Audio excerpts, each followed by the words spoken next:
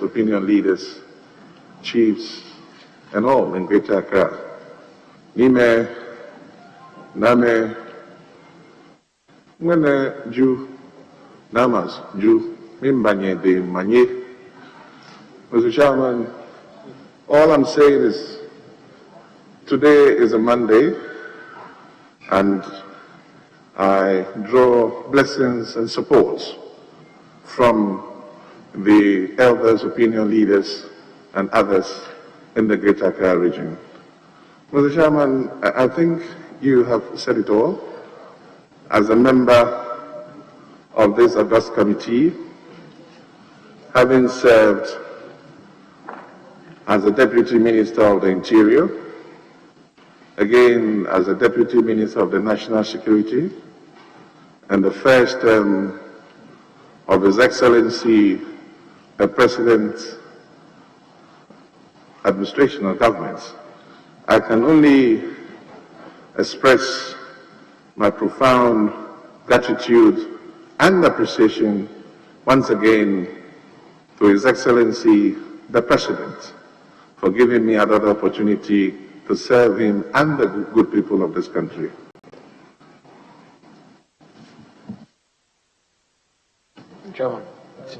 Chairman, if I can take the nominee to his CV.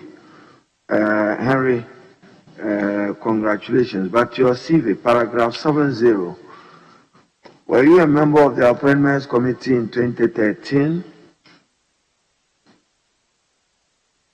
Mr. Chairman, no. But read the heading there. Committee served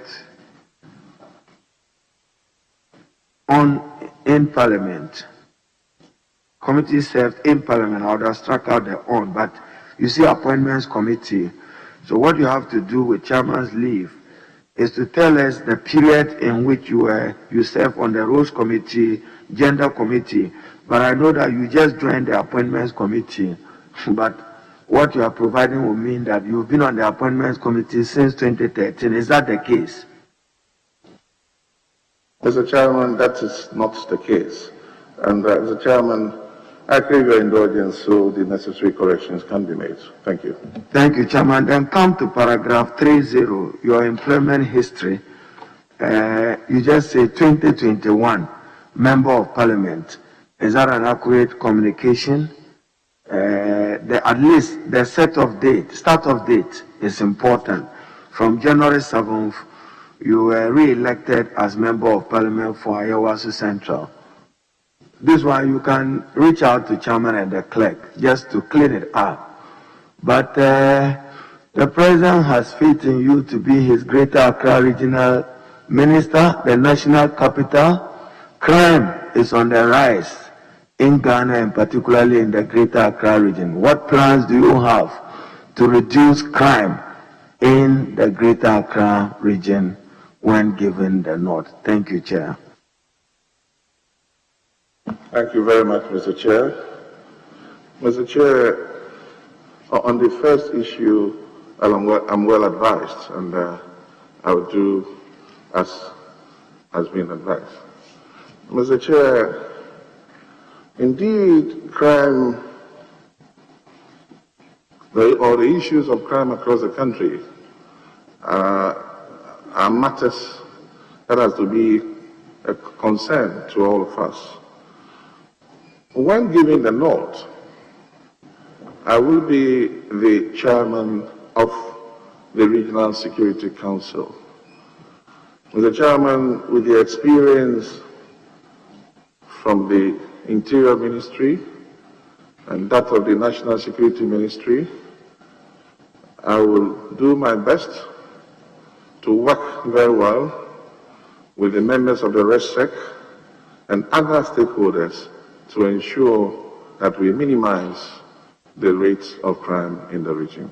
How do you intend to go about it? It's not just working with RESSEC. What are your specific plans? Mr. Chairman, the rate of crime in itself arises through many components, if you like.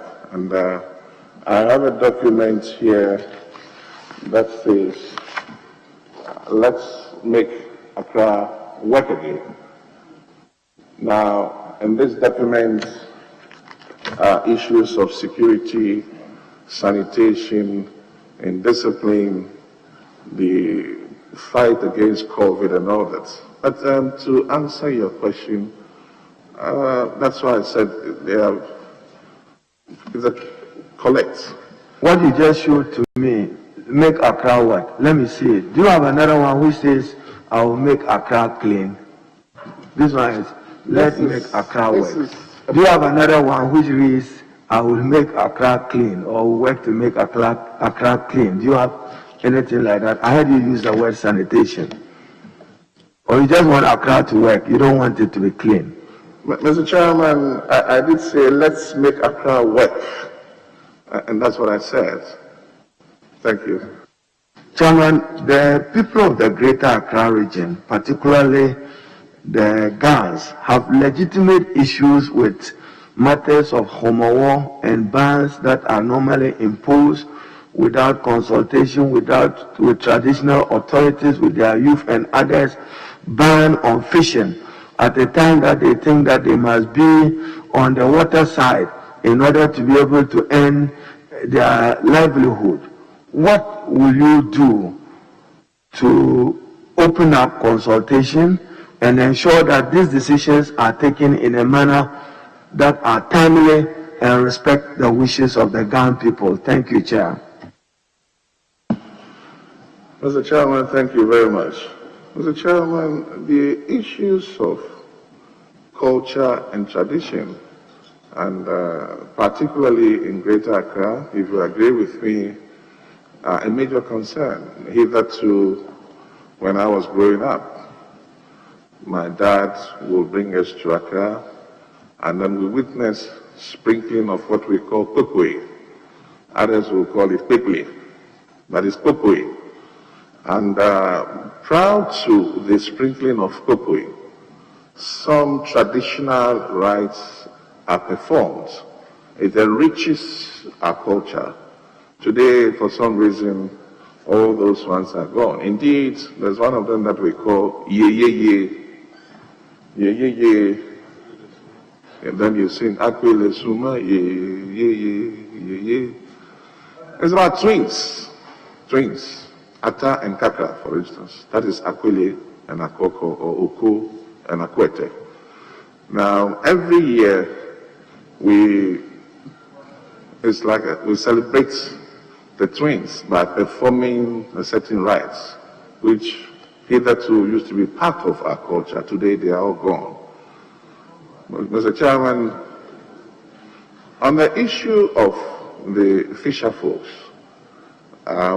when given the nod by the grace of God, I will liaise, I'll collaborate and work hand in hand, for that matter, lobby the Minister for Agri and Aquaculture so that we have a calendar to look at how best, without necessarily creating a problem for that sector, but also ensuring that the fisher folks are also able to go to fishing and have a good yield and make a living. So it's kind of an intervention that is intertwined. Mr. Chair, I want to follow up on something. You see, you were talking about Ga culture, some celebrations. The Ashantis have a way of doing it that all of us get glued to our TVs watching their celebration. Other places, when they are doing it, people describe it as fetish. How do you hope to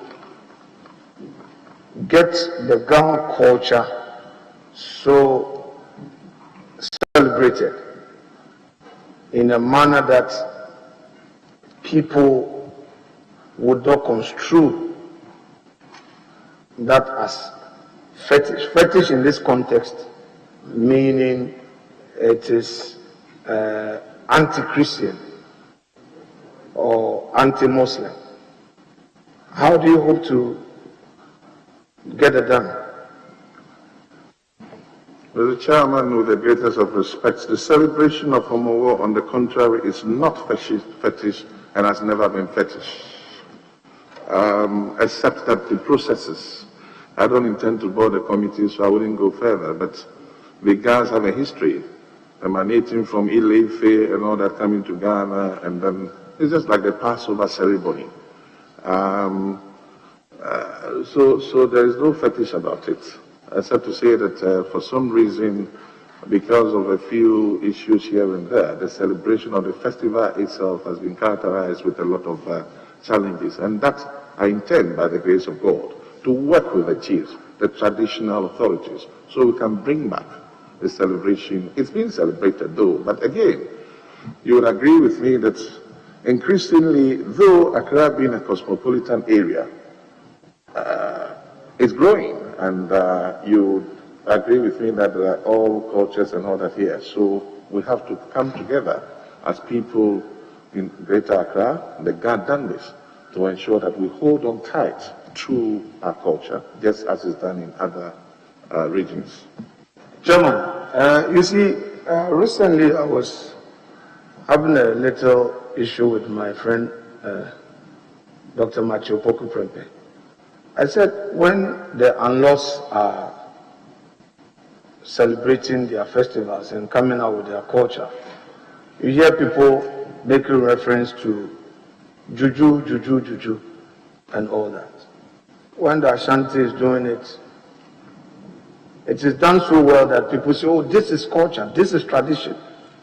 So I'm happy you are giving your commitment to this, so that the capital cultural heritage will not be seen as something fetish, and that people will see that indeed it is people's history that they want to celebrate. I thank you for that commitment. Now, to end it as part of the warm-up, our colleague Neil Ante-Vanderpoel had a cause to express concern about the Ghana language in our schools in Greater Accra. In fact, it's a matter that I'm really concerned too. How do you hope to work with the Ministry of Education, and for that matter, the regional Ghana Education Service Directorate or Office, to ensure that teachers are posted to the various schools in Greater Accra to teach Ghana? Thank you very much, Mr. Chair. Mr. Chair, I crave your indulgence to lay a little foundation before I answer the question. Mr. Chairman, as a son of a police officer, we sergeant in some parts of the country. One of the areas that I remember very well was in Bolgatanga in the early 80s, where I lived. And Mr. Chairman, because of the way the place naturally is, they are forced to learn their local dialects. And one of them that I learned was Frafra. I used to speak Frafra, but these days I'm not able to. At least I'm able to say my good morning in Lablika, Lawani, Lansunga, Okenlebe, and all that. Little did I know that after so many years, by the grace of God, I'll become a member of parliament in a constituency that predominantly, I call myself a zongo boy, so forgive me if I say it's a predominant zongo area.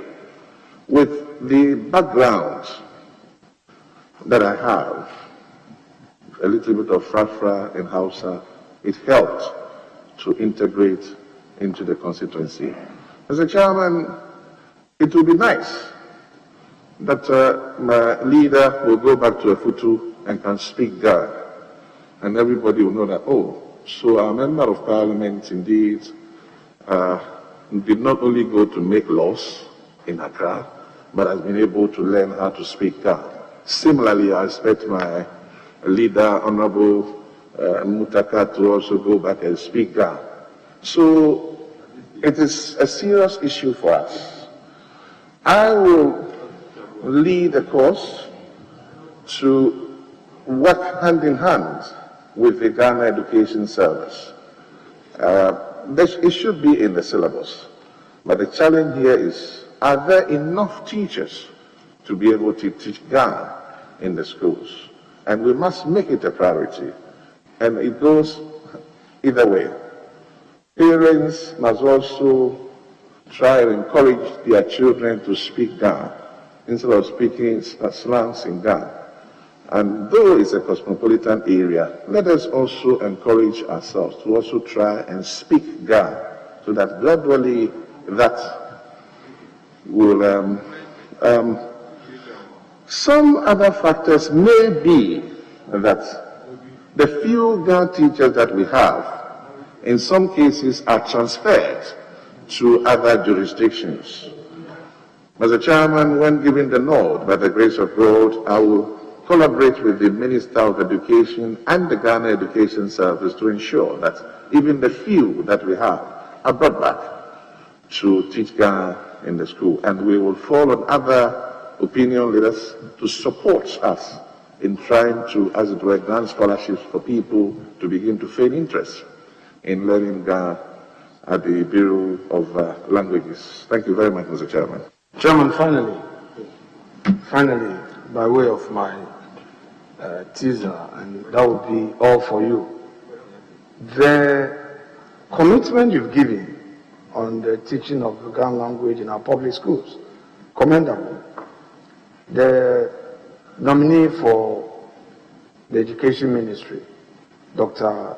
Edichum, also assured us that he would work in ensuring that the international schools introduce Ghanaian language. Would you be happy to partner him, in ensuring this is done? Because a lot of the international schools are in Greater Accra. You would want people to learn the Ghanaian culture. So this time, not only the Ghana language, but Ghanaian language. Would you be happy to support him in that drive as a regional minister, please? Mr. Chairman, not only would I be happy, but I think that it's about that time, and it's a challenge. And by the grace of God, I will collaborate with the Education Minister. Indeed, you travel sometime and you see as a tourist who has come to pass through 3 weeks, and then you ask you, oh, you are done, and you are like, oh, wow. So it means if these are inculcated in their syllabus, I'm sure that even expatriates will be so glad that their children are able to learn how to speak Ga in Ghana and in Accra. So yes. Well, I wouldn't want to mention international schools, because once I do that, but generally we'll ensure that there's that arrangement for all the schools to begin to teach, or rather improve upon teaching the Ga in their various schools. Thank you very much, Mr. Chairman. Yes, Honorable Obiama. Thank you, Mr. Chairman. Congratulations, my good friend, Honorable Henry Quartey.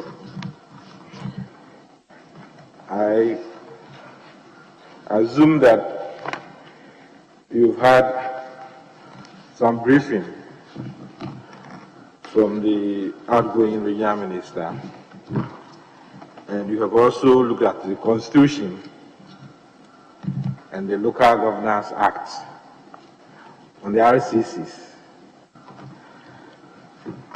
For instance, if you look at the Act, Section 202. In fact, we can start with the 201. It talks about the regional minister, and the regional minister being the representative of the president in the region, and the other things that you're supposed to do. Now, being a regional minister in Greater Accra means that you'll be the regional minister in a region where the president is also seated, more or less. Now, how do you see this role as far as being a regional minister in Greater Accra is concerned? Thank you very much, Mr. Chairman. Mr. Chairman, the mandates of the regional coordinating councils are to monitor, coordinate the implementation of government policies and development programs in the respective regions across the country.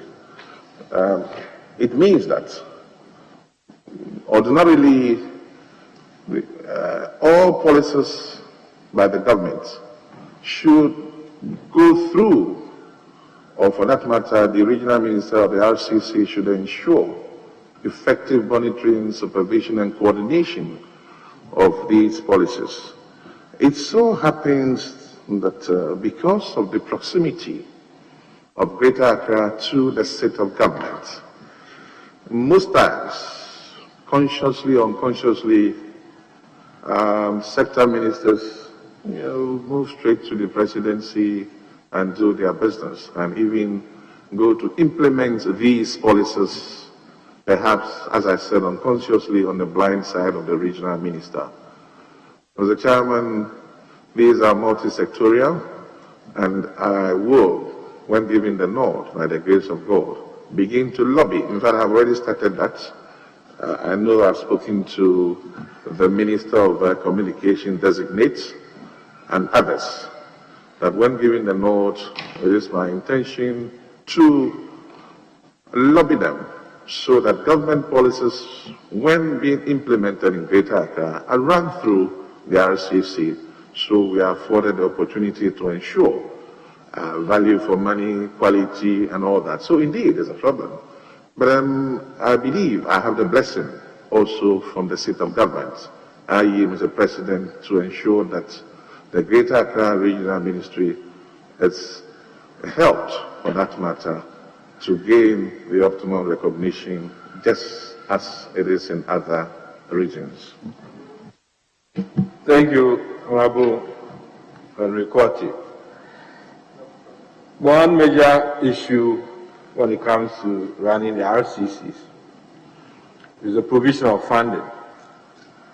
Indeed, under Act 936, Section 199, it talks about funds of the Regional Coordinating Council, and that these funds mainly should come from a percentage of the common fund determined by Parliament, and then grants and other donations made to the Regional Coordinating Council.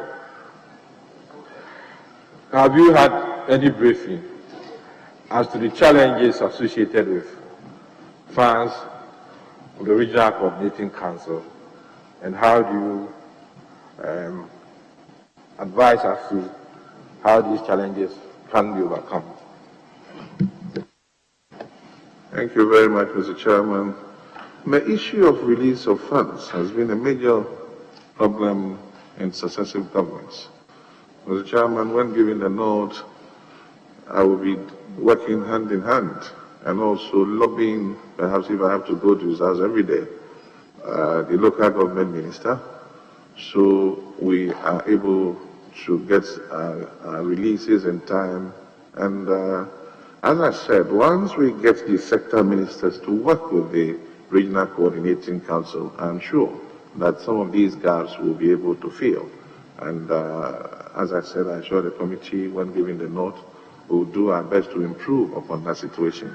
That notwithstanding, we cannot also run away from the fact that that has been the case, not just in Accra, but in other regions because of the delay of release of funds. The last one is about the relationship between the regional minister and the district chief executives. This relationship is spelled out clearly in the Act.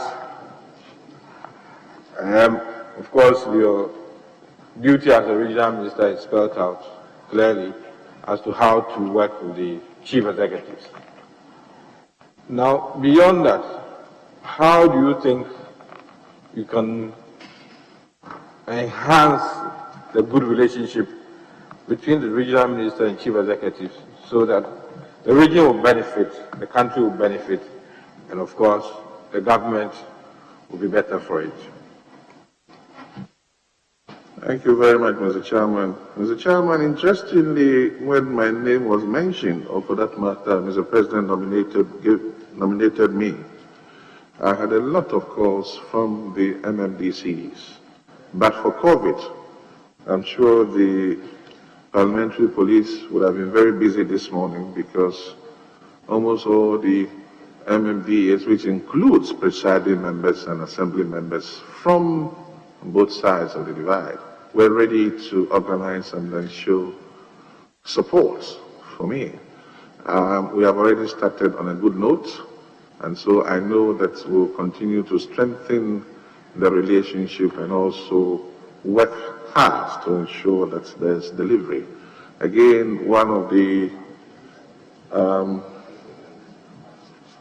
when giving the nod.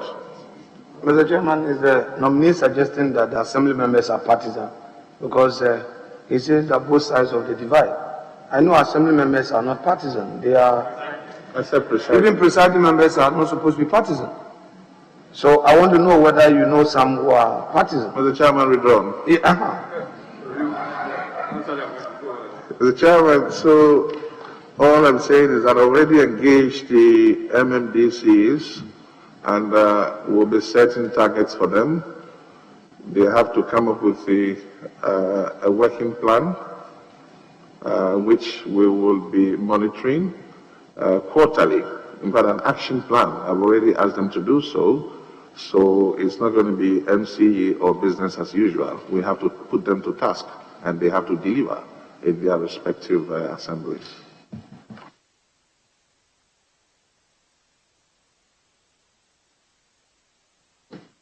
I want to give it to Nee first. Thank you very much, Mr. Chairman. Let me take the opportunity to congratulate my cousin for his nomination.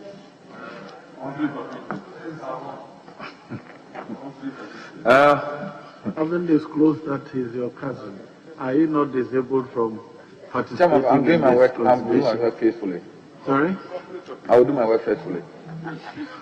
Mr. Chairman, first, nominee, there has been this advocacy since the days of Seth Acheampong, throughout to Rawlings, to President Kufuor, to President Mills, President Mama, and I know it's existing, for the capital of the region, Greater Accra region, to be distant from the capital of the nation. So people have mooted the idea that the regional capital should be moved to the currently traditional capital of Dodowa. Would you support this idea? And if not, why?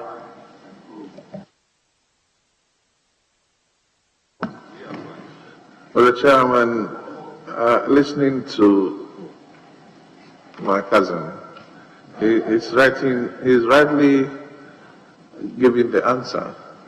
This didn't start today, and perhaps all of us will have to work together, taking cognizance of the financial challenges that it may come with. Of course, why not? Because of the urban drift, if you can move your capital just as it's been done or has been done in Nigeria from Lagos to Abuja, it's a wonderful idea. And I think that it involves a lot. And Parliament will also play a key role in this. So yes, it's a good idea. And I will invite him to help me join me rather, so we can begin the process. Thank you very much, Mr. Chairman. Mr. Nominee, as head of the region's security, that is when you are approved, how will you help reduce the high incidence of political violence in the region. The last elections, our image as a region was really tarnished because of political violence.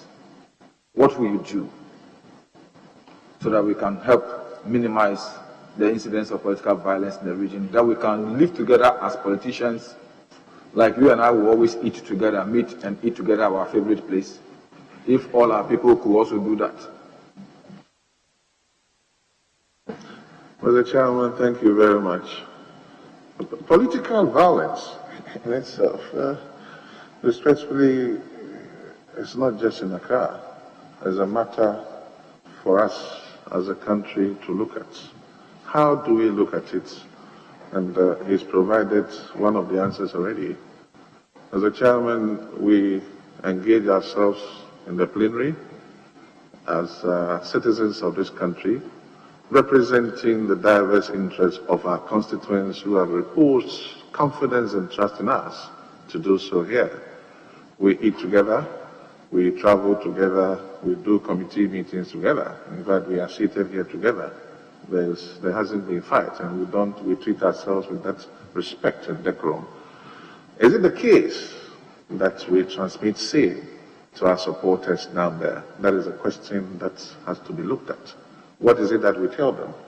How do we get them to also do what we do here? Because after all, it's about political ideologies. It is not about fighting.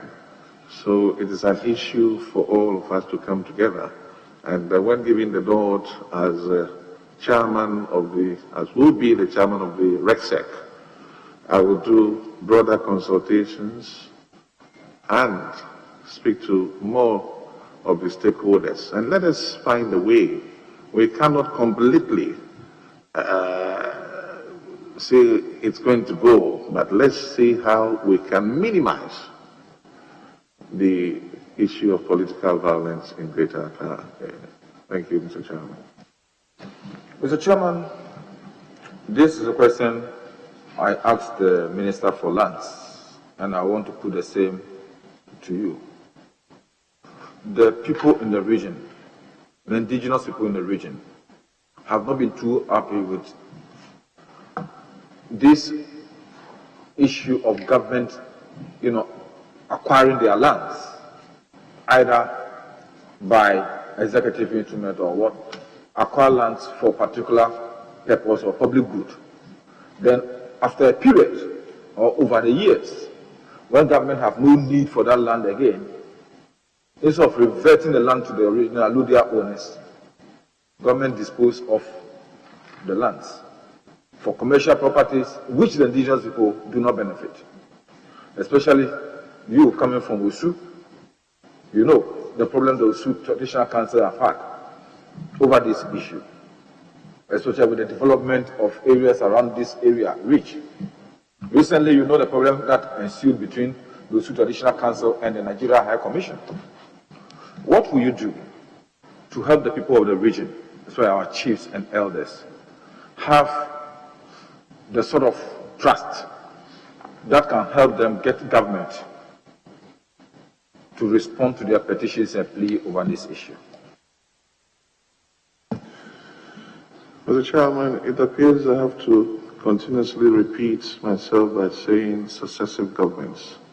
This is something that has been in existence throughout. But again, let me say that Accra continues to be a cosmopolitan region or area. Now, when you go to other jurisdictions, because there isn't too much activity over there, you will find out that this type of challenge is non-existent. I listened to the Minister for Lands and Forestry designate, and if I'm right, he did say that in somewhere in the northern region, they own their own lands, and by executive, they are not part of this executive instrument thing. Unfortunately, as I said, it's a cosmopolitan area. Government may need the land for a particular purpose and this particular time that it didn't need maybe 5 years ago. Typical example is the cathedral over here, that some houses have been demolished to make way for the cathedral. But Honorable Chair, if you recall, during the President Kufuor time, quite a number of, in fact, the President Kufuor started the processes of releasing government-acquired lands to the Ga indigenous.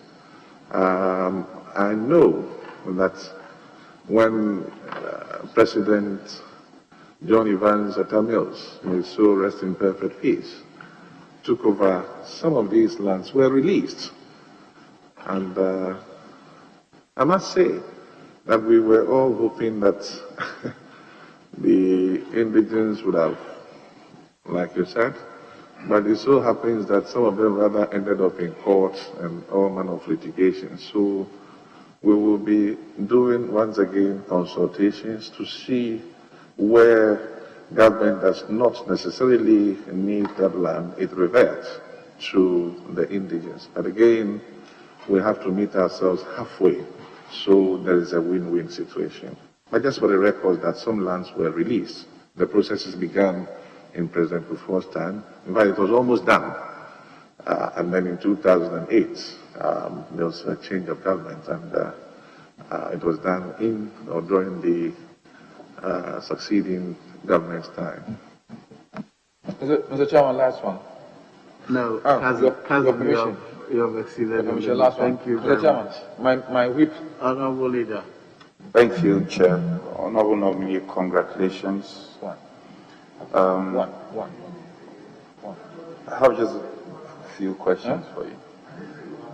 My first one has to do with It's very important. the water bodies we have in our cities, or water bodies we have in Accra. One can mention the Odona River. I know we have the Water Resource Commission, we have the Ministry, Works and Housing, but because it's in your region, has it come up as a concern to you? And what would you do, given the nod, to complement the efforts of these existing state institutions? Thank you very much, Mr. Chair. Mr. Chair, tackling the issue of the water bodies of the Odo and all that you're talking about,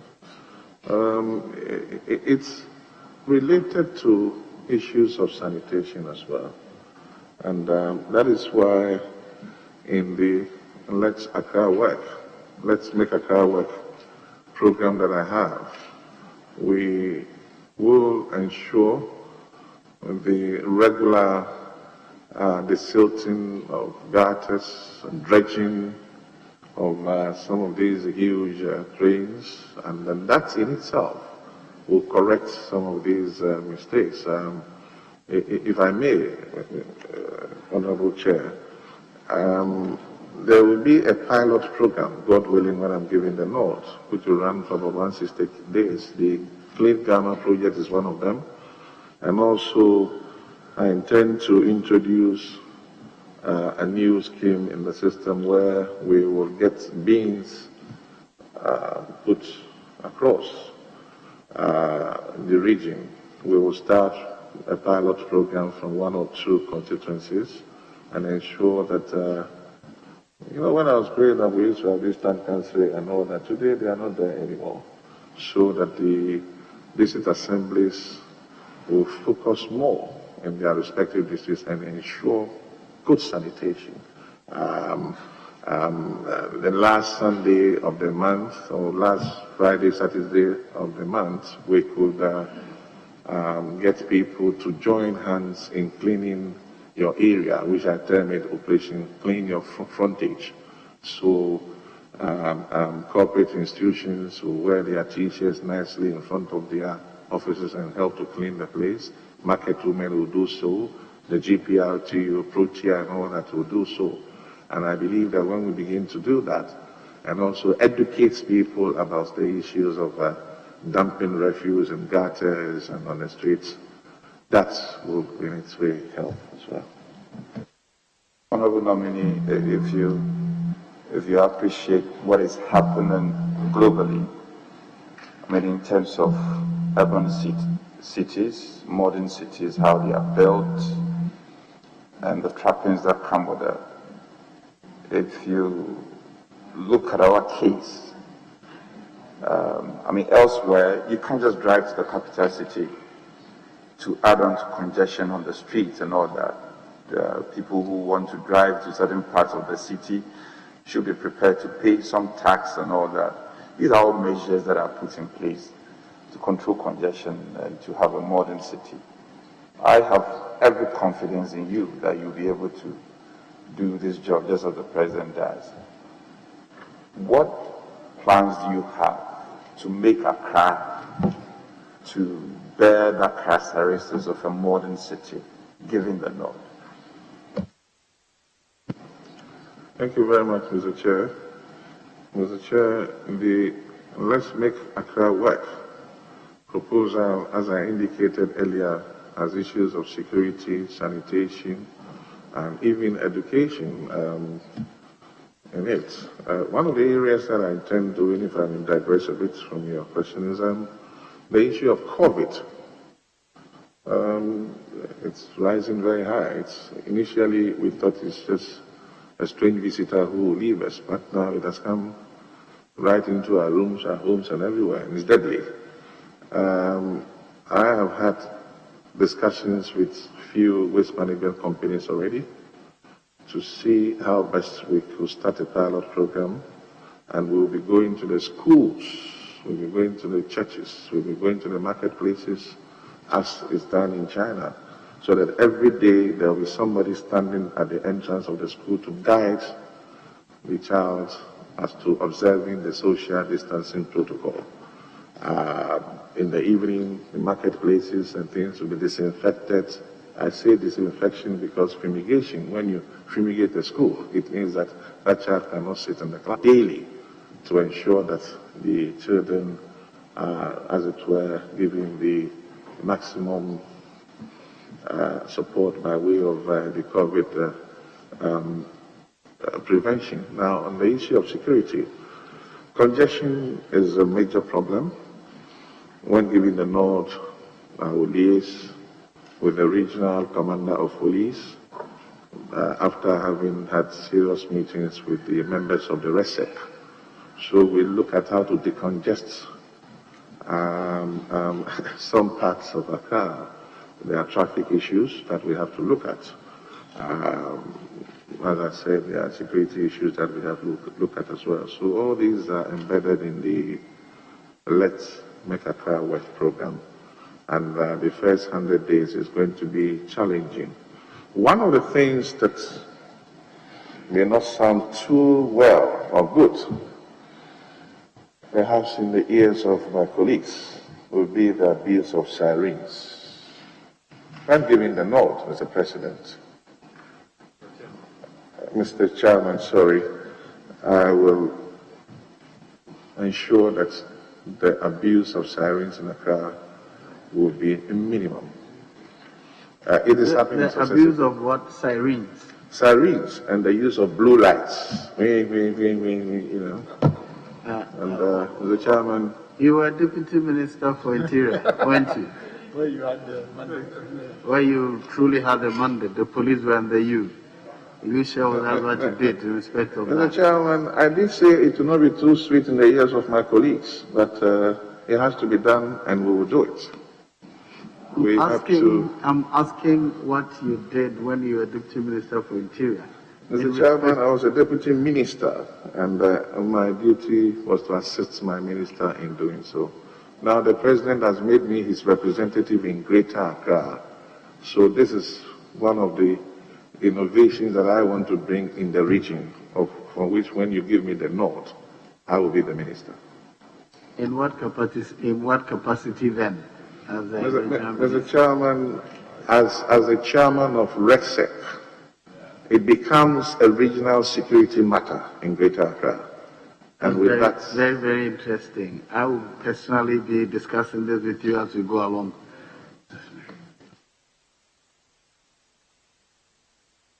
Mr. Chair, this will be my last.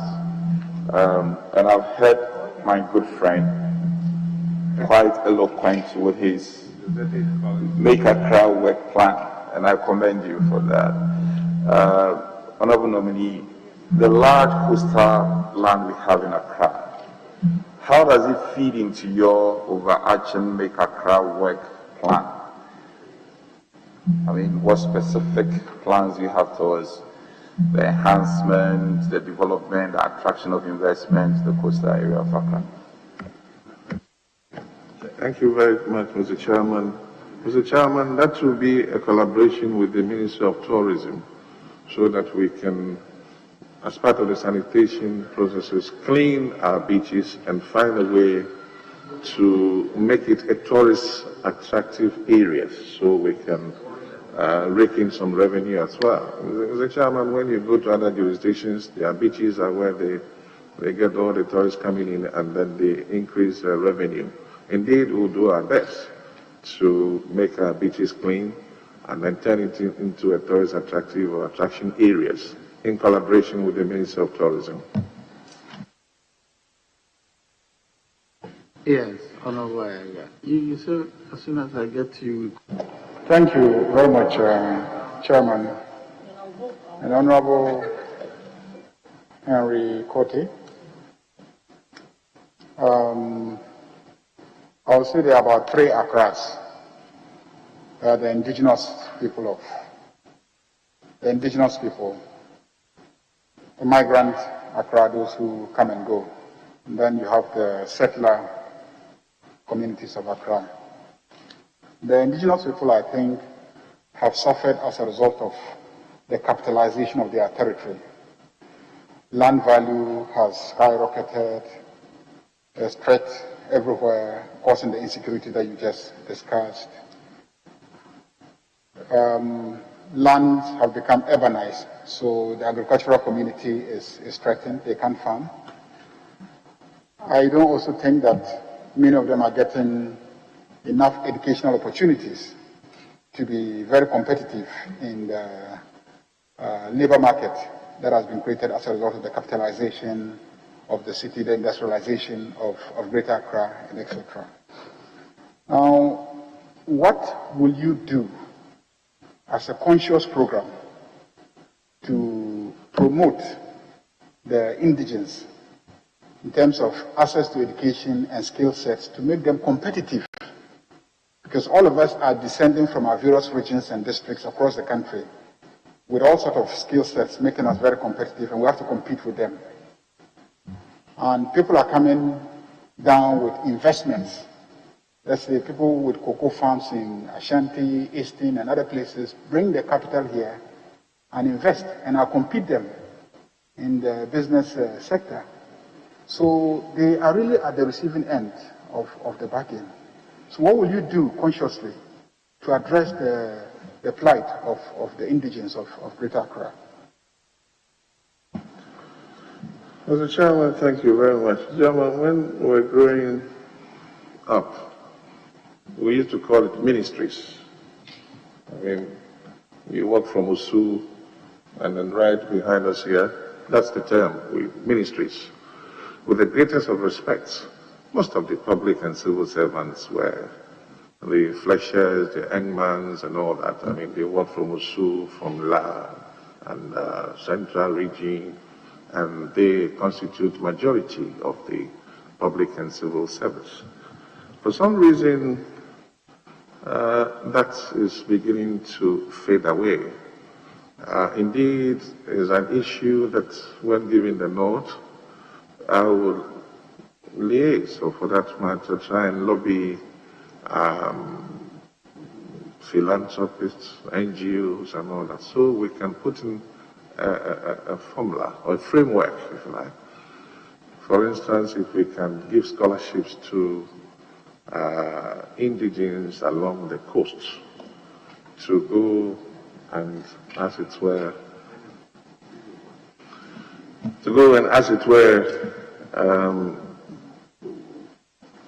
get higher education, because the chairman, you agree with me that that was what was done in other parts of the country many years ago, and it has really helped.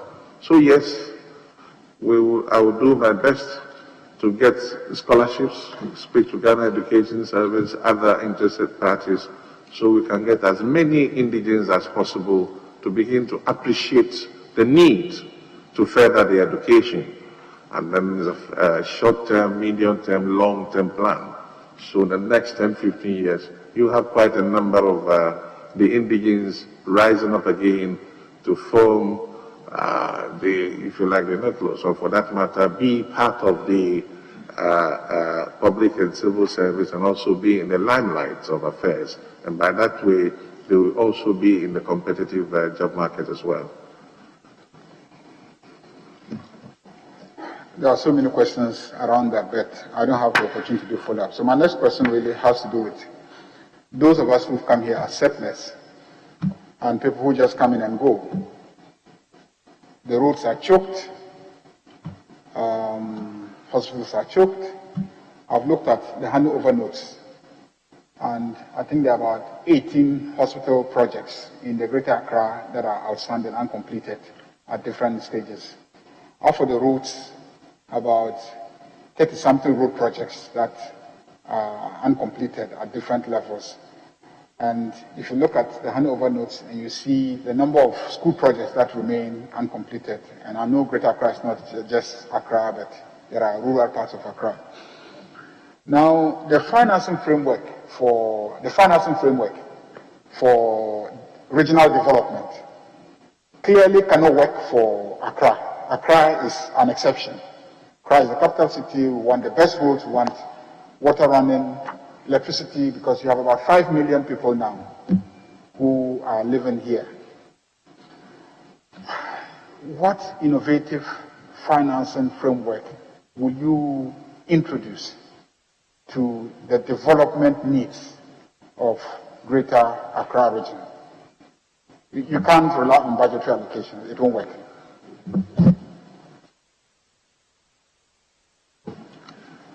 Thank you very much, Mr. Chairman.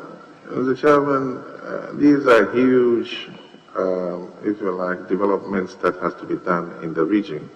Certainly, we'll have to get government to support it, but there's a sister city and other arrangements in other jurisdictions. When given the nod, we will try and see if we can get the opportunity to benefit from some of those things. But even that, it has to go through Parliament, it has to go through executive and all that. So, as a catch-22 situation. But certainly, we will bring up and putting together think tanks so that they will advise me on what, how, and when to actually approach some of these things, so that I will not be called before Parliament as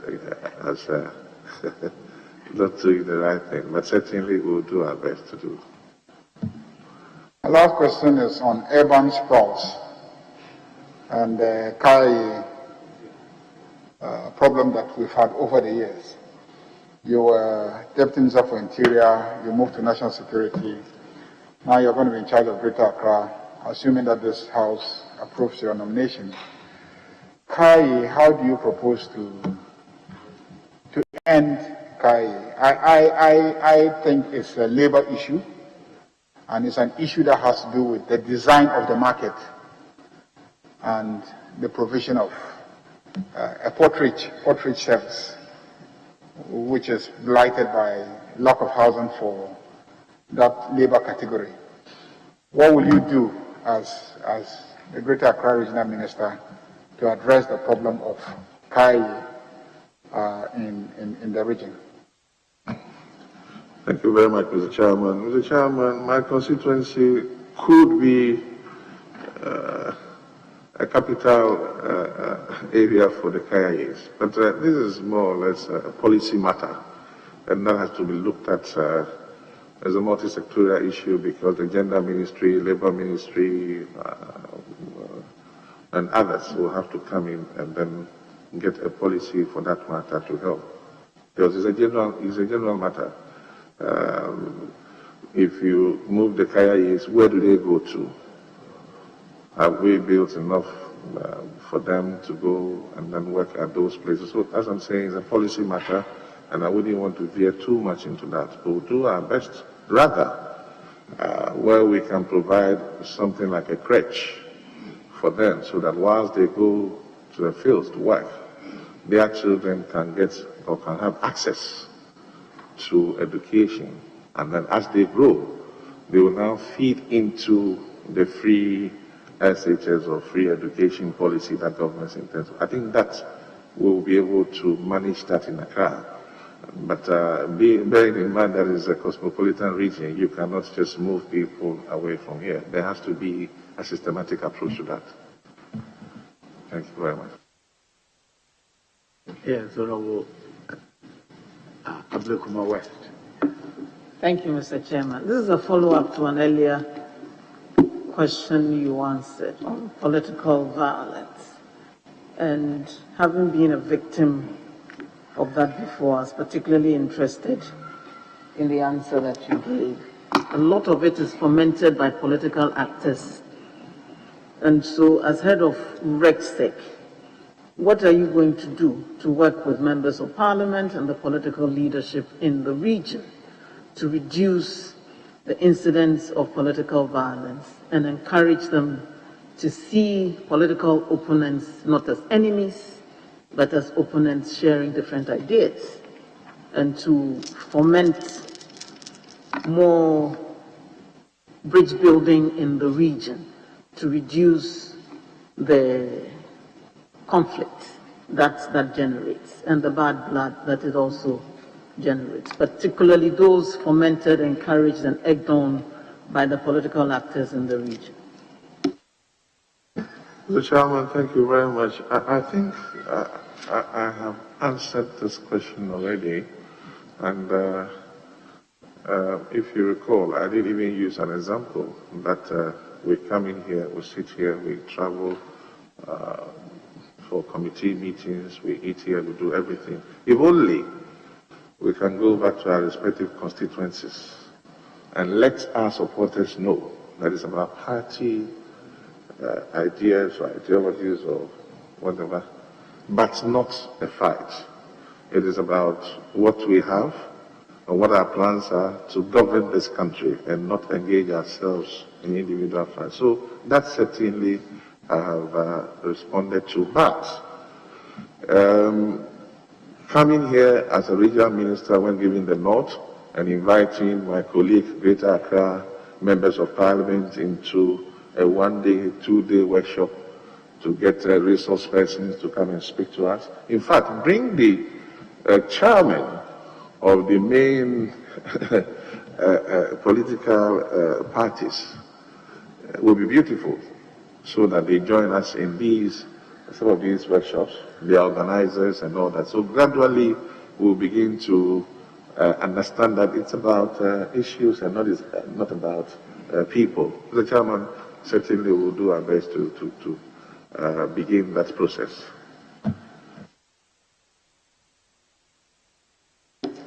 No, if I may, yeah. I am an MP in the region, so if you give us a bit of latitude, we'd be grateful. Coastal development has been set up to assist with the regeneration of the inner cities along the coastal belt. Now, for many of us, the major issues facing communities along the coast are the high poverty and poor income generating activities along the coastal region, with fishing and other things not providing enough of a livelihood for the rest. The infrastructural needs that we have are also, we don't need dams or warehouses, but we do need to have our roads, drains, and other things taken care of. So how are you going to work with the Coastal Development Authority and the metropolitan, municipal and district assemblies to meet the infrastructural and job creation needs of the region. Thank you very much, Mr. Chairman. Mr. Chairman,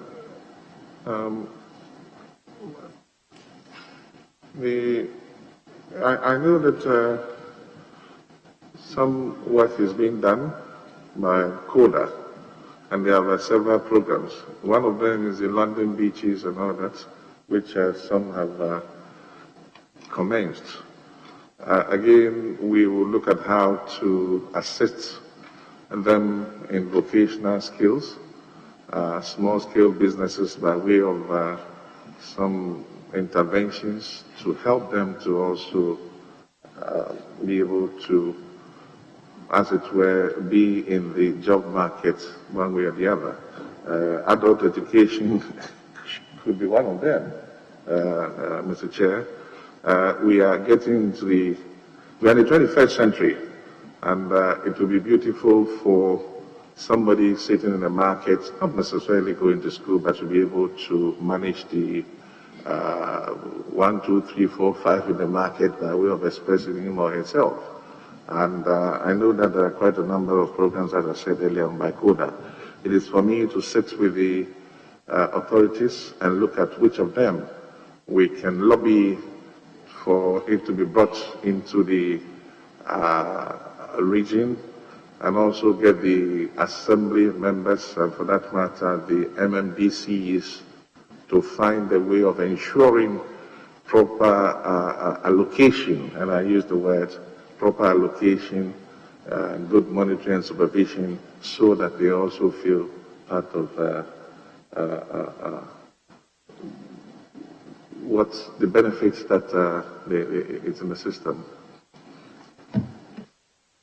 Greater Accra is the most hardest hit when it comes to COVID. And most of the cases are here in the region. And many of our people living in this region are also flouting the COVID protocols. So you would find, even walking around, that some people are not wearing masks. In our constituencies, you go to whole sections and they'll tell you that it is a rich man's disease, so it's not going to affect us. What are you going to do, working with the health authorities, to lead the effort to change attitudes in the region, to be more responsive to the COVID protocols and help reduce the incidence of the disease in the region? Thank you very much, Mr. Chairman. Mr. Chairman, I did say earlier that there is a pilot program in place that will commence immediately when I'm giving the nod by the grace of God. Mr. Chairman, we intend to get the NCCE and all other stakeholders, so there will be awareness creation, and also get people to understand the need why they should observe the social distancing protocols. We will go to schools, we will go to churches, we will help them to understand the need. So, Mr. Chairman, there is a program for that. And when giving the nod, we will do our best to help the Minister of Health, and for that matter, the National COVID Task Force, to be able to fight COVID-19 in Greater Accra. And my last question is on floods in the region and sea defense. In many of our communities, we face perennial flooding every year when it rains. There have been interventions, and there's one which we had a lot of mention being made of, the Quartey project a few years ago, which was supposed to help with storm drains, which would have benefited my constituency as well, because we face serious flooding problems alongside the entire length of my constituency, from Otojo all the way to Blefe.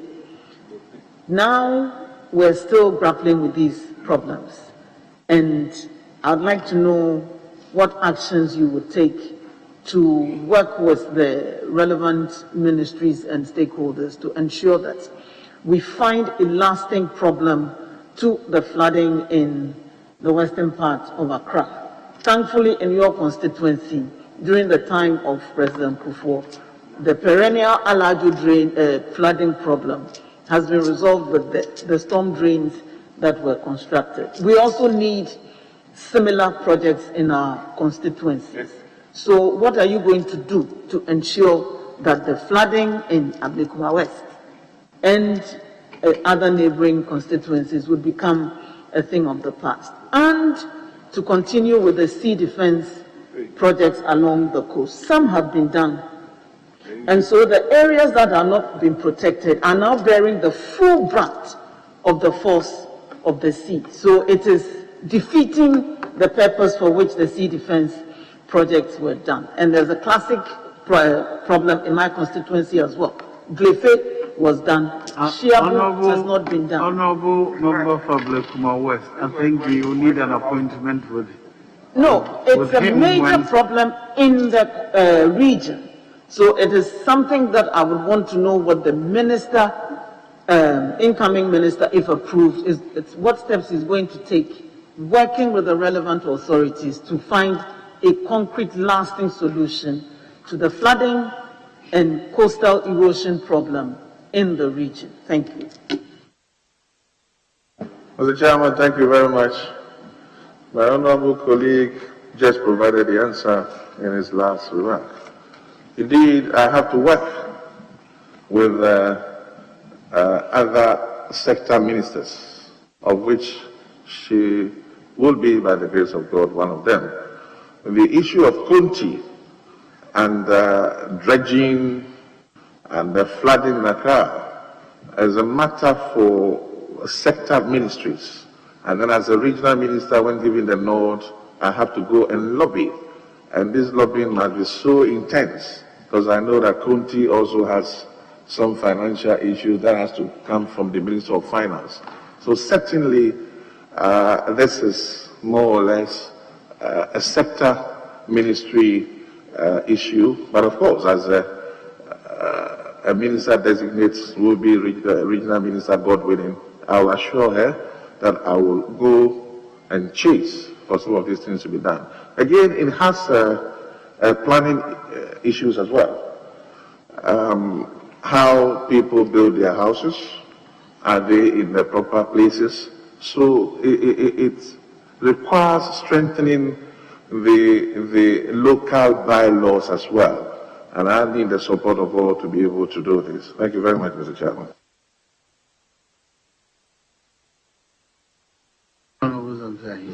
It doesn't mean I'm closing it. I'm allowing you early. Thank you. Thank you, Mr. Chairman. Mr. Chairman, my first issue is on the activities of land guards in Greater Accra. The activities of land guards poses security challenges in Greater Accra. As the chairman for the Regional Security Council, what will you do in collaboration with the security agencies to minimize or prevent the activities of land guards in Greater Accra? Well, thank you very much, Mr. Chairman. Mr. Chairman, the issue of land guards, it is because continuously we have this multiple sale of lands, and also the processes of land acquisition itself, I would say, is too long. And so sometimes it doesn't give one the confidence to go and wait for documents to be prepared before he or she goes in to build. Now, issue of multiple sale of lands, indeed, so it encourages land guards. I have heard the Minister for Lands designate talk about what they will do, and I also know that the Lands Commission have commenced digitization of land acquisition processes, i.e. these days even the site plans have got barcodes and all that in it. So it's a process that has started just like the Registrar General's Department. So it is my hope and prayer that they will be able to expedite action on the processes of land acquisition, and the once that is done is tied into reducing the issue of land gas and also the multiple sale of lands. When giving the nod, we will have to look into all that because we will engage the stakeholders, we will engage the traditional councils and landowners to ensure that as much as possible the multiple sale of lands are reduced. So it gives confidence back to people who want to acquire land and have already acquired, and they have their security at hand to be able to, as it were, build their properties. Thank you, Mr. Chairman. Mr. Chairman, most district assemblies largely depend on the common fund in executing their projects. Without a common fund, organizing resources in their various assemblies, very difficult. What do you propose to the assemblies that will be working with you to look for other sources of funding other than the common fund to finance their projects and activities in the various districts? Thank you very much, Mr. Chairman. Mr. Chairman, that is an area that has to be looked at again. It may involve some legal issues because once MMDCs begin to secure loans to, as it were, use for projects, there may be interests attached to it and all that, and who bears the cost. So first of all is to lobby the local government minister to ensure timely release of project funds, and also that's what I said earlier, that the MMDCs will have to come up with an action plan. So we know that quarterly this is what they are doing, which will have to be backed by their budgets, and to make sure that indeed they have what they need to be able to execute that project. But unless it's support from NGOs, and as I said earlier on, sister city projects where you know that these are grants and it will not put a financial burden on the MMDAs, which will be translated into debt for us, for that matter, the region moving to local government to say, well, I've incurred this debt. Where did you get authority from? So it is an area that we have to look at. Okay.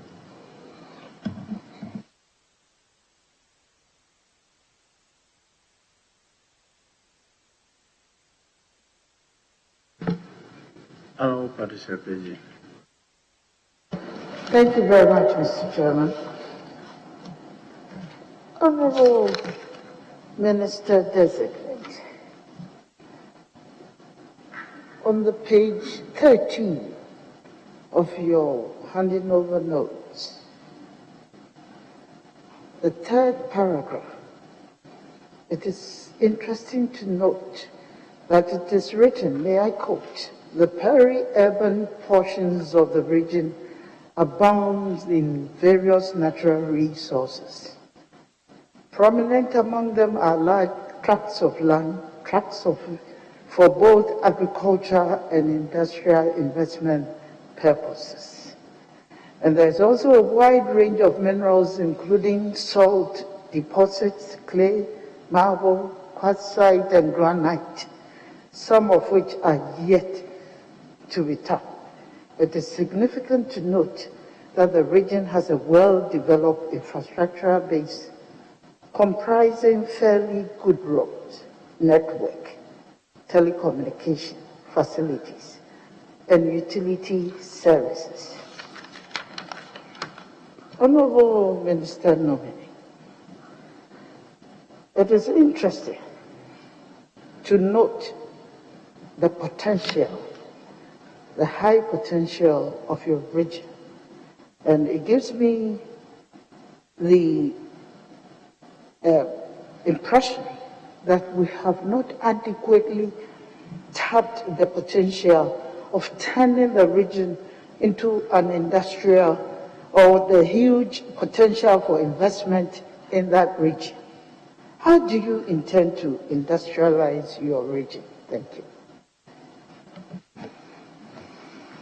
Mr. Chairman, again, in my earlier intro, I touched on this. The proximity of RCC to the seat of government makes it very challenging for the RCC to, as it were, be seen, and I say so in quotes. Mr. Chairman, indeed, when you go to Dodra, for instance, they farm a lot of mangoes. You see pineapple and all that there. But it is the sector ministry that has to work with the RCC. So we look at, in fact, it is a great ministry. How do we ensure that some of these produce are well preserved and exported so we can get some revenue for them? Again, Mr. Chair, you talked about lands. When you, Western Housing Ministry and Lands Ministry engages in programs that indeed benefits the region, but not necessarily getting the region involved has been the problem. So these things are there, they are making progress, they contribute to the economic growth in the country, and they also contribute to the reports that we get nationwide and sometimes internationally. But the region is silent because of the proximity to the seat of government. The IGP, with the greatest of respect, goes to the presidency. The Minister of Communication will go straight to the presidency and have a meeting there, decides to share computers. And you may not even speak to the regional minister. But indeed, the computers have been shared. And they have been used, or they are serving its purpose. But the region's name is not in it because it is a direct communication between the sector and the if you like, the recipient.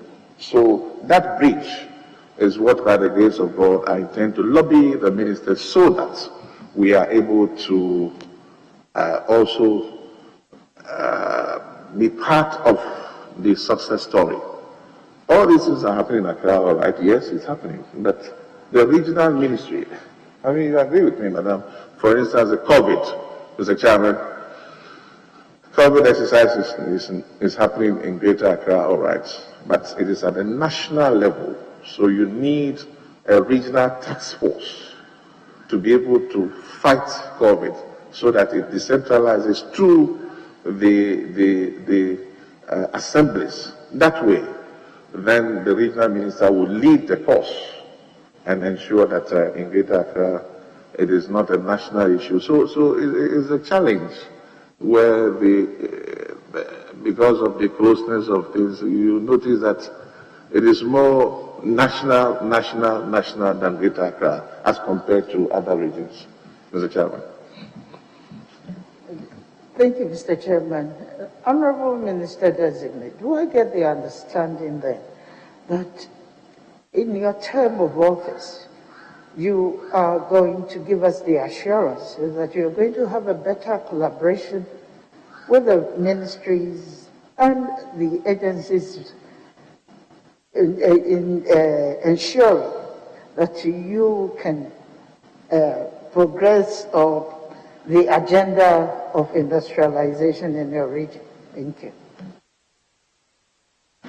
Indeed, Mr. Chairman, that is the first point of call, is to start running to the presidency and lobbying the sector ministers so that we can work together. And I know once we do that, Accra will be part of the success story. It is already, but the RCC in Greater Accra should be part of the success story. And that is why I say, let us make Accra work. Thank you, Mr. Chairman. Honorable nominee, in Accra, a densely commercial hub is the Aboso Kai spare parts enclave. where the people in the area have threatened to stop payment of business operating licenses due to congestion and bad sanitation. As a minister designate, what is your take on this development, and how do you intend to tackle sanitation and traffic congestion in the capital? Thank you. Mr. Chairman, I'm sorry, I didn't really catch the question. Thank you, Mr. Chairman. My question is that we have a densely commercial hub in Abosokai, where Abosokai spare parts enclave, where the people in the area have threatened. I don't know if it's come to your notice, but I heard that they are going to stop the payment of business operating licenses because of congestion and bad sanitation within the area.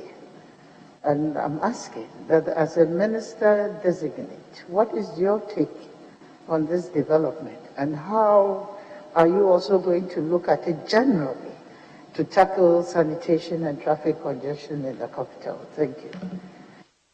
Thank you very much, Mr. Chairman. Mr. Chairman, I will have some briefing with the regional coordinating director and also call a RESEC meeting, and then we will take a decision and engage the people of Abosokai and other areas where similar challenges exist, and see the way forward.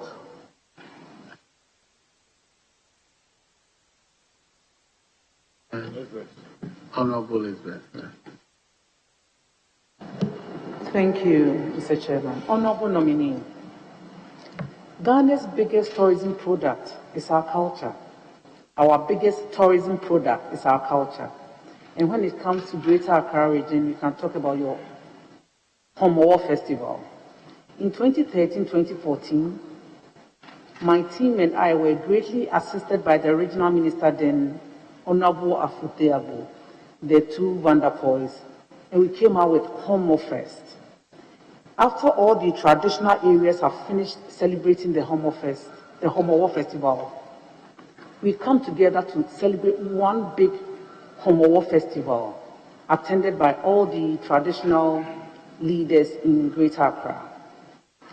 It was gaining international attention, but for the past 4 years, Homofest has not been celebrated in Greater Accra.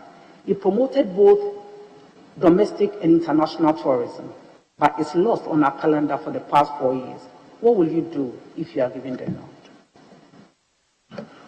Mr. Chairman, when giving the nod, I will by all means engage all stakeholders, which would include previous regional ministers, ministers of tourism, so we can come out with a plan. As I said, it's part of the Let's Make Accra Work projects on sanitation, on security, on tourism, which in itself will generate some revenue for us. So yes, I mean, it's a good information, and I take it on board. I'll work towards it. Thank you very much. Thank you, Mr. Chair. The Marine Drive Development Project is the development of all the piece of land starting from Osu Castle to the Arts Center. A lot of work has already been done, but there again,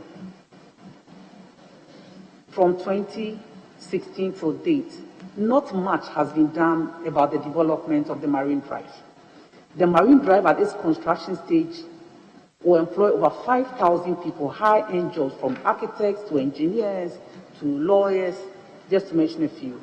And at its completion stage, you can only guess, because it's going to host hotels, casinos, playground, all of international standards.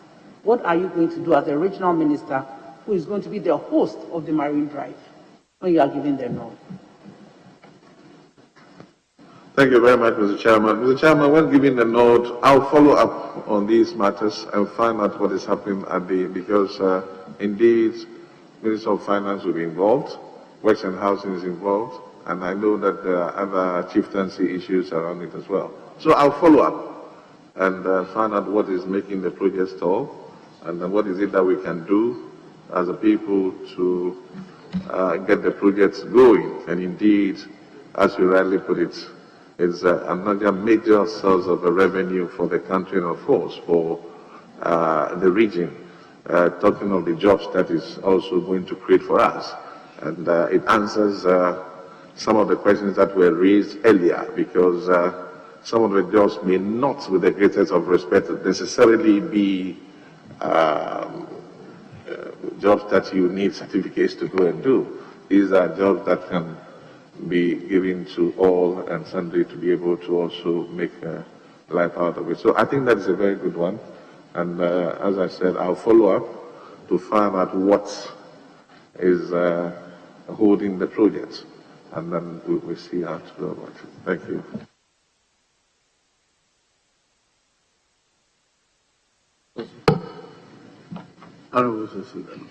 Thank you very much, Mr. Chairman. Honorable nominee, my major concern has to do with planning in Accra.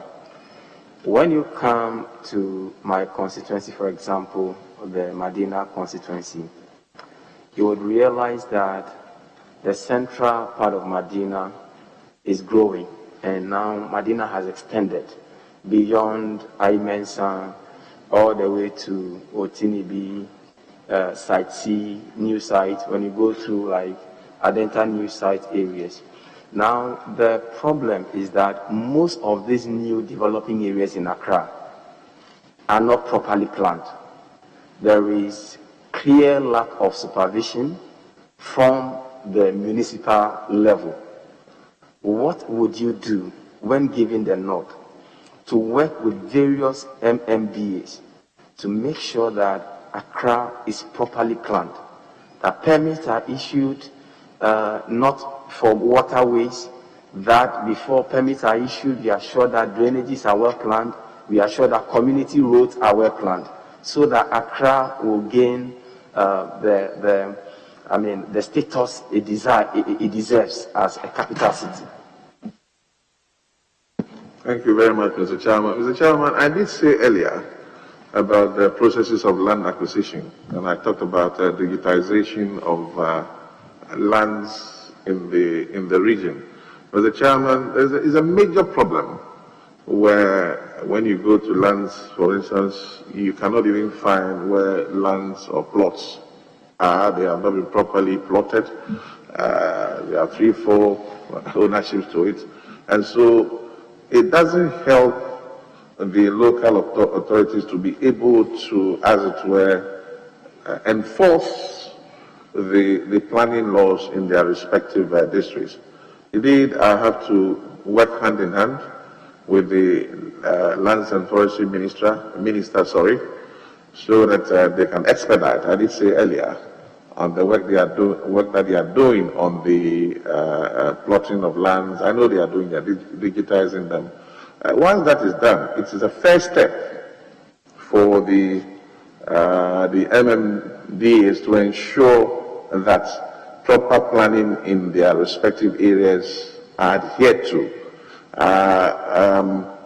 And again, the discipline. People are aware that indeed this place should not be built on, but they still go ahead and do it. That is where the enforcement will come in, as part of the action plan that are required from the MMDCs. All these things will have to be factored in it, and they have to let us know how they intend to deal with these things, so that gradually, it's not going to happen in a day, with the greatest of respect. But I think that when we begin from somewhere, gradually we'll get to the point where we are looking to get to. And since you've talked about Medina, one of the issues that we'll be tackling, and I'm grateful that you asked the question and you are here, because I'll need your support, Mr. Chairman. The highway going to a brief and all that, I think it's a 4-lane or so, which has now been turned into a single lane as part of the Let's Make Accra Work program. We will be embarking on that traffic decongestion exercise over there. we have to engage. It's not a rumble style anyway. We'll be engaging the GPRTU, the Protea, in order to see how we can get them to load in their prescribed lorry stations to free the highway for vehicles to be able to move in. And again, if you recall, Mr. Chair, some years ago there were several complaints, which some even resulted in demonstrations when vehicles continuously knocked down a few people who were crossing. Today, the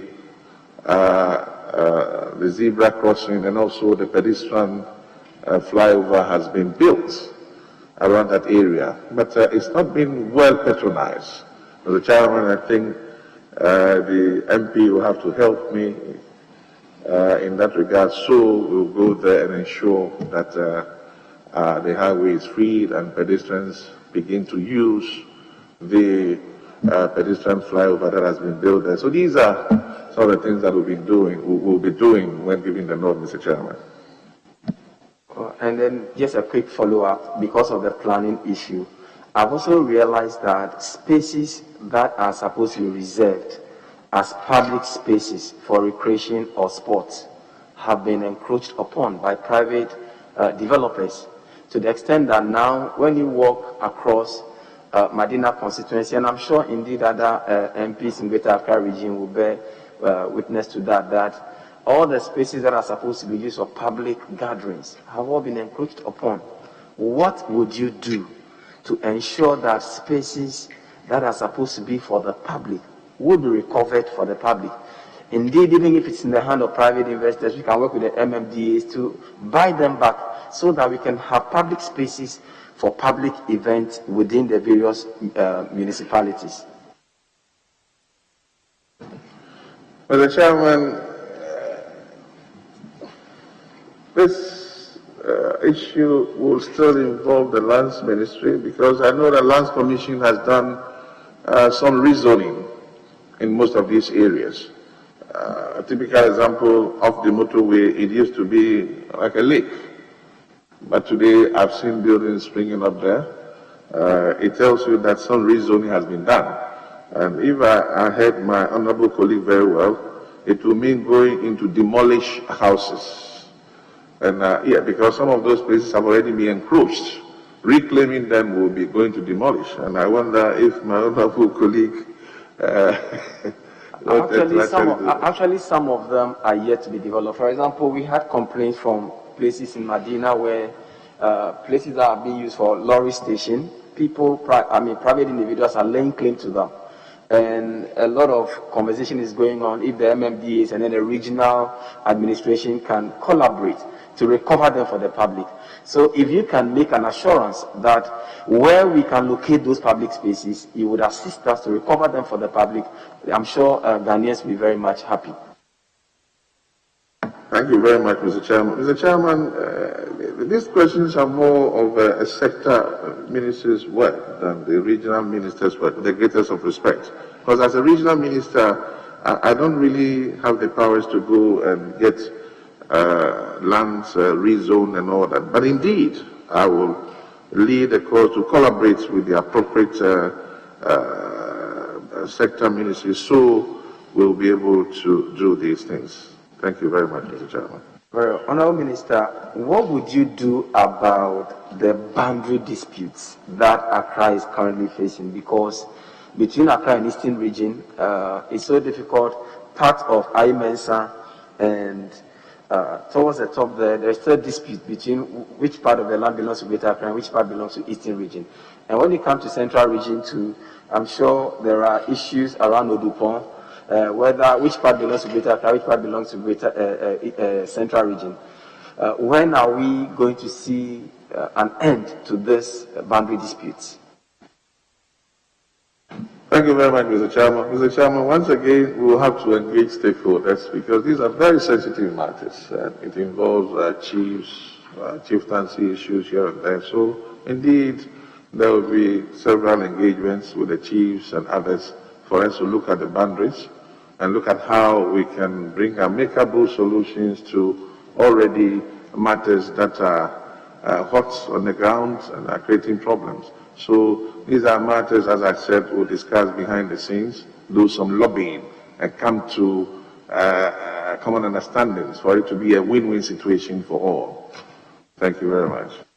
Finally, Mr. Chair, on 13th November 2019, the Finance Minister promised that funds were being released to build 600-bed Kayayei hostel, and it was supposed to start in December 2019. And we are all aware of the social challenges confronted by this Kayayei in and around the capital, particularly in Agbogbloshie, parts of Medina, and so on and so forth. When are we going to see the 600-seater hostel that would take off part of the burdens we are having in our various communities in Accra? Thank you very much, Mr. Chairman. Mr. Chairman, I think this will fall on the Minister of Education as a hostel. So again, I will, when given the nod, get further briefing and then speak with the Minister of Education and see what the progress that they have made. And also... sorry, but Mr. Chairman, not education. It has to do with the Kayayei. Honorable, the Kayayei. Answering. Let him finish. It's a Kayayei, the issue of Kayayei. Yeah.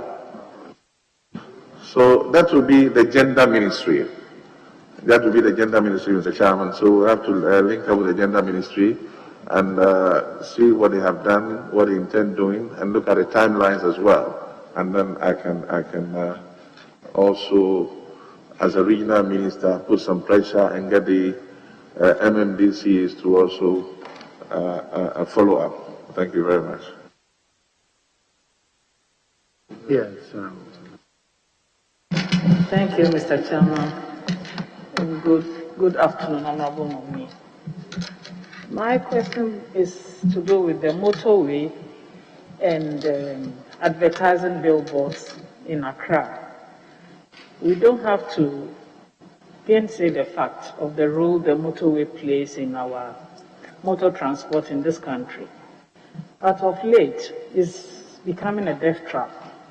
It's becoming a death trap in the sense that at night there is no visibility. There are no street lights on the motorway. Secondly, there are so many squatters and factories that have come up along the shoulders of the motorway. And this is attracting workers who tend to cross the motorway anyhow, either by foot or on motorbikes. And in addition to that problem, it's a new phenomenon of big billboards, some of them announcing funerals, coming up on the motorway. The issue of the billboards, that transcends the whole of Accra. I'm wondering what you will do, if you can tell us, together liaising with the city authorities, to bring the phenomenon of the motorway under control. How will we make sure that these people crossing the motorway anyhow are controlled? How do we deal with the issues of the billboards that tend to distract the attention of drivers to reduce the incidence of accidents on the motorway? And generally in Accra, to beautify the city, because the more the billboards are put up haphazardly, the more it tends to affect the outlook of the city. Thank you very much. Thank you very much, Mr. Chairman. Mr. Chairman, firstly, I continue to say that because of the cosmopolitan nature of the region, day in, day out, people come in, people go out, and people even come to settle, as it were. And earlier on, as I said, planning has been a problem. The motorway, if you look at it today, has seen a lot of encroachments. People are building even close to the road, which doesn't even make it a motorway anymore, if I have to say this. But again, I know that the motorway project is coming on. The Minister for Roads talked about it the other day. Let us see the stretch that the road in itself will occupy, and afterwards, let's look at what will be left as a way of ensuring some distance between the roads in itself and the buildings that are around it. There are a lot of squatters there, and that is also a contributing factor.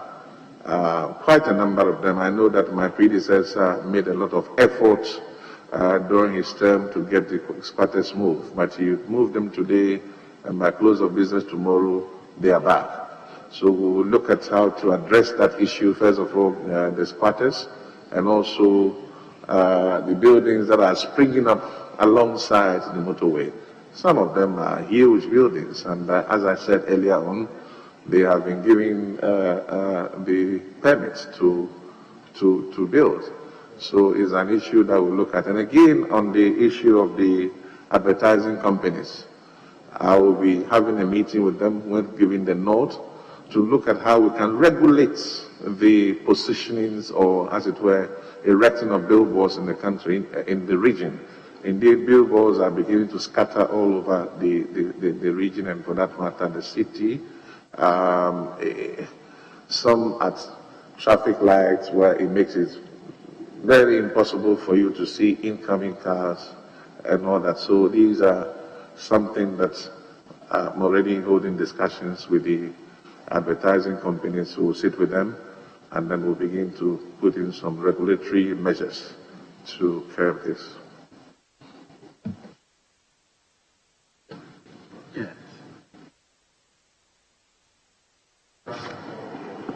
Thank you very much, Mr. Chairman. Congratulations, Honorable Nominee. Oh, it just occurred to me that you are the first nominee I'm congratulating since they started the vetting. Let me begin with drug abuse in Greater Accra. Drug abuse. You come from a constituency where it is so prevalent.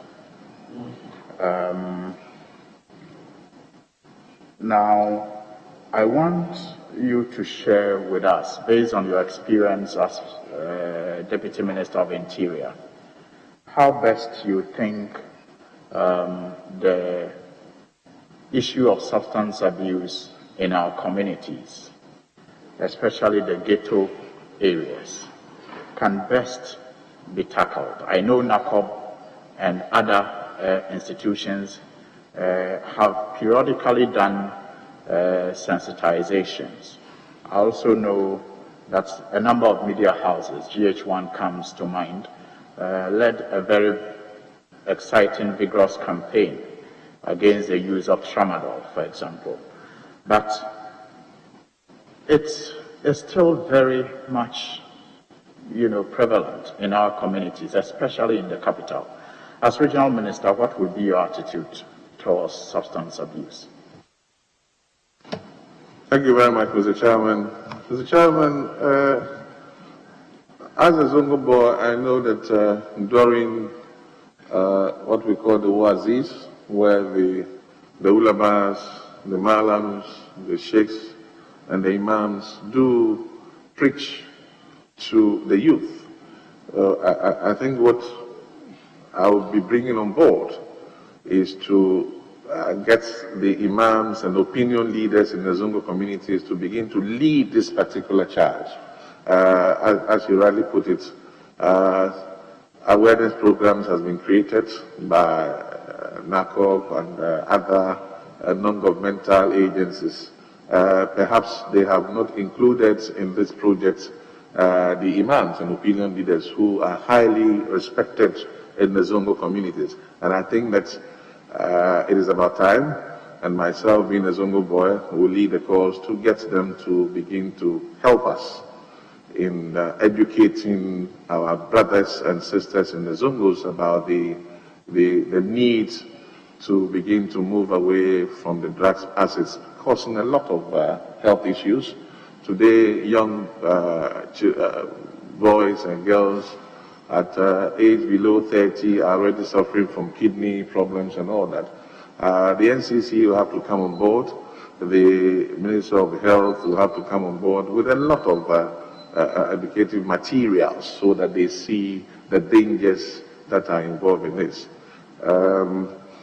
We also have a problem because of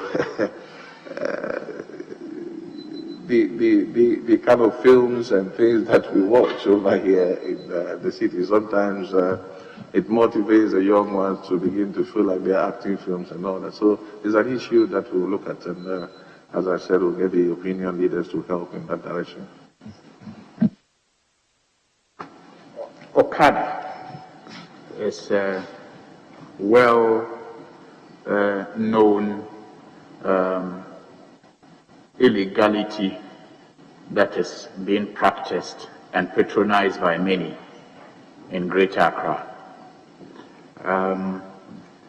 There have been debates over whether to make the practice legal, given the many benefits that those with that school of thought have assigned to it. Yet, some still argue that it must remain an illegality, despite the fact that it is practiced openly and patronized by many. In 2017, you led the Interior Ministry to the Public Accounts Committee. You did make a passionate appeal to the Public Accounts Committee to reconsider the law banning the practice. Are you still of the view that Okada should be legalized, given your government's position not to legalize it? Thank you very much, Mr. Chairman. Mr. Chairman, Okada in itself is a form of transportation for people to commute from one place to the other. Indeed, in other parts of this country, maybe it's not called Okada, but the motorbike in itself becomes a mode of transportation. Same is happening here in the city. Perhaps once again because of the congestion in the city and the modus operandi by which the Okada operates has become a cause for concern. That notwithstanding, as a member of parliament, I'm aware that laws has been passed in this house banning the use of Okada. But again, it is a matter that continues coming up. And I think there should be further engagements to see how it can be done. You cannot run away from it entirely. They are here. And so what is it that we can do to ensure the safety of people who will actually use the service of Okada? What is it that we can do in terms of security? What is it that we can do in terms of the general public's comfort and security and all that? So you believe in legalizing and regulating it? You believe in legalizing and regulating it? I'm saying there should be further consultations, so we should engage. And then it will be the opinion of all as to whether we should leave it as it is or we revisit the law. Right. You will, as regional minister, if approved by this House, have about 29 assemblies under your region. You will be required to supervise these assemblies. These assemblies tend to be more resourceful than the regional secretariat. In 2019 alone, the estimates is that these 29 assemblies had a total income of 362 million Ghana cedis from IGF, from the Consolidated Fund, and also from Government of Ghana subventions. There has been complaints about how these resources are utilized, misappropriations, expenditure done outside gift mix, etc., etc.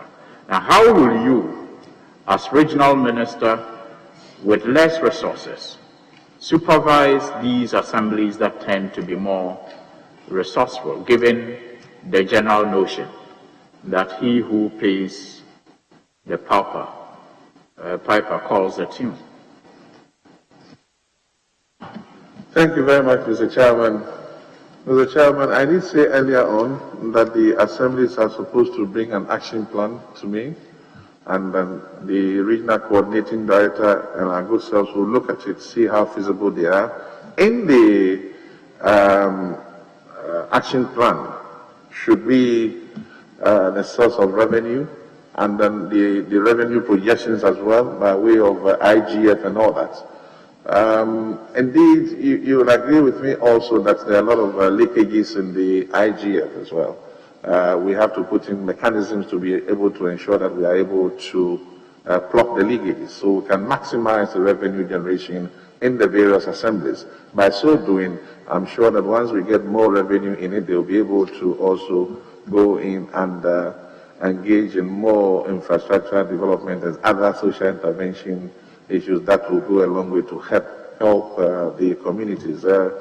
Indeed, it's for us all, and I say for us, I mean myself and the regional coordinating director, to ensure that funds allocated to them are put to proper use. But it's an issue for local government and coming before the Public Accounts Committee. If there are any financial malfeasances that appears in the Greater Accra region, then we'll look at it. Chairman, I have a follow-up, and with your leave, I would proceed. Honorable nominee,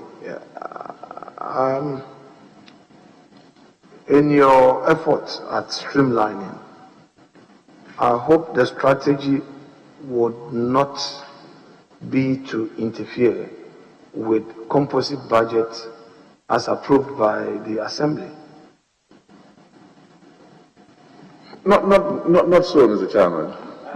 That the minority chief whip, took down a note. Immediately you talked about streamlining, and I wanted you to clarify before you start facing this cross-examination. Mr. Chairman, only bringing innovations that will increase revenue generation and not interfere in their financial arrangements with the Minister of Finance and all that.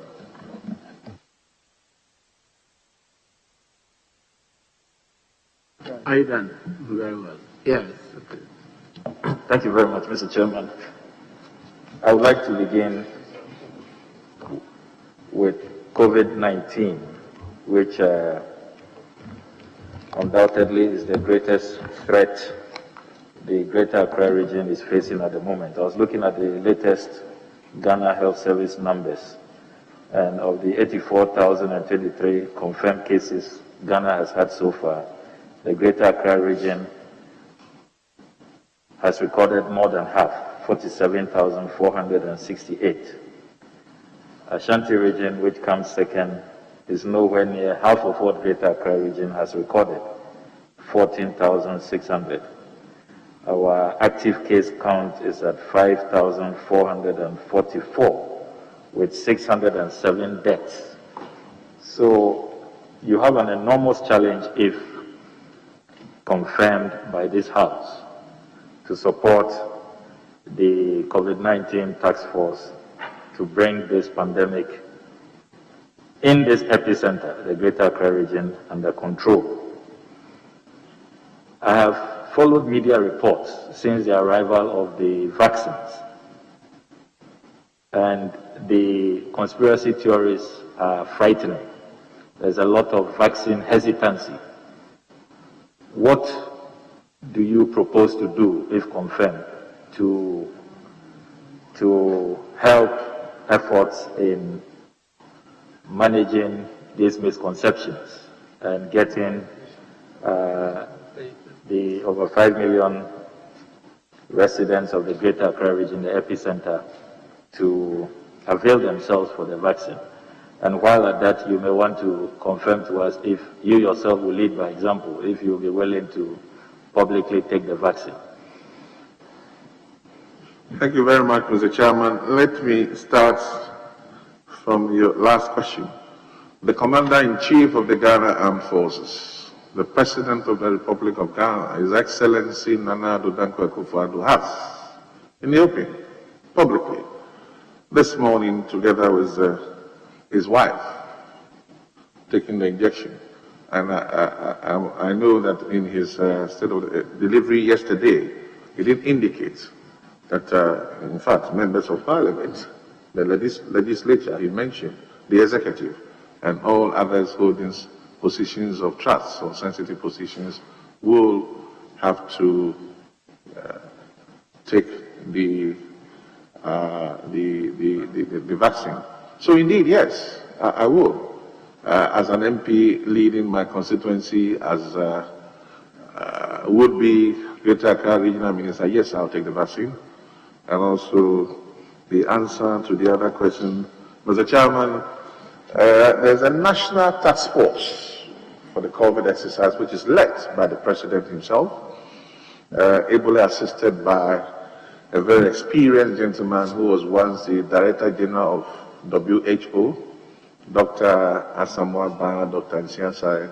These are experts in this field. And I know that before the arrival of the vaccine, they have a working plan, which includes communities that will be visited and the vaccines administered. So all I have to do is to get a copy of that plan, and then we follow up in the region where we have to provide assistance by way of getting the assemblies to provide information and assist in other ways. We'll do so. Mr. Chair, follow-up, please. Honorable nominee, in responding to the question by my respected colleague about conspiracy theory regarding this vaccine, talked about the president taking a vaccine publicly. Would you say that in itself is a strong statement to give assurance to the citizenry that the vaccine is safe and it has nothing to do with somebody losing his, how do you call it? They say if you take it, you lose your ability to, well, all the so-called effect of the vaccine on us, it's being deflated. So how would you describe this singular posture by the government? Mr. Chairman, thank you very much. That's why I chose to use that in answering the Honorable colleague's question. The Commander-in-Chief of the Ghana Army, the President himself, has today openly taken the vaccine, and the wife. He sets the pace. And I think that by that action, it reassures the general public that indeed this vaccine can be administered for all of us. And indeed, as I said, as a member of parliament, as a regional minister to be, once it gets to my doorstep, I'll also go and take the vaccine. So I encourage all to avail themselves. I'm sorry?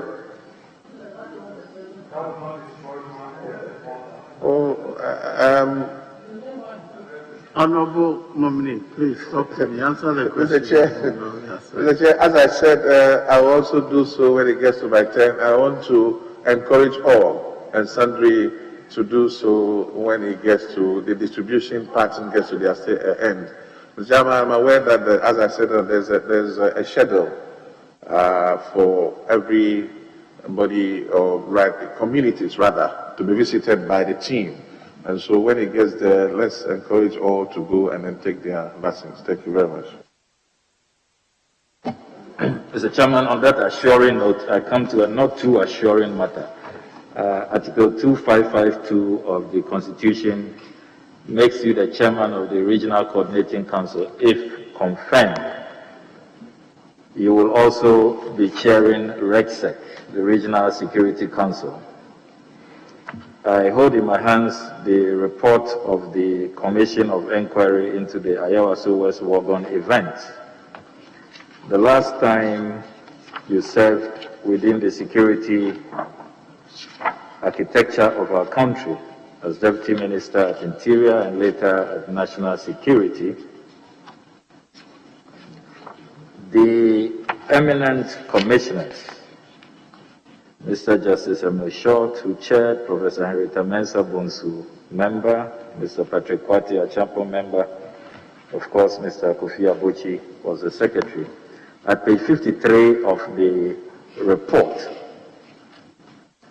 it doesn't appear that the architecture you were part of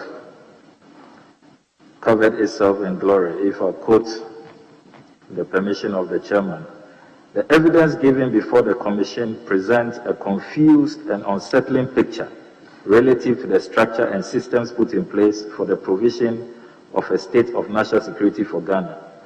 In the main, the top officers whose schedules border on national security and who testified before the commission appeared at best unsure of the boundaries of their work and authority and the coordinating roles of their institutions relative to other allied agencies, not to speak of reforms in an evolving, delicate establishment. From the totality of the evidence given, the Commission finds that the confusion may partly stem from the lack of clear demarcations of authority and responsibility, as well as a delineation of mandate subsistent between the Ministry of National Security and the Ministry of Interior. In this sensitive aspect of national life, confusion and overlapping can only be detrimental to the interests of the state, unquote. Not a great verdict. Have you learned any lessons, and how do you assure us that if confirmed and you become chairman of the Regional Security Council, things will be done differently to improve security in the region? Mr. Chairman, thank you very much. Mr. Chairman, when the incident happened, the President condemned it in no uncertain terms, and then indeed set up a commission of inquiry who has since submitted their report to the Presidency, and for that matter, a white paper to that effect has also come out, I think portions of which my colleague has just read. With the position of Mr. President, clearly is not in favor at all of political violence and all that. And that is why the Vigilantism Act was hurriedly prepared, and approved and brought to Parliament, which has been passed. When given the nod as a regional security chairman, I will ensure that the Act in itself, Vigilantism Act, we enforce it. And never should it be told in the history of our politics that elections will be characterized with that level of violence.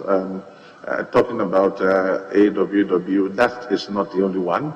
As a chairman, you would agree with me that if you want to catalog them, by-elections in this country has always ended, has always not ended well. And by this Vigilantism Act, we all have to work together to, once again, going back to the earlier question that I was asked, as politicians, as leaders in our various constituencies and communities, let us begin to educate our followers that it's about ideas and it's not about fighting. So yes, when I'm giving the nod as a RESEC chairman, we will do our best, and I will lead that cause by the grace of God to ensure that the Vigilantism Act indeed prevails in this region. Mr. Chairman, I'm more concerned about your experiences and what you have learned following that experience from Ayawaso West Wagon by-election, which turned out violent, the recommendations that the Short Commission made. Any personal perspectives, experiences that will put you in better stead when you become chairman of the Regional Security Council? Rightly so, Mr. Chairman. That is why I said experiences and the recommendations taken cognizance of government's position as well on the response through the white paper. But then, as you said, with my experience, research, indeed, repeating myself, the Vigilantism Act is there to guide us to ensure that such things do not repeat itself. Finally, Mr. Chairman, I want to come to a matter which borders a lot of residents in the Greater Accra region, the phenomenon of land guards. Land guards. He has answered that question about twice already. Oh, thank you, Chairman. I must have missed that. If I have the opportunity to then move to another matter, which will relate to your handing over notes. I observe that the GARID project, which funding was secured from the World Bank because of the COVID fight, the finance minister had to do some environment, and the funds was transferred to the COVID-19 fight. From your briefings, do you have any indication when those funds will be restored to Greater Accra for you to do the Greater Accra irrigation and redevelopment project? I don't know if you have averted your mind to that particular project, the GARID project. Thank you very much, Mr. Chairman. Mr. Chairman, indeed, we are not in normal times because of COVID-19. Since March last year, we continue to fight COVID-19. And we know that the state has poured in a lot of resources from all angles to ensure that human lives first. Indeed, with this new, with the virus taking another shape and the infections increasing and the death toll also increasing slightly day by day, I think that it is only fair for us to concentrate on fighting this COVID-19 and then pray to God that all things will come back to normal, and then we begin to look at it. That is not to say that the day-to-day administrations of the RCSA should not go on. Alongside it, we'll get it done. Thank you. Yes, Honorable Leader. Thank you, Mr. Chairman. Mr. Chairman, I just want to find out from the nominee that coming as a regional minister, one of his major functions will be to unite the people. To unite the people in Greater Accra. And he himself has alluded to the fact that when he was answering an earlier question, that one of the things that he may want to do is to bring together the MPs and their party chair of the major political parties so that they can forge ahead and unite the region. How do you juxtapose this statement that you made earlier with a video that is going around, you seen talking to party people, and I will say in Tree, Odia and Odia. And they say they make of a bar, Namdia Bremo. How do you juxtapose that in your effort to unite the people? Clearly, video going around saying that you were now going to concentrate on the MPP members in your constituency as against the general welfare of your general constituency. Thank you very much, Mr. Chairman. Mr. Chairman, I'm sure you are making reference to a meeting I had with my polling station executives. Yes, not, you're right. Not the entire constituency. Mr. Chairman, how I wish that Honorable Jaja was here. If there was one MP in this country with the greatest of respect that ensures that giving out jobs and other things in the constituency is done without any partisan, I'll be the first person to say so. The chairman in my constituency, when I'm giving out jobs, I don't ask for people's party affiliation, and it's there. The records are there for you to check. Mr. Chairman, after the elections, I had a meeting with my party people, and they were accusing me of sharing things to other people who they believe to belong to other political parties. And indeed, the same is true. Mr. Chairman, there is a video that shows somebody wearing an NDC t-shirt, me giving things to, and the person speaking, and later on he was accosted and said all manner of things. So these are local matters in the constituency. I am coming to be the regional minister for all, and that's, I have to engage all MPs, regardless of which side of the political divide they belong to. And fortunately for me, I have a very good working relationship with all my colleagues in the region and even outside the region in this house. The regional chairman of the major political party is a good friend of mine. I mean, all of them. So I don't see this as a challenge at all, Mr. Chairman. Mr. Chairman, that's why I'm worried when you say that was a local problem. But if within your locality you could be making a statement to the effect that you are going to be selective, then when you are given the whole region with more limited resources, what assurance are you going to give to people who have seen this video? That is not you, and that is not how you are going to run the region. Mr. Chairman, it's easy because I already have a track record. And I'm sure that that video would have talked about persons who are believed to be on the other side, today wearing even uniforms, and they have got a secure job for the rest of their lives.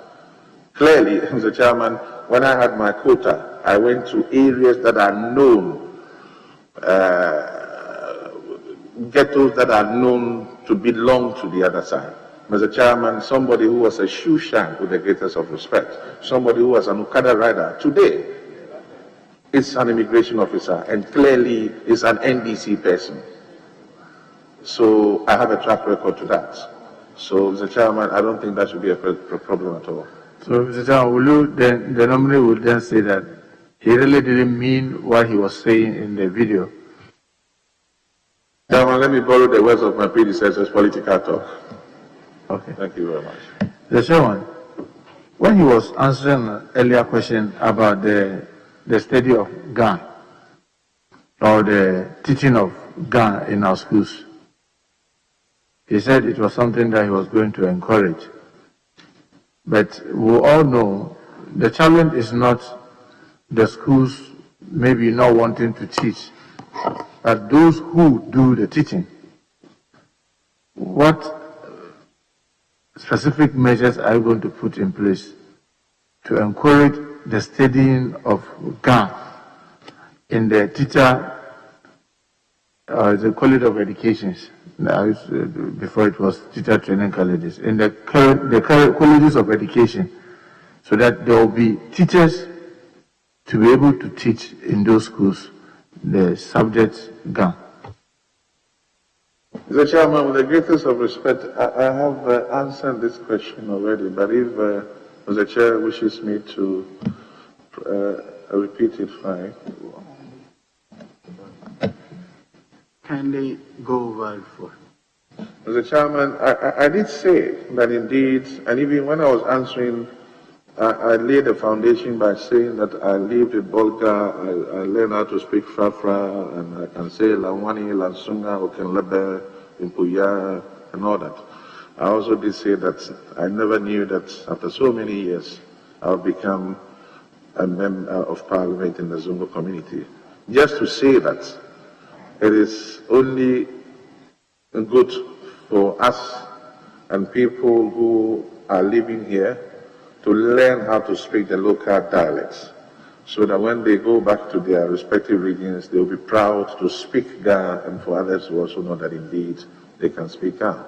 Well, yes, we have to, I will liaise or collaborate with the Minister of Education.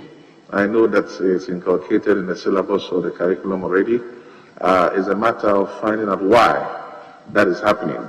some teachers who will be able to teach Ga, I'm told, have been transferred out of the region. And I don't think that is deliberate. We'll have to fish out for those and then encourage the system to bring them back to Accra. On the other side, I did also say that some opinion leaders in the region are also helping to provide scholarship for people to go and learn how to speak Ga. And then immediately when they come back, there's a medium, a short-term, medium, and long-term program. They can also fit into the system and then begin to teach Ga. But largely, it's going to be a serious collaboration with Ministry of Education to ensure that there's a balance in the teaching of dialects in the region. And I'm very passionate about this, getting Ga to be taught in our schools. It's a very, very serious issue and very topical, of course. And when giving the nod, I will lead the course in that direction. Yeah, Mr. Chairman. So this is where you realize, yes, you said this earlier, but it didn't answer my question. My question was about you as a regional minister.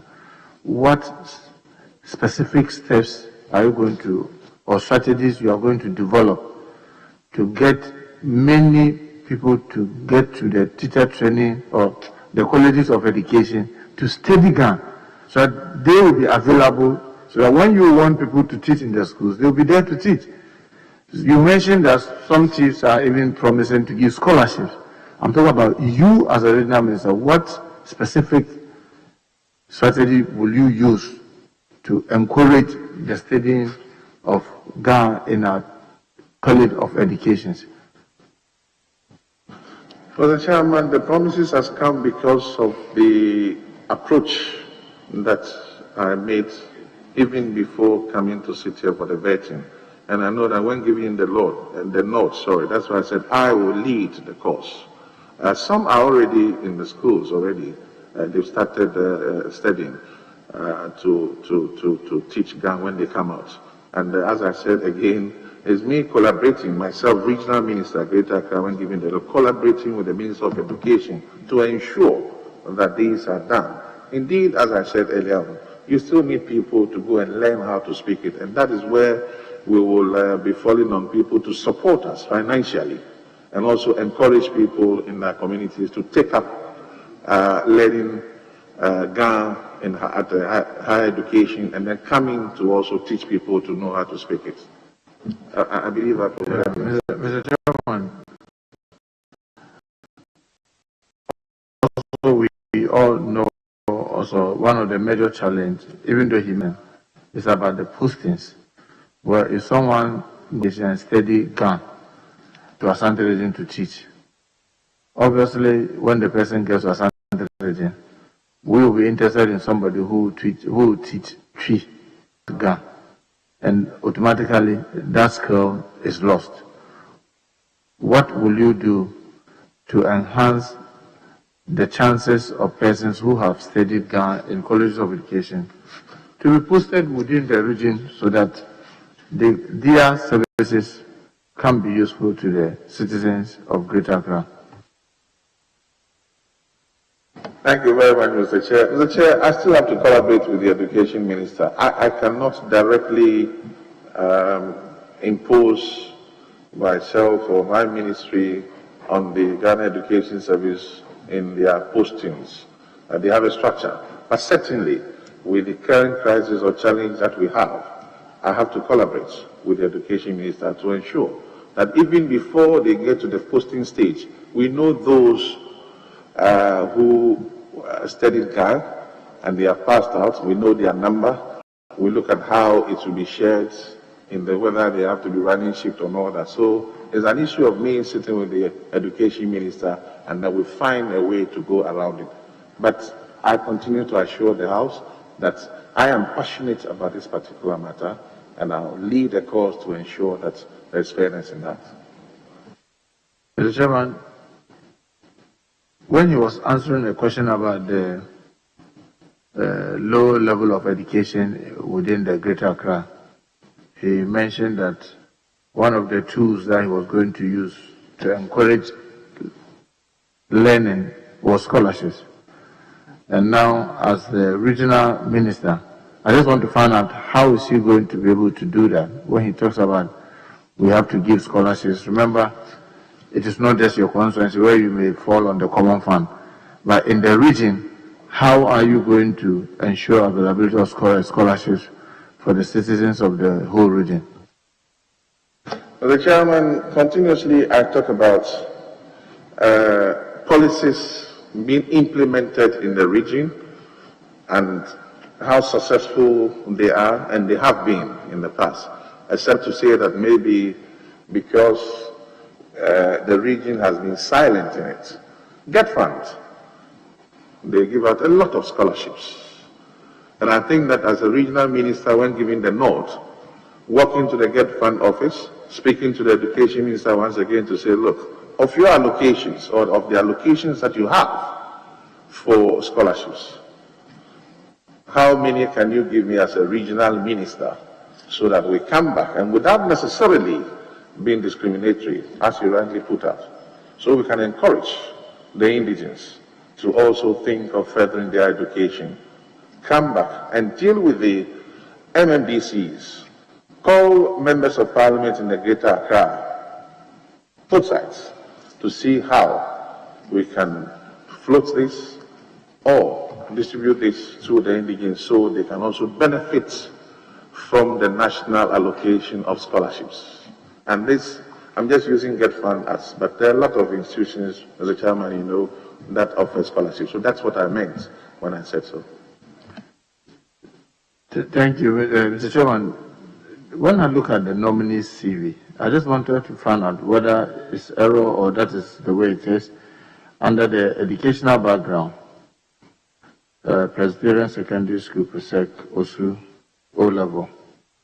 From there, you don't really see whether A-level, any other thing. The next thing you see is the executive certificate for senior executives in national and international security. Then you have Executive Masters of Arts degree in conflict, peace and security. That's Kofi Annan International Peacekeeping Training Center. I just want to find out, is it so you didn't have a first degree but you have a master's? Rightly so, Mr. Chairman. Oh yes, sorry. Rightly so, Mr. Chairman. Oh, okay. You are a member of GRIDA. GRIDA is a bit defunct now, so I say I was. When you say you were, that means you are no longer a member. GRIDA itself, that's Ghana Real Estate Developers Association. Yes. You are a developer. I used to be a supplier. So is it that one of the major suppliers? And those days, when GRIDA was in full session, members, the suppliers, were also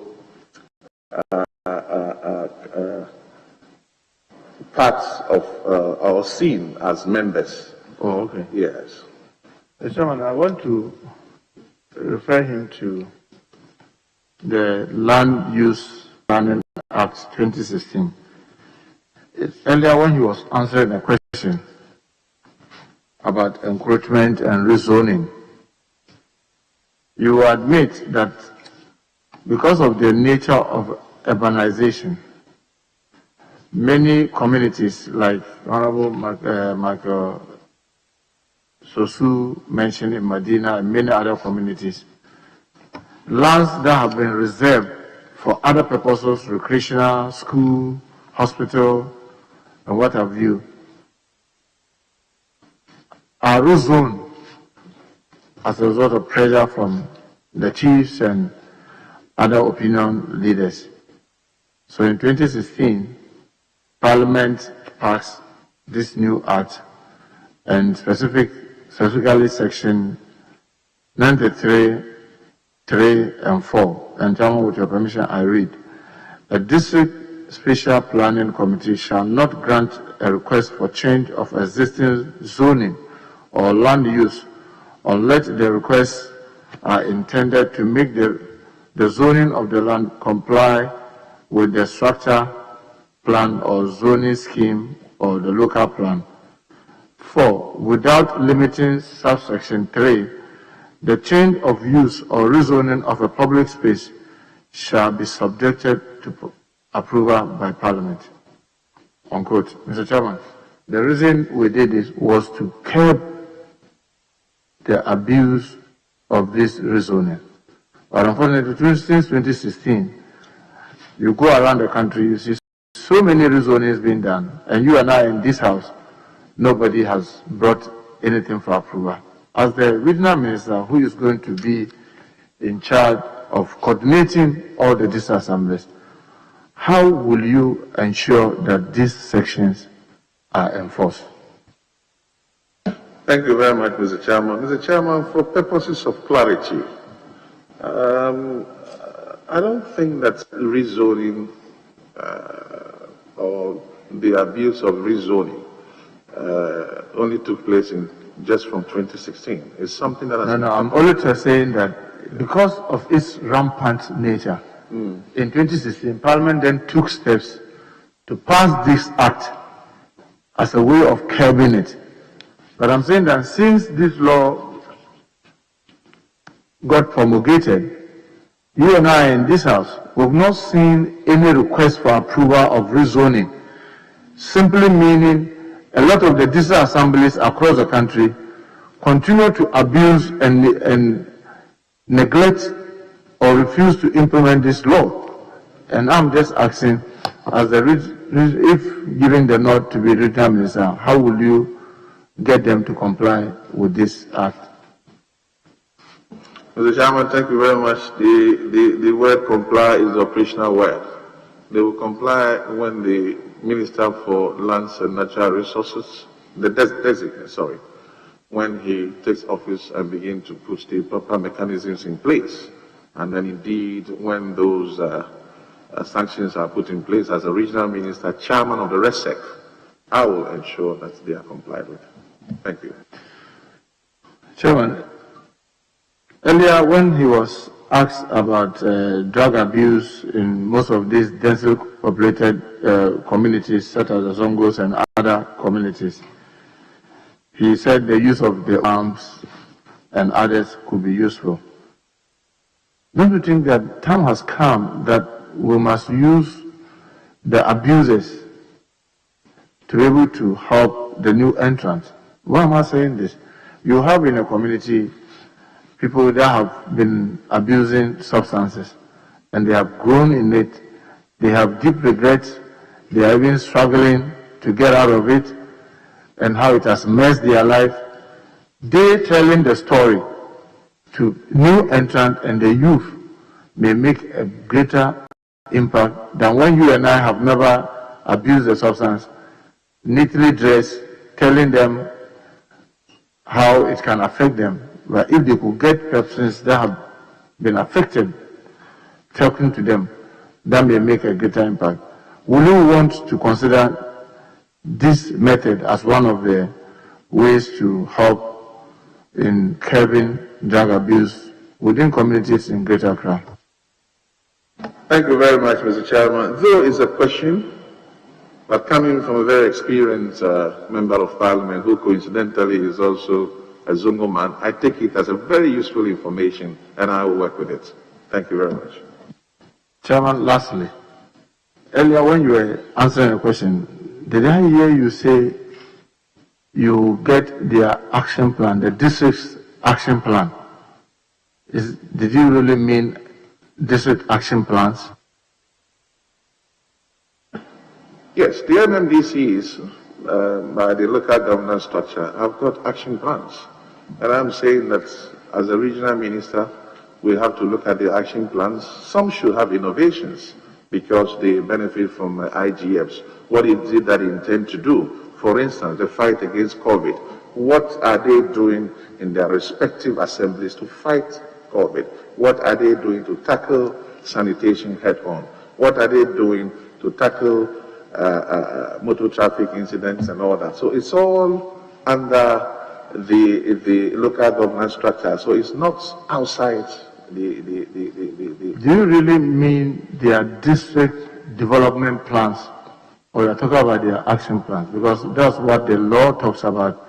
in Section 83 of the Local Government Act, as you may be aware, they are supposed to develop district development plans that will be forwarded to you if given the nod as the regional minister under your regional coordinating council. You coordinate it into the regional development plan that will be forwarded to the National Development Planning Commission. The reason why I'm worried about the use of action plan is that when you go across the country, they prepare the district development plan as if it is meant for only the National Development Planning Commission, but not really for them to use.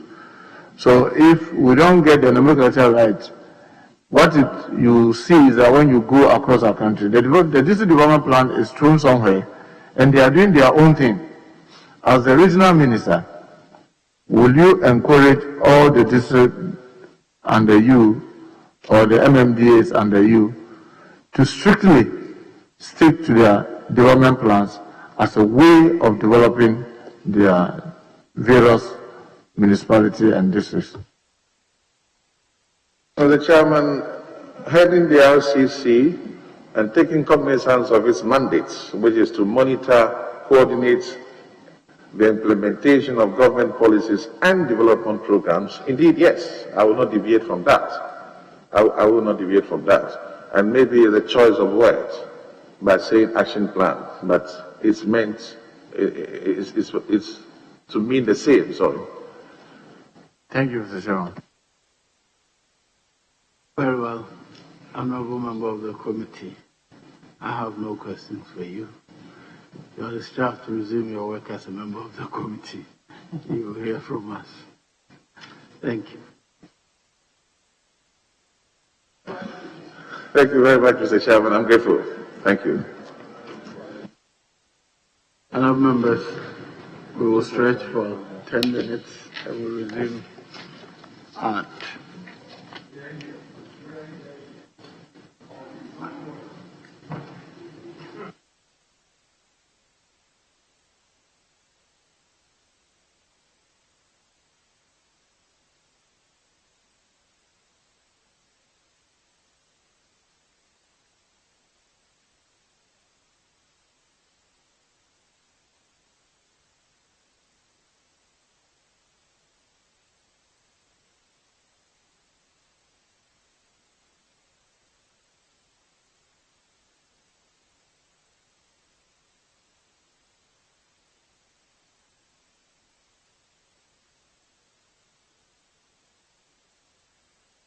the evidence I shall give before this committee. Touching the matter in issue. Touching the matter in issue. Shall be the truth. Shall be the truth. The whole truth. The whole truth. And nothing but the truth. And nothing but the truth. So help me God. So help me God.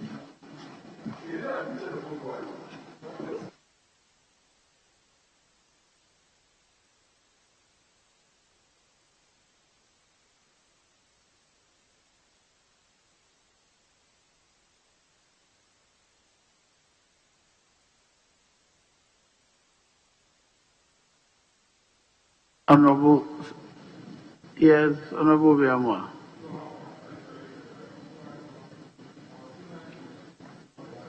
Well, let me introduce him to you first. Honorable Seth Acheampong. Until you're being a member of Parliament for the 3 previous parliaments, 5th, 6th, and 7th parliaments. You are very well known for being the chairman of Committee on Defense and Interior. That committee includes intelligence. So you probably have intelligence on all of us. But be assured that we also have intelligence on you. So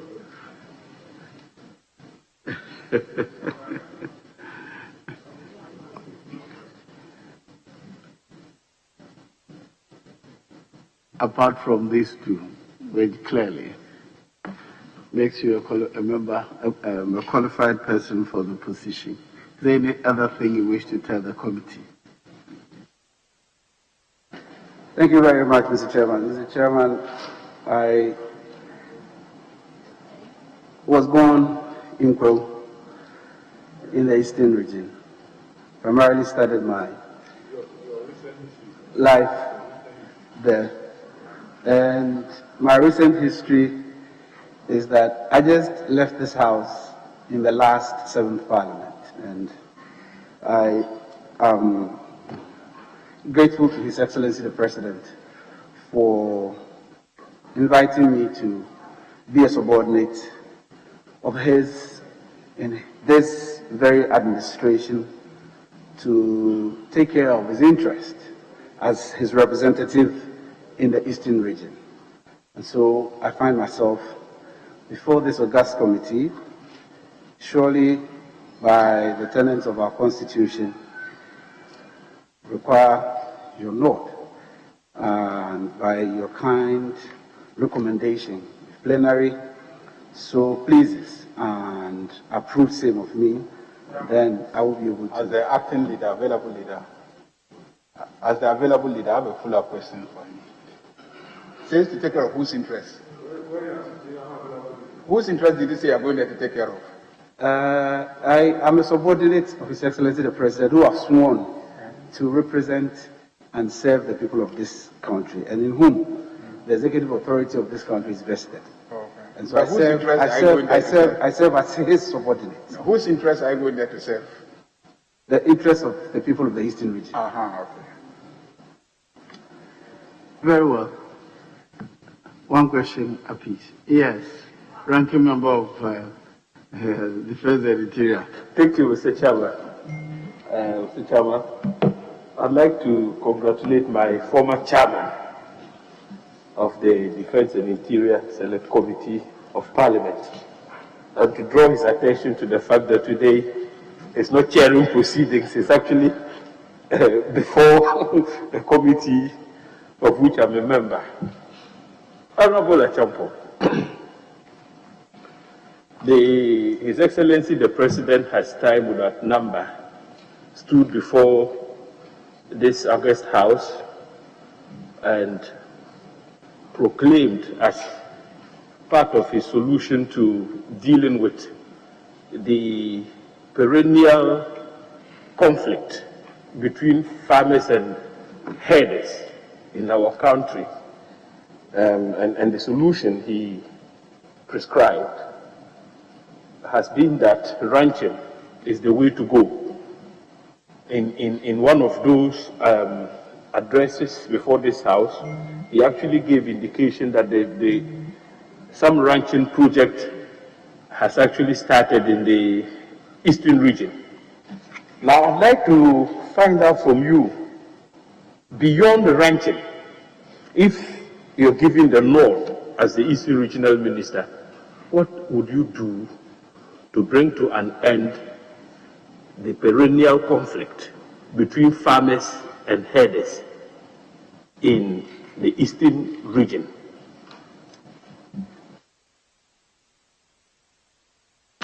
Thank you, Mr. Chairman.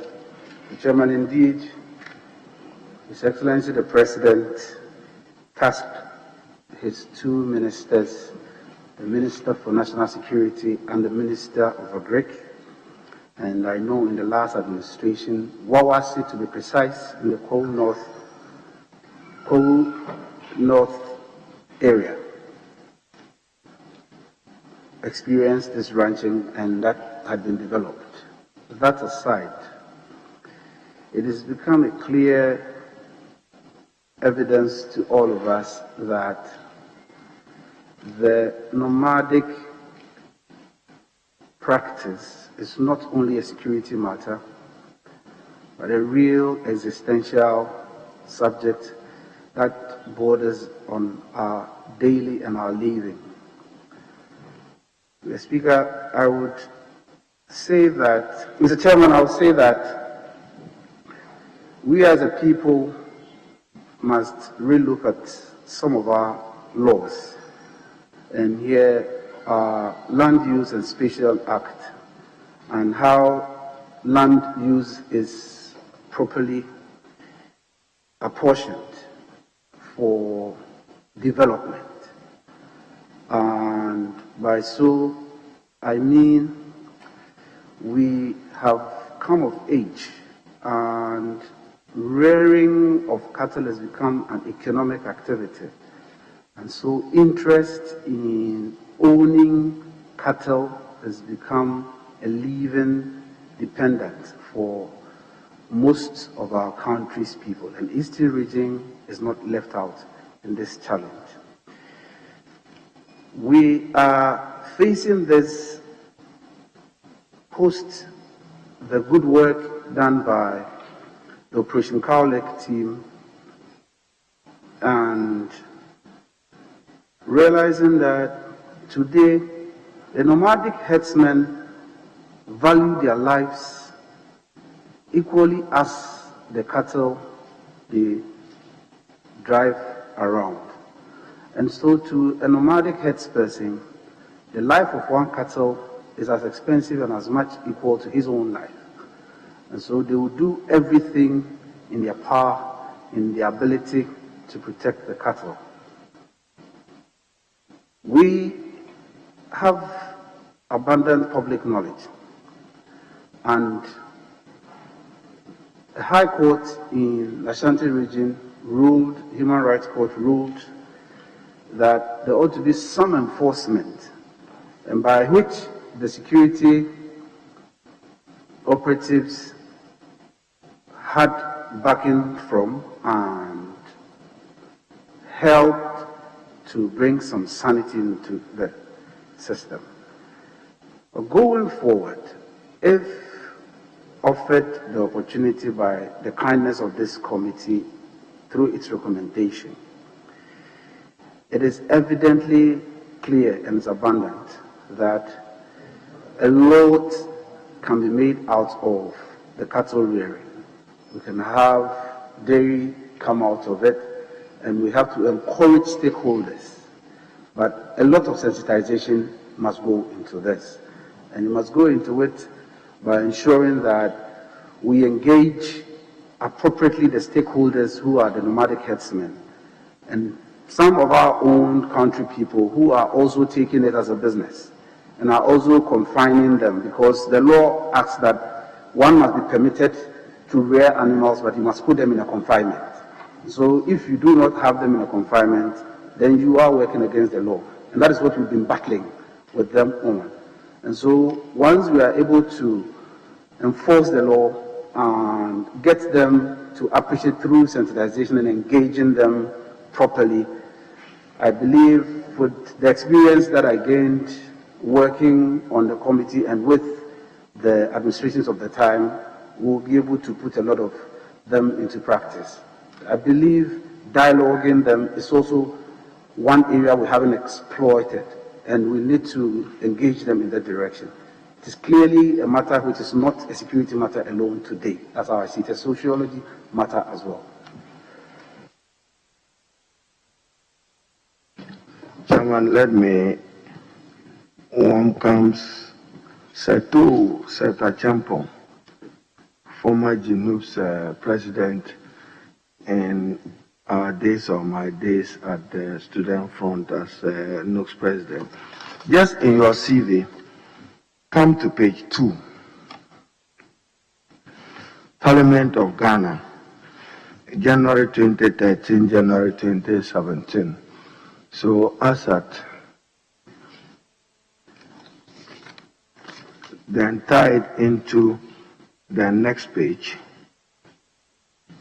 I want cut-off dates for the Januaries. So you just have to indulge Chairman and tell us that from January 6th up to January 7th, in that respect. Then committees of Parliament, are you suggesting that you have been on just these 3 committees throughout your stay in Parliament? And don't forget that your stay lapsed only in this 2021, as I see it in the same page 2, January 2021. So 6th January is what you are referring to. The President's nominee for the Eastern region. What's the tourism potential in the Eastern region, and what plans do you have for it. Thank you, Chair. Thank you, Mr. Chairman. Mr. Chairman, I'm grateful to my brother Haruna, with whom I'm so pleased to have known several years, like he re-echoed. I had the opportunity to serve with him in the student front some years back, and he has not changed. And I'm happy that I still see him the way he is. Honorable, we want to save time. Mr. Chairman, thank you very much. I have been cautioned that I'm no more a chairman in this house. I'm sorry. Mr. Chairman, I'll move on. Eastern region is very, very diverse, and we have a lot in tourism. I'll start from my own backyard and the identification of ancient and good old caves and sites. We have on the mountain of Ojanuma, and I'm proud to say that it is only in quote that we can paraglide in Ghana. It was cited, and we are happy that so far it's marketed our community and marketed the Eastern region and Ghana in particular. When we come to hospitality industry, I am glad to say that one of your own, by virtue of his energy, is driving the hospitality industry very well in the core area. And I'm happy to announce that one of the people who are making that huge stride for us to open up the Rock City on the rocks of the coal land is bringing and promoting local domestic tourism. I'll move away from the coal area and go to the Okra area where we have the Valley Resort. And I'm happy to announce that most Ghanaian families have been calling me lately and asking me where to go in our region. And I'm able to point that hitherto, when I was a student, I only knew of Akosombo Volta Hotel, where people could go on the ferry. But today, Senche is there. The Kwapim Ridge is so beautifully carved out. Koforidua has his own gifts, which is also being developed. However, as a person who will be in the region coordinating the administrative machinery of government, I would have to collaborate with the Ministry of Tourism and through the Ghana Tourist Authority, help by virtue of our mandate in supporting business development in the region, encourage the private sector to own more and drive the economy in the tourism sector for us. With such engagement, I'm sure we'll be able to bring the region's rich heritage to the fore.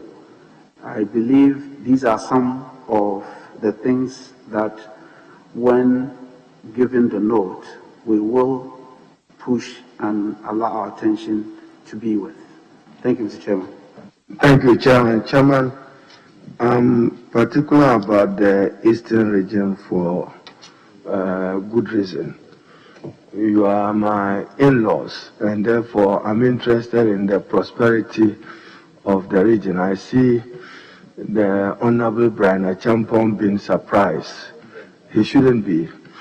Chairman, in the Eastern region, enormous potential for horticultural crops, from Akuse to Somanya to Akusumbo.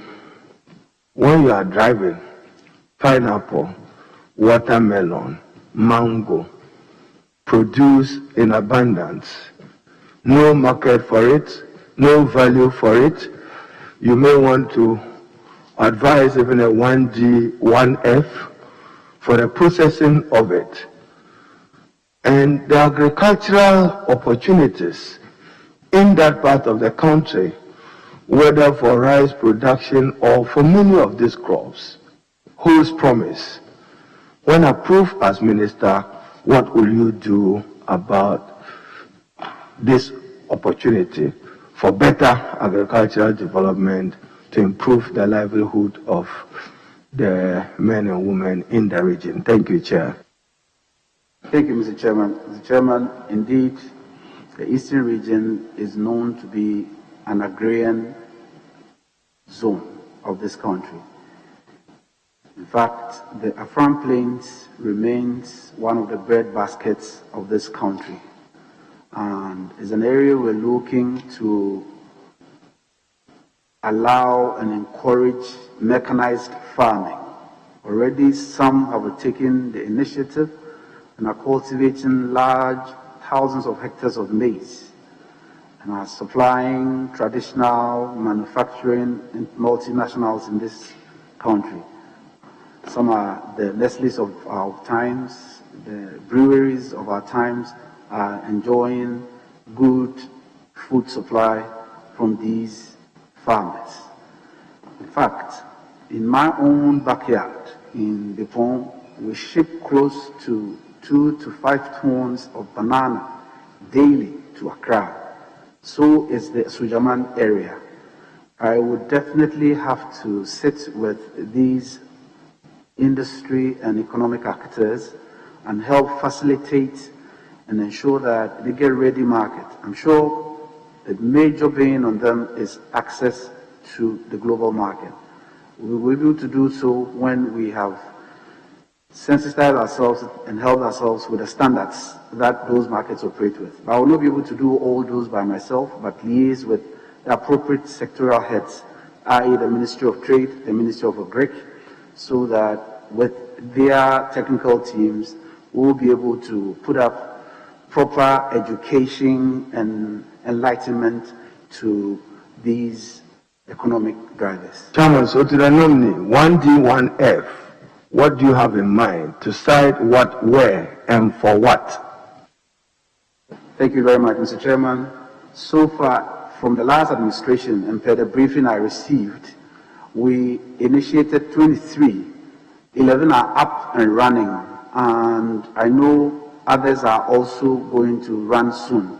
And so most of these areas of interest in respect of particular traditional crops will definitely see our presence and drive for 1D, 1F, because that is the only way we can help change the local economy and help our youth and our teaming youth receive some employment. Chairman, this morning the Honorable Ayaga made a significant observation for me when it comes to regional coordinating councils and regional ministers. And you are supposed to be lead people for development in the decentralized parts of the country. All the districts will be under you. Growing up as a young person, I enjoyed, Chairman, if I were struggling those days for trotro, if I had money that day, taxi from the Achimota, at the time there was no overhead. But I enjoyed it. I still hear it. Suhum, you know. Suhum, you are struggling. Suhum, yes. Now, Chairman, my question. Many people now live in Suhum and Suhum and work in Accra. In the morning, they are struggling to get to Accra early on time to work. In the evening, they are struggling to return back to work. You have traveled abroad extensively. The rush hour concept, rush hour. What will you do to decongest the Suhum passengers on that loop, working in collaboration with the Ministry of Transport? Thank you, Chair. Thank you very much, Mr. Chairman. Like Mr. Chairman, the Honorable Member for Tamale South, the ranking and the minority leader of the House rightly said, I would be able to only collaborate with the Ministry of Transport, who will be the lead agency in respect of policy for the government. And I would also approach the Ministry of Roads and Highways to help expand the corridor so that it will encourage more commuters and more private participation in the sector so that commuters who may even go beyond Suhum. I remember when I first came to Parliament, we had a cameraman here. He's late now. He used to leave from Osino every morning to come to Parliament, and because it was a straight corridor, he was doing so. So I would follow that counsel. Thank you, Mr. Chairman.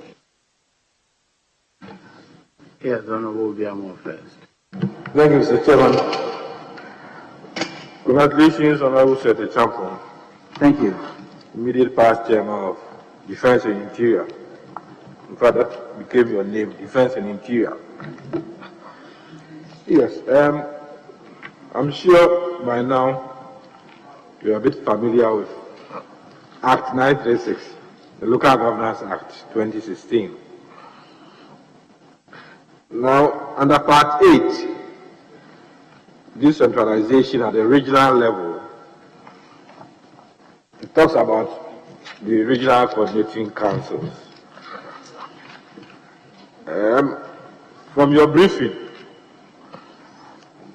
what are the challenges confronting the RCCs in effectively coordinating and directing the administrative machinery in the region?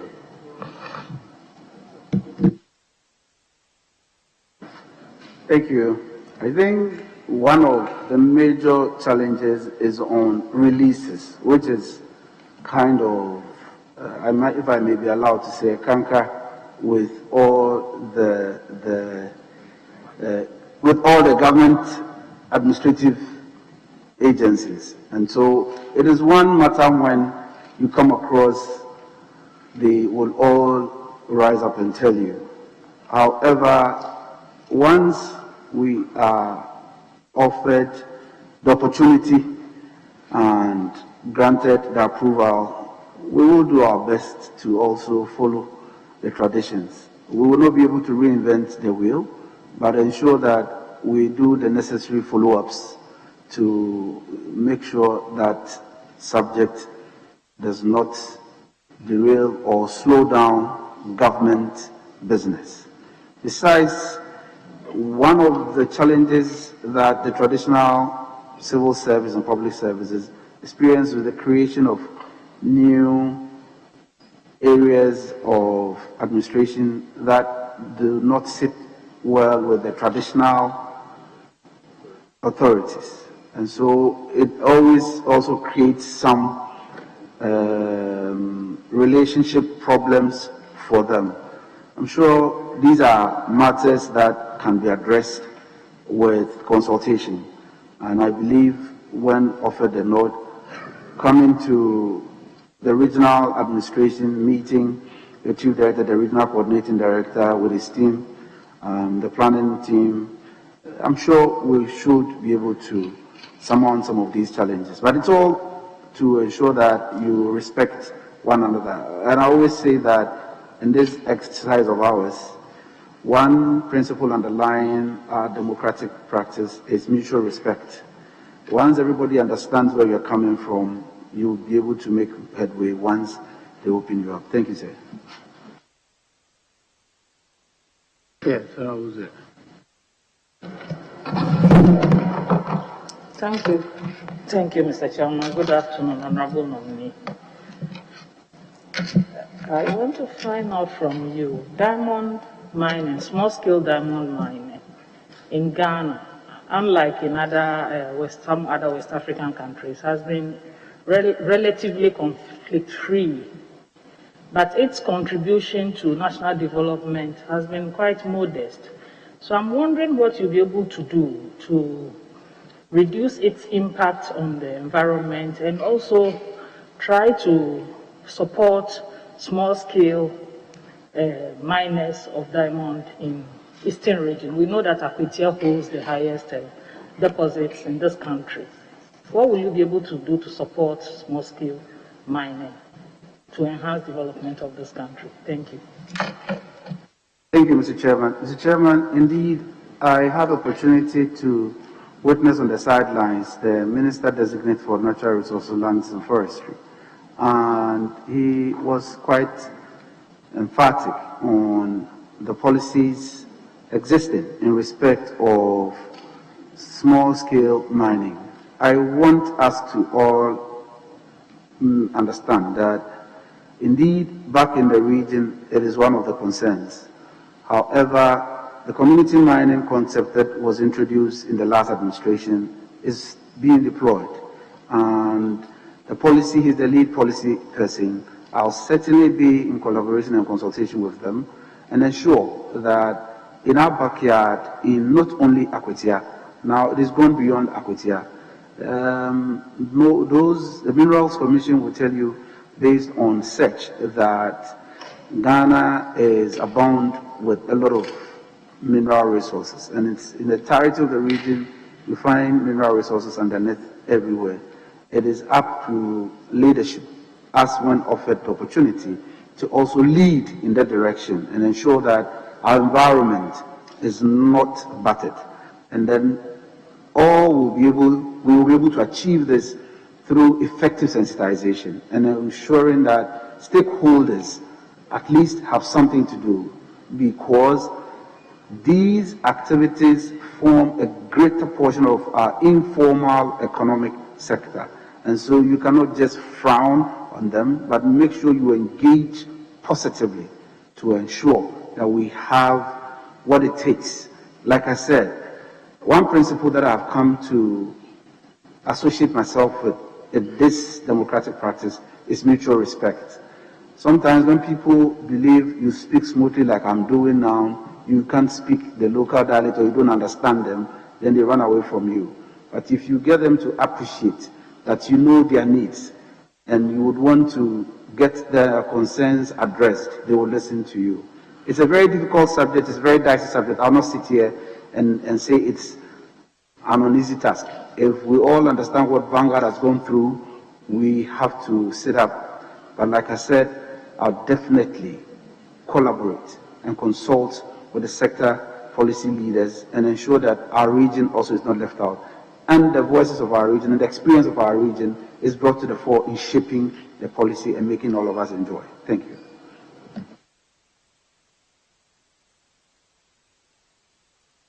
Yes, sir. Thank you, Honorable Chairman, and congratulations. Thank you, Honorable Member for Abetifi constituency. Very well. This is about Kwewu, where you come from, so you know these facts. We have about 1/3 of the land size of the eastern region. Yet, from Antuna Boma to Kawanda, about 70% of our population drink from streams and rivers. About 70% of the population in Kwewu, from Antuna Boma to Kawanda, Praso area, drink from streams. Only less than 30% of our roads are tarred. Herdsmen menace has been ravaging us for years. It's come down a bit. We want a bold statement from you that when giving the nod, your own backyard, you will support the political leaders, the traditional leaders, deal with the situation at hand. We want to see it as a core emergency that you are going to champion, take us out from some of the problems that I've just listed. Thank you, Mr. Chairman. Mr. Chairman, indeed, yes, the coal area covers almost 1/3 of the land size of the eastern region. Citing the areas mentioned, as a son of the land, and so favored to be the designate nominee, if the adage that charity begins at home is anything to go by, I assure this House and this committee, and by extension my people in Kwewu, that the good work that my brother representing the people of Abetifi constituency started when he was a Minister of State under the former administration by strengthening the cow leg operation in Kwewu. The next level of the exercise is what I echoed in an earlier answer. It is going beyond a security engagement. We need to dialogue appropriately with the stakeholders. I say this with emphasis that I was born in Etibie and I live in Etibie Zongo. I have lived with third, fourth generation Fulanis and Zambamas. But Fulanis live and practice more nomadic behavior. It is not only known to us. If you go into the Middle East, they call them the Bedouins. I don't know why it is so, but that's how they behave. And they'll sleep wherever their cattle is. And so I give every assurance that where he, with his stewardship under the previous administration, pushed for progress in bringing peace and stability in the core area, I will take off from there. Additionally, we enjoyed the 3K project, which has been a long, successive development by previous administrations. It is left with the distribution. We were pushing together whilst I was here.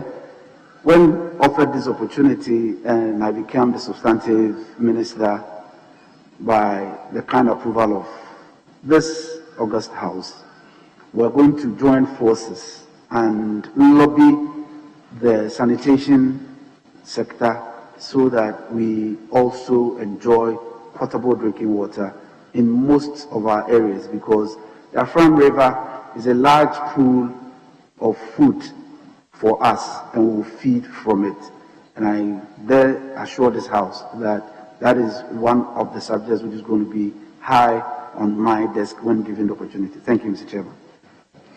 Honorable nominee, I've gone through your CV, quite impressive background. You've done very well for yourself. To the House, the nominee has shown strength of character over the year that I've known him. And I have no question but to wish you well if you get a nod and we work together to bring peace, prosperity to the Eastern region and Quartey in particular. Congratulations. Thank you, Mr. Chairman, for the kind words. You take the one before Giselle, then I'll close it. Thank you very much, Mr. Chair. Thank you very much, Mr. Chair. Honorable nominee, congratulations once more. Thank you, Mr. Chairman. It was reported on the 16th January 2020 that the Eastern region tops infraction on utilization of Assembly's Common Fund and other statutory funds. So what measures will you put in place to address this worrying challenge in the region when given the nod? Mr. Chairman, I wish to seek the questioner, the Honourable Member for Medina, to state the specific interest. He said it earlier, I didn't get it clearly in my ears, I'm sorry. So I said it was reported, the source is Ghana News, and it's also been reported on joyonline.com, that Eastern region tops infractions on utilization of Assembly's Common Fund and other statutory funds. So my question is that, being the supervising minister of the region, what measures would you put in place to ensure that District Assembly Common Funds and other statutory funds are utilized within the mandates for which they are given here? Thank you very much, Mr. Chairman. Mr. Chairman, when given the opportunity, I will certainly have the mandate to supervise the various district assemblies together with the administrative machinery. And like I said earlier in one of my answers, there's no reinventing the wheel. The same people are the ones who are going to be there, but you only have to motivate and ensure that the workmen that you operate with also work within the confines of the rules as set out.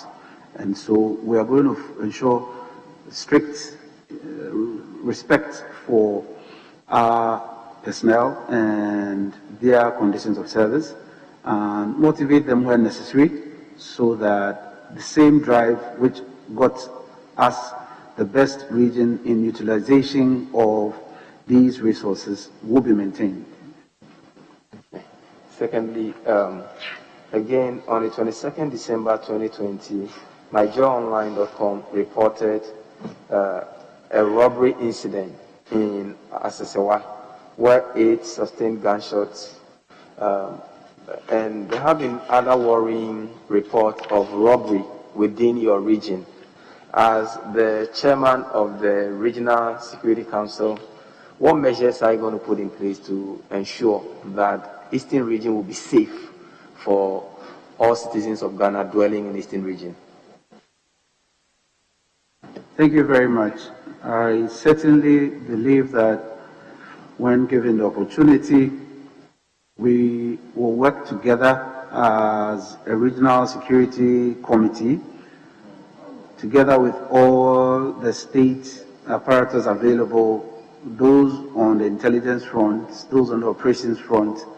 We are going to put our heads together to see how we remap and re-strategize to help bring peace and stability, to bring back confidence to our citizenry, so that they can go about their businesses as free as everybody expects them to go through.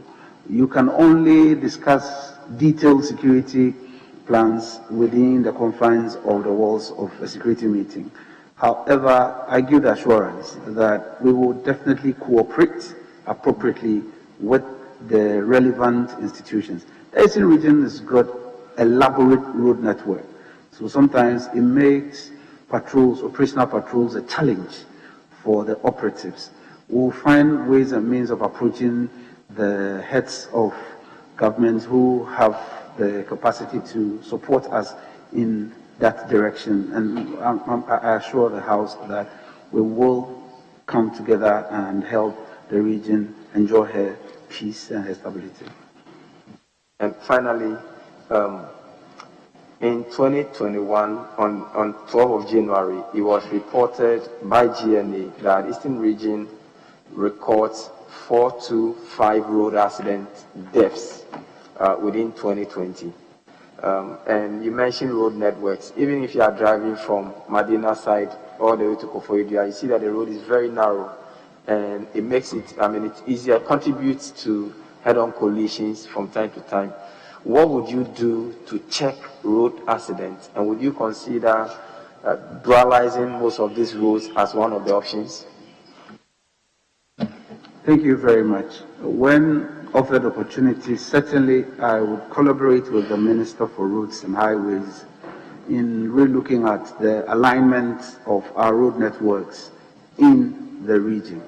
Like I said, we have elaborate road network in the region. Some of them are up to scratch in respect of the road structure. It's well sealed, it's very motorable, access is smooth. In some areas we don't have it like that. We will look at them as well. And again, we would have to find ways and means of engaging the stakeholders, the transport owners, the transport unions, and periodically offer ourselves some capacity assistance. It is useful that periodically we do some in-service building and help them to understand and appreciate. Some drivers must be defensive on the road and must be cautious. In areas where you have bends, as you approach, acceleration must go down. These are basic self-help knowledge we can all enjoy once we understand ourselves and work well. And these are some of the approaches we will bring to the fore. We cannot do it but make sure we work with the administrative machinery and get the right technical people to be in place to assist these economic actors, because they must win some revenue to survive, and they would also be on the road. But it is incumbent upon us in leadership to provide such leadership for them. Thank you. Yes, John. Congratulations, Honorable Nominee. Thank you. One region that has been impacted heavily by Galamsey is the Eastern region. Galamsey. I'm saying one region that has been heavily impacted by Galamsey is Eastern region. what steps will you take to reduce the galamsey activities in the region? Thank you, Mr. Chairman. Mr. Chairman, like I said earlier, I listened attentively to the Minister-designate responsible for natural resources and lands and forestry on enforcement. I'm sure one of the primary reasons is enforcement. Besides that, I've been stating here that indeed stakeholder consultation is crucial and necessary because our population keeps increasing and growing. You cannot allow them to do nothing. They would have to find themselves something to do. So we will go by the policies of the sector and ensure that the community mining scheme is deployed and encouraged to offer job opportunity for our teeming youth. They again make them responsible for reclaiming the lands so that our environment is kept clean and good. Thank you.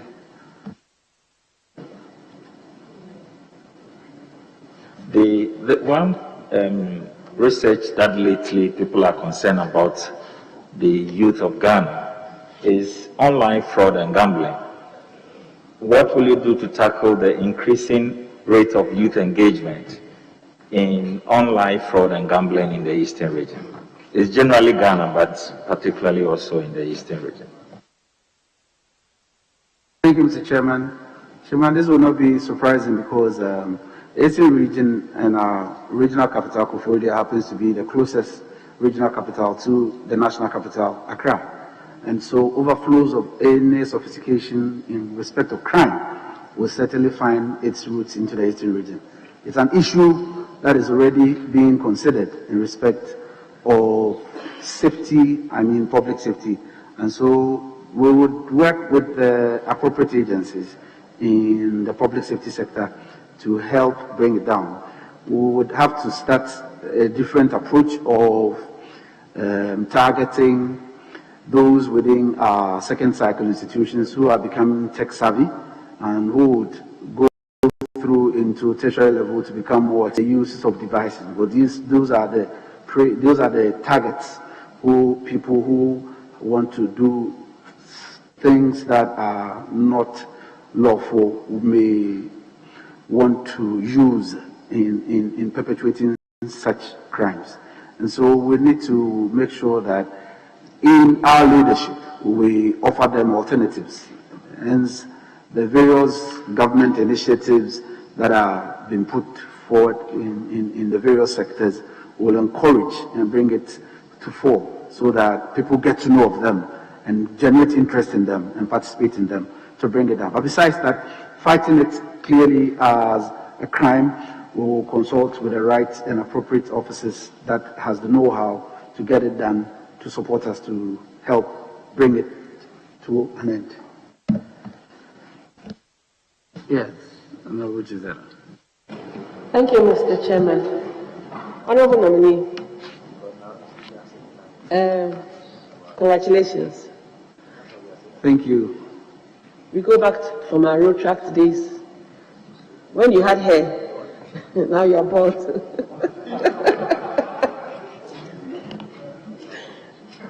If I may ask, what do you think you'll be able to do about developments in the Ebri area? I'm asking that because you recall that there was a while, some time ago, there were some boulders that had peeled off the edge of the, as you go up the Ebri Mountains, and so you had to put a safety net over there, such that it was protecting them from falling onto the road. And you also realize that the developments in that enclave, some of them are very close to the edge, and the ground cover with time is getting removed, and that can cause an environmental problem at one point or the other. What do you think you'll be able to do as regional minister to take care of that enclave? I'm saying this because you compare a place like coming from Cape Coast, on the Cape Coast Road, somewhere near Waja. It used to be a very green area. There was a hillside. It used to be very green. with time, it has eroded, people have built along it and so on and so forth. And it is an area prone for landslides, possibly, and so on and so forth. What do you think you will to do as regional minister to help in that to curb any environmental challenges? Thank you. Thank you, Mr. Chairman.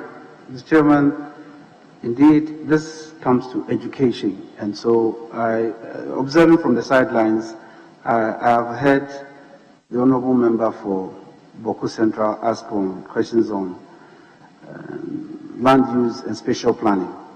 And this is an area that we have to be a bit proactive and front-load education. It is time that we got personnel within districts, municipals, and metropolitans to approach as a way of mobilizing revenue, also engage with developers by educating them.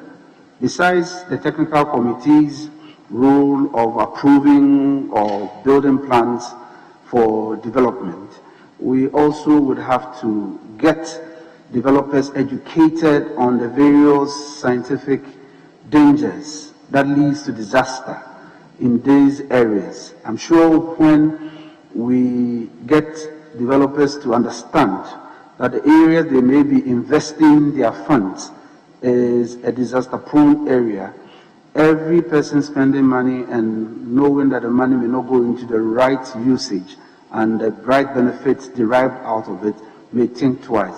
I'm sure when some of these actions are effected and taken, it will help us transform and get the people to appreciate the need not to get so close to such areas.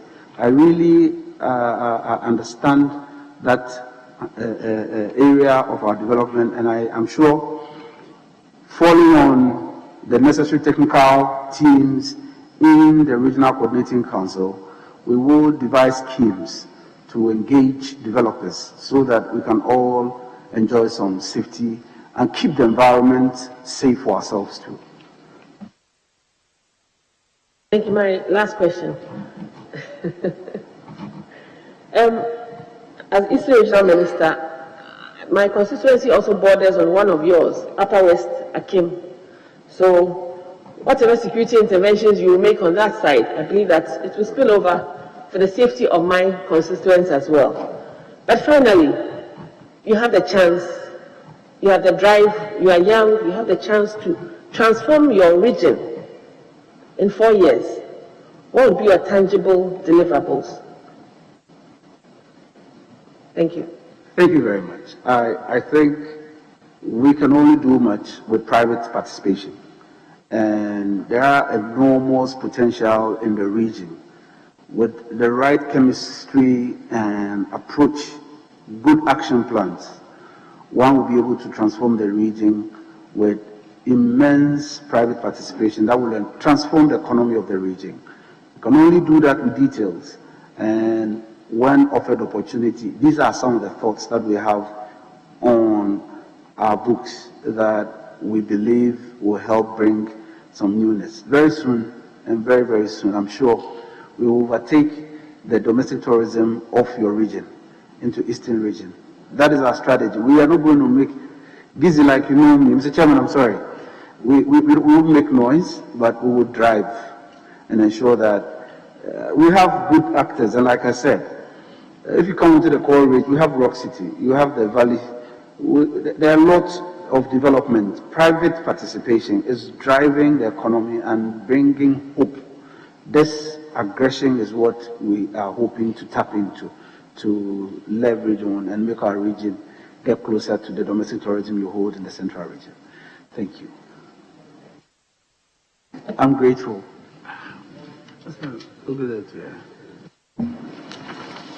Most grateful, Mr. Chairman. Mr. Chairman, I congratulate the nominee, a very good friend of mine, who I have no doubt will do a good job if given the nod. I have only one question for him, which relates to the numerous boundary disputes between Eastern Region, Greater Accra, and Eastern Region, Volta Region. And in this case, I must declare my interest that is a matter that my constituency is confronted with. And I must commend the Akwamu Paramount Chief, Odeneho Kwafu Akoto, the third, and the Dofo Chief in my constituency, Togbi Agbola and co. They have tried at that level to be very conciliatory and to manage the youth and developers who are, as it were, left to grapple with exactly where the boundaries are, what is the delineation, whether Accra Day or Goli, where it ends in my constituency and where Eastern Region begins. It's a major issue, and I noticed from page 104 of your handing over notes, or your predecessor's handing over notes, sorry, that he indicates that a technical committee was constituted by RECSEC to ensure the proper demarcation of the boundaries of the region. That's all he says. He doesn't provide any updates, no details. I assume that probably the technical committee is still working. I want to find out if you have received any briefing about the work of this technical committee and what is your own attitude and what will be your policy imperatives about these boundary matters. Because as former chair of the Defense and Interior Committee, you know that this is a major national security threat if it is not aggressively resolved. So boundary disputes, what will you do about it, particularly Eastern and Volta region, in my beloved North Town and the good people of Esojaman? Thank you, Mr. Chairman. Mr. Chairman, indeed, we have 11 paramounts in the Eastern region, and boundaries is a major concern to us. And we respect the custodians of our lands, our chiefs, and we would dialogue deeper in the matter before which we are being asked to discuss. Yes, I was offered a brief. The task force is in place, but we would want to go a step further by consulting with the Boundary Commission, which is now in place, on their policy going forward. We will need some expertise from them as well as we dialogue between our chiefs. We cannot run away, and I must continue to say this. I have people from the constituency of the Honorable Okujetu who live in my constituency, and they are fourth, fifth generation people who will not go back to their constituency because the only item that separates us, the boundary, is the Afram River that separates us. And so we are the same people, but we would live in a democracy under the rule of law.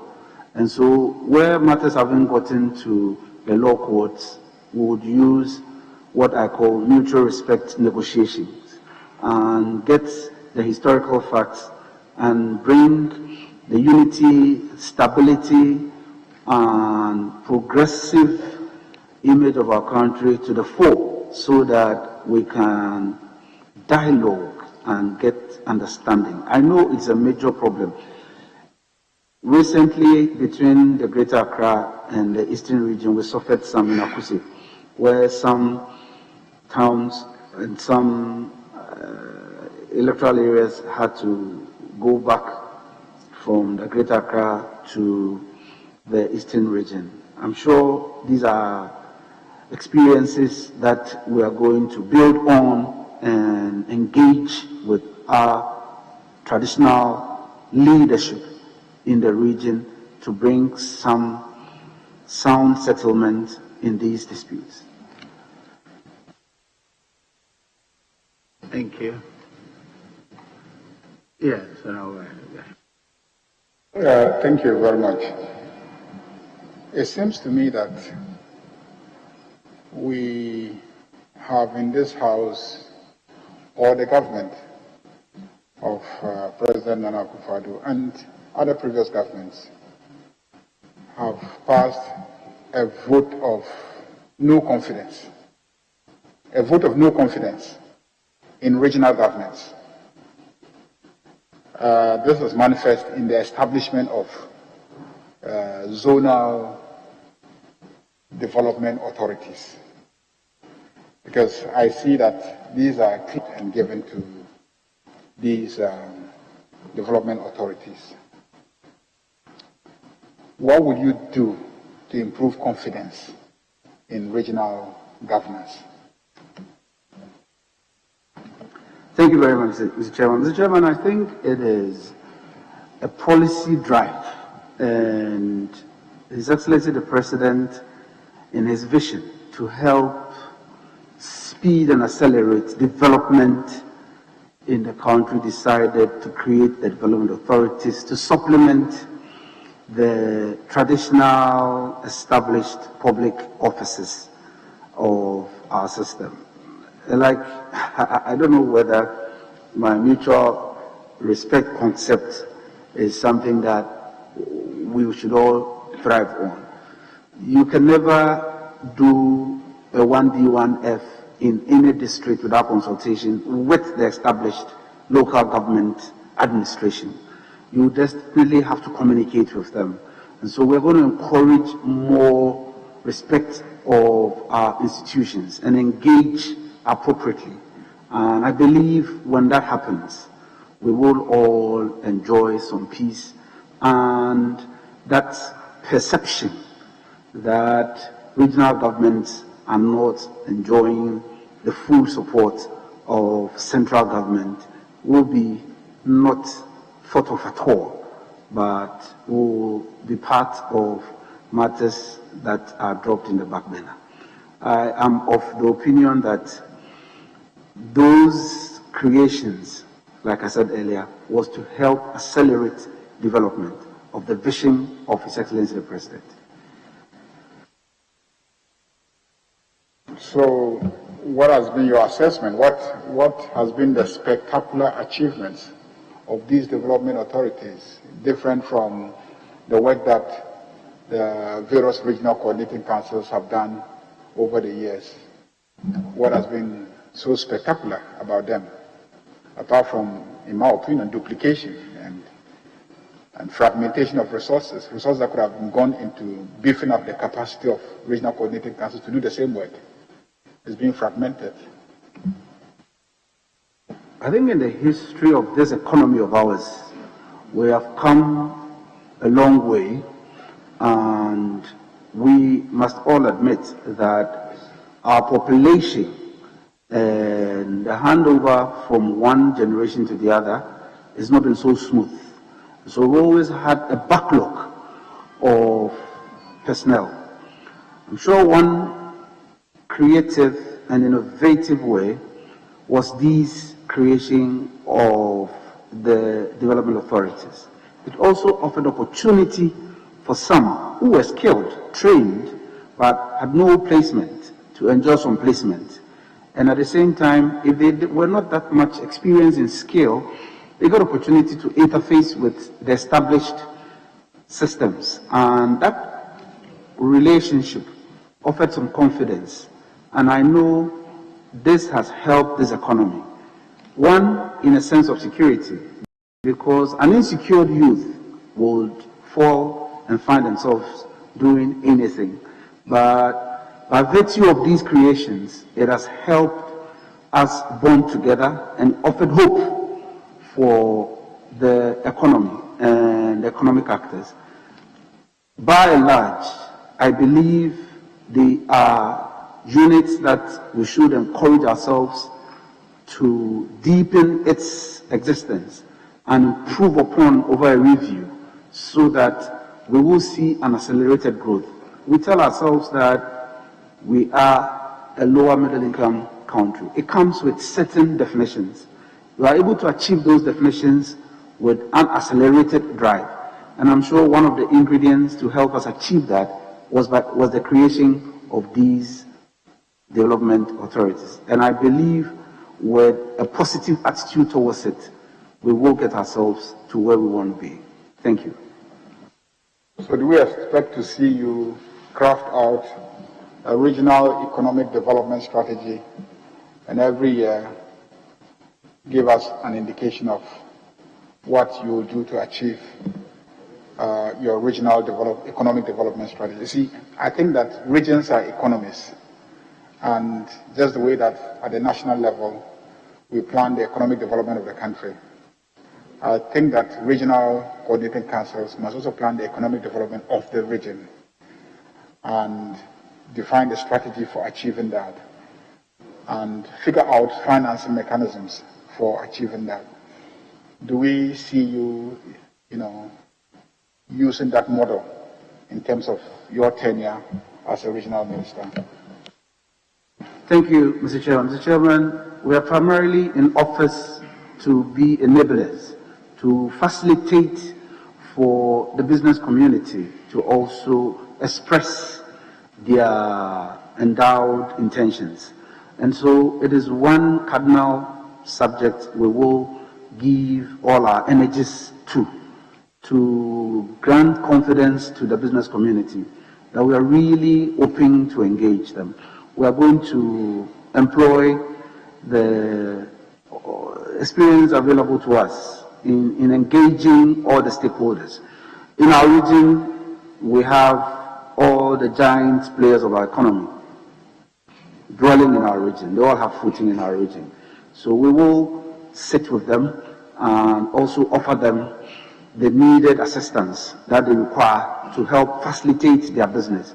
Because the more they grow, the better they will be able to also allow for the threat of joblessness, so that unemployment will go down because they will expand. Once you offer them the needed assistance, they will expand and you also grow. And this is one of the things we look into bringing in our leadership. Thank you very much, Mr. Chairman. We have a strategic asset in your region. We have a strategic asset in your region, the dam. Environmental threats to its viability and sustainability. What would you do from an environmental point of view to continue to protect the integrity of the dam? Thank you very much, Mr. Chairman. Mr. Chairman, the dam is a restricted zone, and there are existing regulations governing that area. We are going to stay with strict enforcement of those regulations so that people do not encroach, because it is a national asset. Though it is within our region, it is a national asset, and we must protect it for the interest of the country. So we'll do so. Yes, leadership. Thank you, Chair. My good friend, Honorable Nominee, congrats. Thank you, Mr. Chairman. Let me take you to Afram Plains. I'm sure you're familiar with that zone. It's supposed to be the food basket of the region and largely the country, the entire country. Do you have specific plans that will enable us enhance this capacity of the area and also largely support farmers to be able to do what they have to do? Thank you, Mr. Chairman. Mr. Chairman, yes, indeed. In an earlier question, I talked about challenges in our land use and spatial planning in the country. Lands are mostly stool lands and state lands, and Afram Plains is one such area which is owned by multi-traditional authorities. I'm a Quote, so I'm a bit more familiar with ownership of lands in the Afram Plains. However, as I've said in an earlier answer, whatever it takes to meet with our kings, our chiefs, for them to appreciate the importance in helping to transform the local economies of our people, we'll do the maximum best to ensure that we will facilitate any investor, for any investor who is interested. Like I said in my earlier answer, it is an area we're focusing on mechanized farming. Mechanized farming will help promote our agriculture, transform our agriculture, and bring new technology and bring new understanding for our people. We'll collaborate with the necessary ministries to ensure that we get the needed assistance, both technical and know-how, and government support in respect of inputs. Some government will be in to assist. We will definitely do our best in leadership to facilitate same, because that is the only way we can change an economy such as ours, the Ghanaian economy, which is primarily an agricultural economy, agrarian economy. So Afram Plains is a major subject. I'll be collaborating with the Ministry of Agri, not only the Ministry of Agri, the Ministry of Foods and Highways for access roads to enable investors have a useful infrastructure in respect of the corridors to also assess farmlands that are available, a lot of arable land available in those areas. At the same time, there's investment in the area of tourism. Other people are looking to even do fish farming in that area, and we will encourage all these investors. It is about time that we collaborate very well to drive that area of our country to bring the needed potential out for everybody to know. Thank you, Mr. Chairman.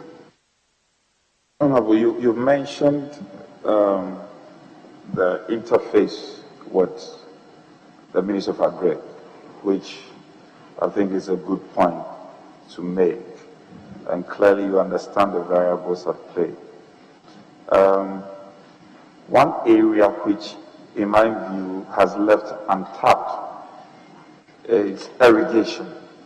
I recognize that you mentioned it in passing, but I feel that going forward, over the years, the place has been left unattended when it comes to irrigation. Government cannot do it by itself, all by itself. Do you consider it relevant getting a very good investor specific to the area of irrigation, mainly because of the potential, the abundance of water available? Thank you, Mr. Chairman. I couldn't go further to use any language than ably used by the honorable member for Suhum, who happens to be the majority chief whip. I will do so, and I assure you, I'll come to you for ideas, because I know of what you're doing in your backyard. I know by your leadership, Aztec is back on and very soon you'll be producing some beautiful juices for us. I used to drink Aztec and went away. And so I know I'm done. I'll follow up the advice he gave me. I'll not go anywhere. Mr. Chairman, thank you. Honorable nominee, you are clearly spot on. On industrialization drive in the eastern region, we have all the advantages. Proximity-wise, we are close to Accra and Tema and all that. Business-wise, it makes a lot of sense. And you clearly intimated what the government has done relative to the revival of Aztec, which is a big news. Now, we have a defunct factory called Canary. Do you consider that also as a priority, borrowing from the lessons or the model that was adopted in reviving Aztec, to replicate in reviving Canary as well, all towards the industrialization drive of the government? Thank you, Mr. Chairman. Mr. Chairman, every potential business in the region is a priority. However, we have to go through the rules. I think there have been some transitionings in respect of the Canary, and we would have to follow through the existing legal regimes. And when we have settled all interest, I'm sure it is a major potential recruiting center for our teaming youth that are coming up in the region, and I'll definitely pursue that. Thank you, Mr. Chairman. Chair, this will be my last. I'll make two questions up here in one. The clinker deposit in Eastern region. I know a couple of times there have been attempts to exploit it. Individuals have taken some advantage. I want to ask you, what is your view on the exploitation of the clinker deposit in Eastern Region, and also reflecting on the welfare of the Krobo block as part of the region. Then the Densu River, we all know the importance of it, the areas it flows through. It serves as a source of raw water to Ghana Water Company. What are your plans towards these issues I've raised? Thank you, Chair. Thank you, Mr. Chairman. Mr. Chairman, first and foremost is of the environmental concerns in these two developments. The residents along the banks of the Densu River, if I may take that first, will definitely be encouraged to respect the natural existence, because Densu predates everybody, and Densu is serving greater people in this country in respect of potable water. And so whatever I'll be able to do in respect of supplying information to the sector ministry, which has the lead authority in policy with respect to ensure that that natural resource is well catered and protected for and on behalf of the country, I will do so as a representative of the president in the region. Besides that, the clinker development is a major investment drive. However, we need to consider all the environmental issues in this day and age. As much as we would want to live and enjoy life, we must enjoy life within the confines of a healthy environment. And so it is something we will definitely take initiatives on, but we will be guided by all the protocols to ensure that the good work is effected. We cannot allow that resource to sit all this while, but it will only be done in collaboration with the sectors that have the mandate to allow for mining, the sectors that have the mandate to allow for even some FDIs which will require some guarantees. We would need to collaborate and consult with all these sectors before we are able to take such a bold initiative. Thank you very much, Mr. Chairman. Very well.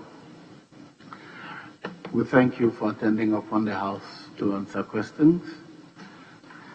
You will hear from us, but for now you are discharged. Thank you very much, Mr. Chairman. Mr. Chairman, I want to thank you and acknowledge my immediate successor. Oh, I'm sorry, Mr. Chairman discharged me. If you didn't tell me, I wouldn't have spoken.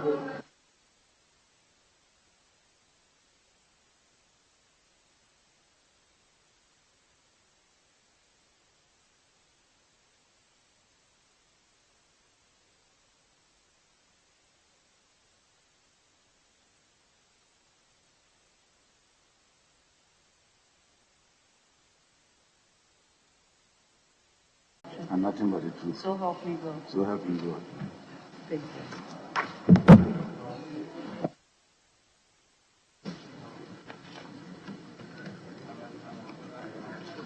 Honorable George Boakye, I entered the 5th Parliament with you in 2009. And after one term, you have not returned to the House. I was hoping that you return so that my SP won't come back.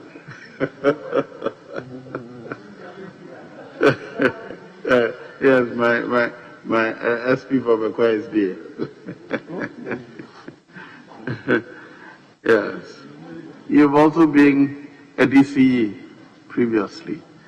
Yes. For 8 years you were DCE, and after that you entered Parliament for one term. Now, is there anything else you want us to know about you? Very shortly.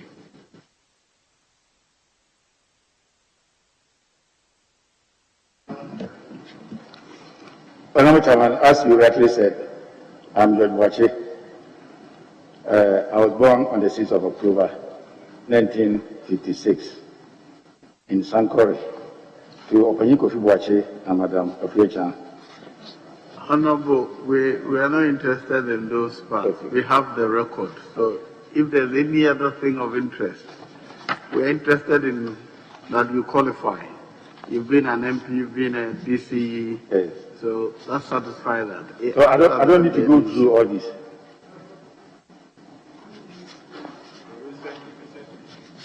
Very well. So in the last 8 years, what have you been engaged in? I've been farming, and then again, I am a petrol dealer with Total Petroleum Ghana Limited. Right. So you've been a businessman and a trader. Yes. And you've contested since then as a candidate for 3 more times. Is that right? Yes, 2 more times. But yeah, in all cases, against your brother-in-law. Yes, by my brother-in-law. Very well. Yes. And I remember the floor is open. Well, let me. George Boakye. So the CV you have before us, I find something very intriguing, even though those days in Legon and in Suhum, we all would have said that. When you come to page 3, Electoral Commissioner, 1984, watch it. If you don't put it in context, as Student Electoral Commissioner, yes, you may think that you were some Electoral Commissioner. Student Electoral Commissioner. We can understand, and we all use that nomenclature, but just to emphasize it. Then, which committees of Parliament, I see it now, Select Committee on Education, Poverty Reduction, and then House Committee. Yes, Mr. Chairman. But interestingly, with the House Committee, I see you put 5th Parliament. The rest, you didn't put 5th Parliament. Are you being consistent? I think it was a typo error. Okay, that's noted. Now, you would be the President's nominee for the Ahafo region, a region which remains a major food basket for the country. You have a number of exportable products, even in that region. I note with some joy and satisfaction the interest of the people in Ahafo in cashew plantation and then poultry. I'm treating it as if I was talking to the Bunu Ahafo region as one whole, even though down divided into 2. What plans do you have to grow the agricultural potential of the region to improve the livelihood of the people in the Ahafo region? Thank you, Chair. Thank you, Mr. Thank you, Honorable Chairman. It's true, Ahafo is mainly an agricultural region, and we grew a variety of foodstuffs and then cash crops. Fortunately, the government launched the Planting for Food and Jobs program, and when I'm giving the nod, I would, apart from those who have already enrolled onto the program, I will intensify education on the program so that we get more of the youth to enroll in the Planting for Food and Jobs program, where they will be encouraged to grow some of the cash crops that we are talking about. Cashew, which is not too popular in Ahafo, but some cash crops like cocoa. Cocoa is very popular, and most of the cocoa trees, as we have them now, are diseased. And there's a program of rehabilitating all these cocoa farms. And when I'm giving the nod, I will encourage the youth to enroll in some of these programs so as to be able to get jobs to do. Thank you, Chairman. Now back to your CV. You were a member of the Commonwealth Parliamentary Association delegation to observe the British elections, and then also you attended some other important workshops. Any lessons learned there that you want to share with us?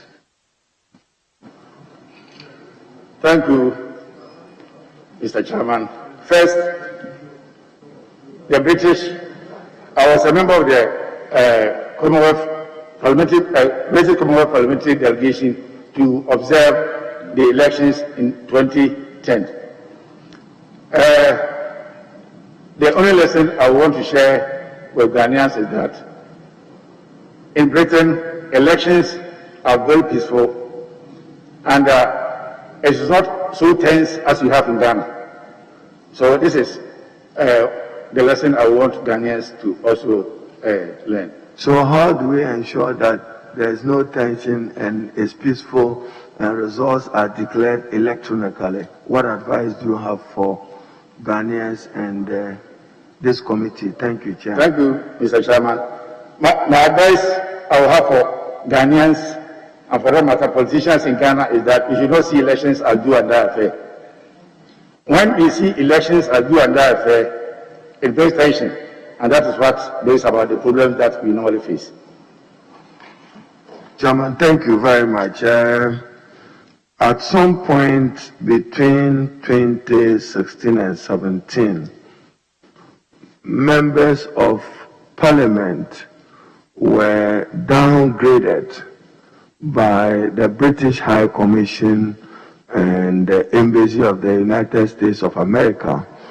And in their argument, some members of Parliament, including you, hadn't conducted yourself well on what is popularly referred to as MP's visa racketeering. Were you associated with that? My name was mentioned as one of them. But what did you do that your name got mentioned? Thank you, Mr. Chairman. When my name was mentioned, I was a little bit embarrassed because I traveled with my daughter to the UK. You want to provide the name of that daughter? Joyce Boakye. Joyce Boakye. We traveled to the UK and we procured the visa through the laid down regulations. We did not pass through any third person. And when the news came out, they even said that we used our diplomatic passports. But I didn't use my diplomatic passport. I used my black passport. At that time, the black passport had not expired. Call it the ordinary passport. Ordinary passport. Thank you, Chairman.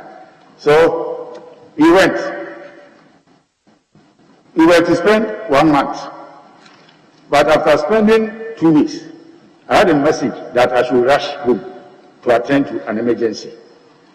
So I told my daughter to prepare so that we could come back home for me to attend to the emergency at home. And I also needed her home to do some other things for me. But the following day, my daughter came to me and pleaded with me that, Dad, allow me to stay for the remaining 2 weeks with a certain gentleman he had already introduced to me as the uncle. Since I did not marry the mother, I didn't know much about the family tree, so I accepted it. And then I allowed her to stay. I came back to Ghana. So after 2 weeks, he hadn't come. So I kept on calling and finding out what was happening. But in all cases, he kept on postponing her coming. So at a point, I got fed up because I felt as a 38-year-old lady, if anything happened, he could bear the consequences herself. So I left her and didn't call her again because I was even very furious. Then, around 2016, November, I had a call. And when I responded and demanded to know the person who was calling, the person said he was the British High Commissioner. I doubted it because at that time, I never thought I would have a call from such a high-profile personality. So when he demanded to know the whereabouts of Joyce, I told him I didn't know because I thought he was one of these scammers. Then in about 4 or 5 days time, he called again, this time with a text message. Then it dawned on me to be very careful, and then I responded. He demanded to know the whereabouts of Joyce, and I told the commissioner that Joyce was still in the UK. So the following day, I went to the office. They demanded her address, her telephone number. I provided everything, and then came back.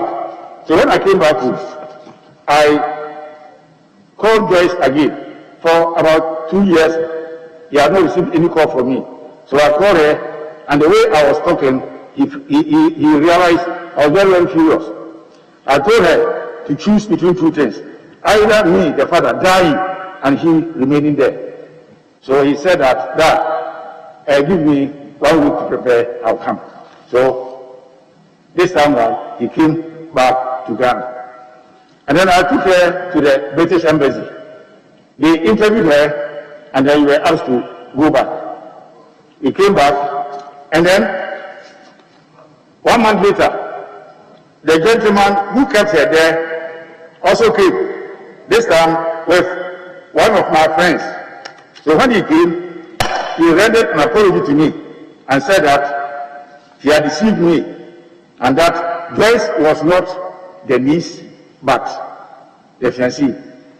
But I was very furious, but there was nothing that I could do, because in the tree, like we have a proverb, so the only thing you have to do is to clean it, not to cut it. So, so I accepted the apology. And then he added that he had come to perform the marriage ceremony. I allowed her, we did everything. He went to the court, he did the registration, and then went back. He applied for Joyce to come and then join her. And then on the 30th of October 2018, Joyce was given entry permit, I have the copy here, to go back to the UK. So as I speak, she is in UK and was issued a residency card on the 6th of June 2019.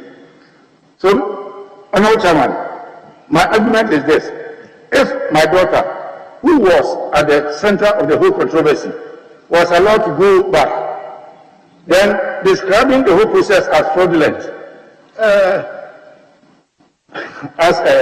when we say, I can't think far. Chairman, we didn't describe the process as fraudulent. It's the British High Commission, as you note, and know that it even affected members of Parliament who wanted to travel to the UK.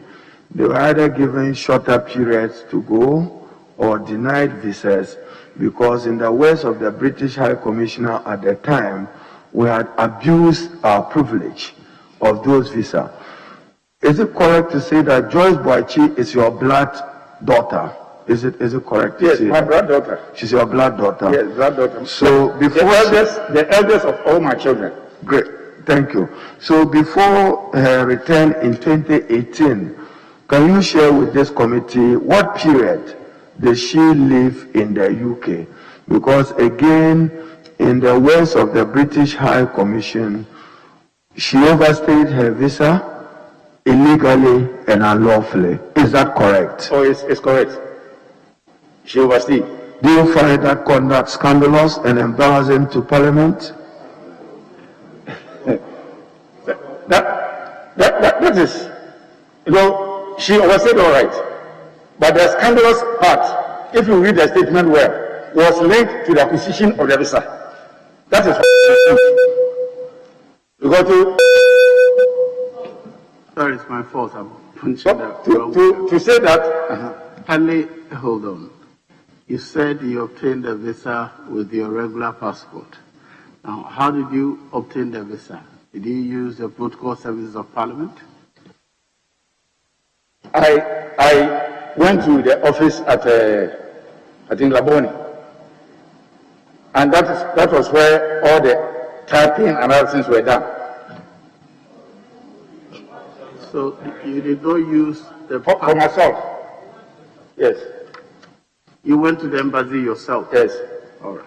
You didn't use the parliamentary protocol or a letter from Parliament introducing her someone accompanying you on that delegation. Is that correct? I wrote a letter myself introducing her as my daughter.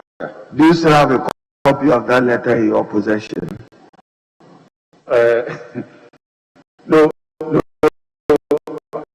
You want to go to your record and just share it for our purposes, but just to appreciate it. I don't think I'll be able to trace it. That's appreciated.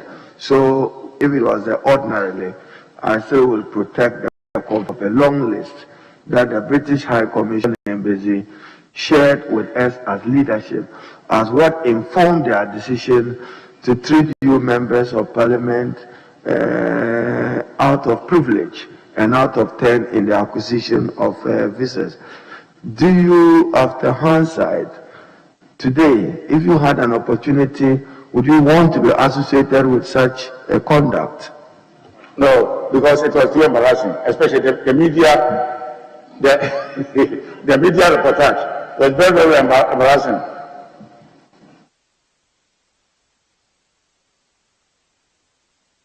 So when the British High Commissioner sent you a text, is that correct? You didn't respond to it? Oh, I responded. No, the first very text. The text came, and at the same time he called. Do you remember the name of the High Commissioner at the time who sent the text? John Benjamin. John Benjamin. All right. So, Chairman, back to the Ahafo region. What are the tourism potentials in the region, and what do you intend to do to improve it for the livelihood of the people of Ahafo? Thank you, Chair. Thank you, thank you, Honorable Chairman. Ahafo is one of the new regions, and it has a lot of potentials. Among these potentials is tourism. For example, if I'm giving the nod, I have three sites in mind. One, there is a village in my brother-in-law's constituency called Kayayei. I'm sure he knows that. There is myself and Chama, we don't know that. What's the name of the village? Chen Sibuoso. Chen Sibuoso. Sibuoso. Yes. Chen Sibuoso. Yes. Okay, thank you. There is a rock, and on that rock is a tree called Chen. So the Chen is on the rock. That is why it is called Chen Sibuoso. And according to those, Chen is a kind of palm tree, right? Not palm tree. It's I don't know how to describe it. Chen is a tree. Yes, one of the species like Wawa, Umina, and others. Okay. So when by God's grace you give me the nod, that place is going to be developed as a tourist attraction. And then in our hometown, me and my brother-in-law, Sankori, we have the confirmation tree. Confirmation tree. The one that is directly opposite where the mechanics are. As you drive towards Western region, the Western North. So you will see the enemy and then develop that place to as a tourist attraction. And then the main block, I spoke to my immediate predecessor, and then he made me aware of the fact that feasibility studies have already taken place, and that they are waiting for Tourism Development Authority to come and then look at how best Mimbo can be developed into a tourist attraction. This I'll pursue if by God's grace you give me the nod. Thank you very much, Chairman. So again, in the Ahafo region, timber. Any hope for timber? Again, notwithstanding the destruction we ourselves have done to our forestry, what plans do you have for forestry development in the region? Thank you, Chair. most of the species are being depleted. And in order to restore the situation, what I will do if I'm given the nod is to intensify the afforestation program. Of course, the government has started the afforestation program, but I feel when I'm given a nod, we have to intensify it. Apart from giving jobs to the youth, it will also have to re-afforest it will have to renew the forest into its original form. Yes. Thank you, Honorable. Congratulations. Right here on your left, sir. Yes, sir. Right here. Most of the schools in your region are subjects of the golden stool. Am I right? Yeah. True. Kukum, Gosu, Acheampong, Tepa, Bechem. Tepa is Ashanti, sorry. But Bechem is part of. Yeah. Bechem is part of Yamfo. Yes. Bianquanta. Yes. How are you going to ensure that the sanctity of the chieftaincy institution and the respect for the golden stool? I know sometimes there are issues of conflicts there about, and allegiance is respected by customary authorities to ensure that there is peace within that region. Thank you. Thank you, Mr. Honorable Chairman. Fortunately for Ahafo, we don't see much of this kind of disrespect for the golden stool. Almost all the Amahme owe allegiance to the golden stool, and they respect the golden stool. Every Akweside, or in some of the Akweside, some of the chiefs go there and they celebrate with the Otunfo. So I don't think it is any big issue so far as Ahafo is concerned.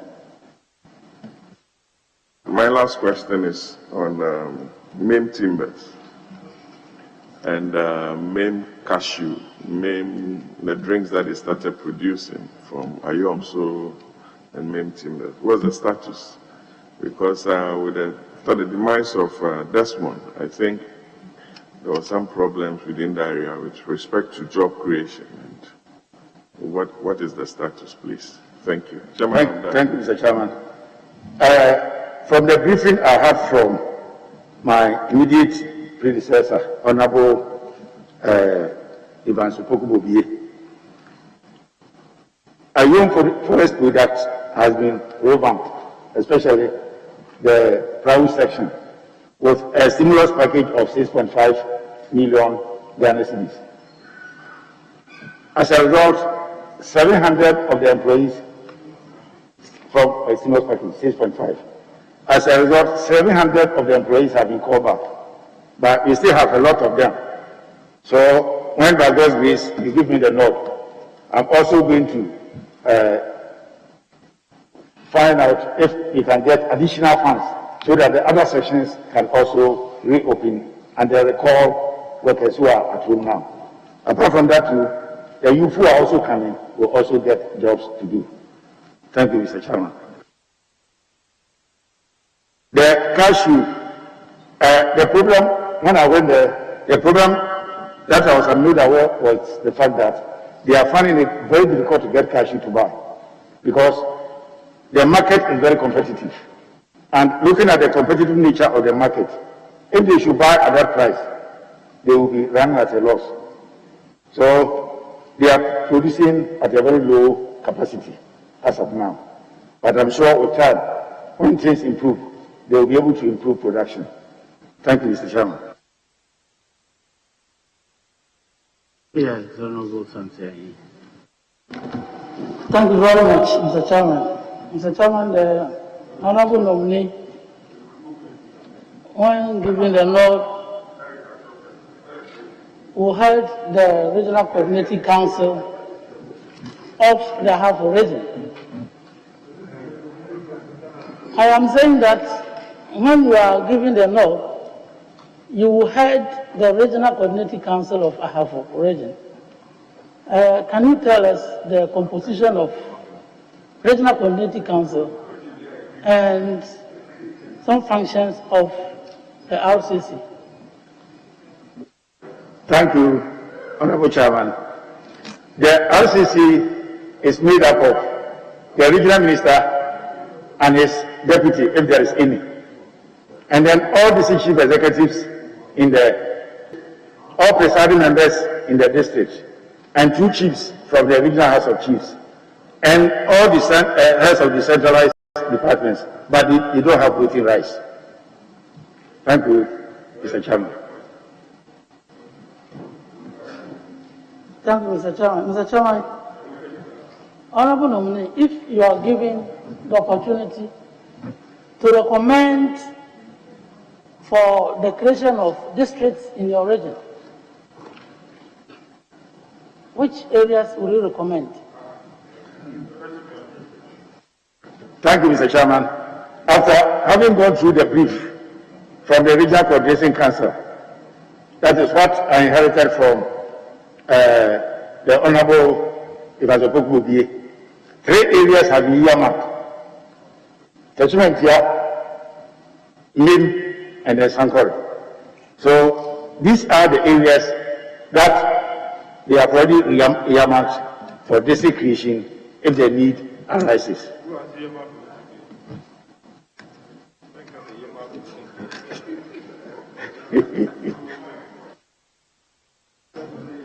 Mr. Chairman, from the handing over notes, your predecessor has recommended that a military camp should be established in Sankore.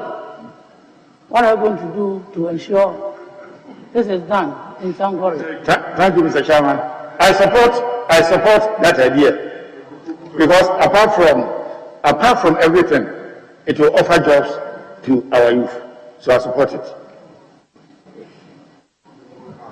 Mr. Chairman, my last question is, the nominee has been a district chief executive before and a member of parliament too. Now you are going to be a regional minister. So you understand the workings of DCEs and the members of parliament.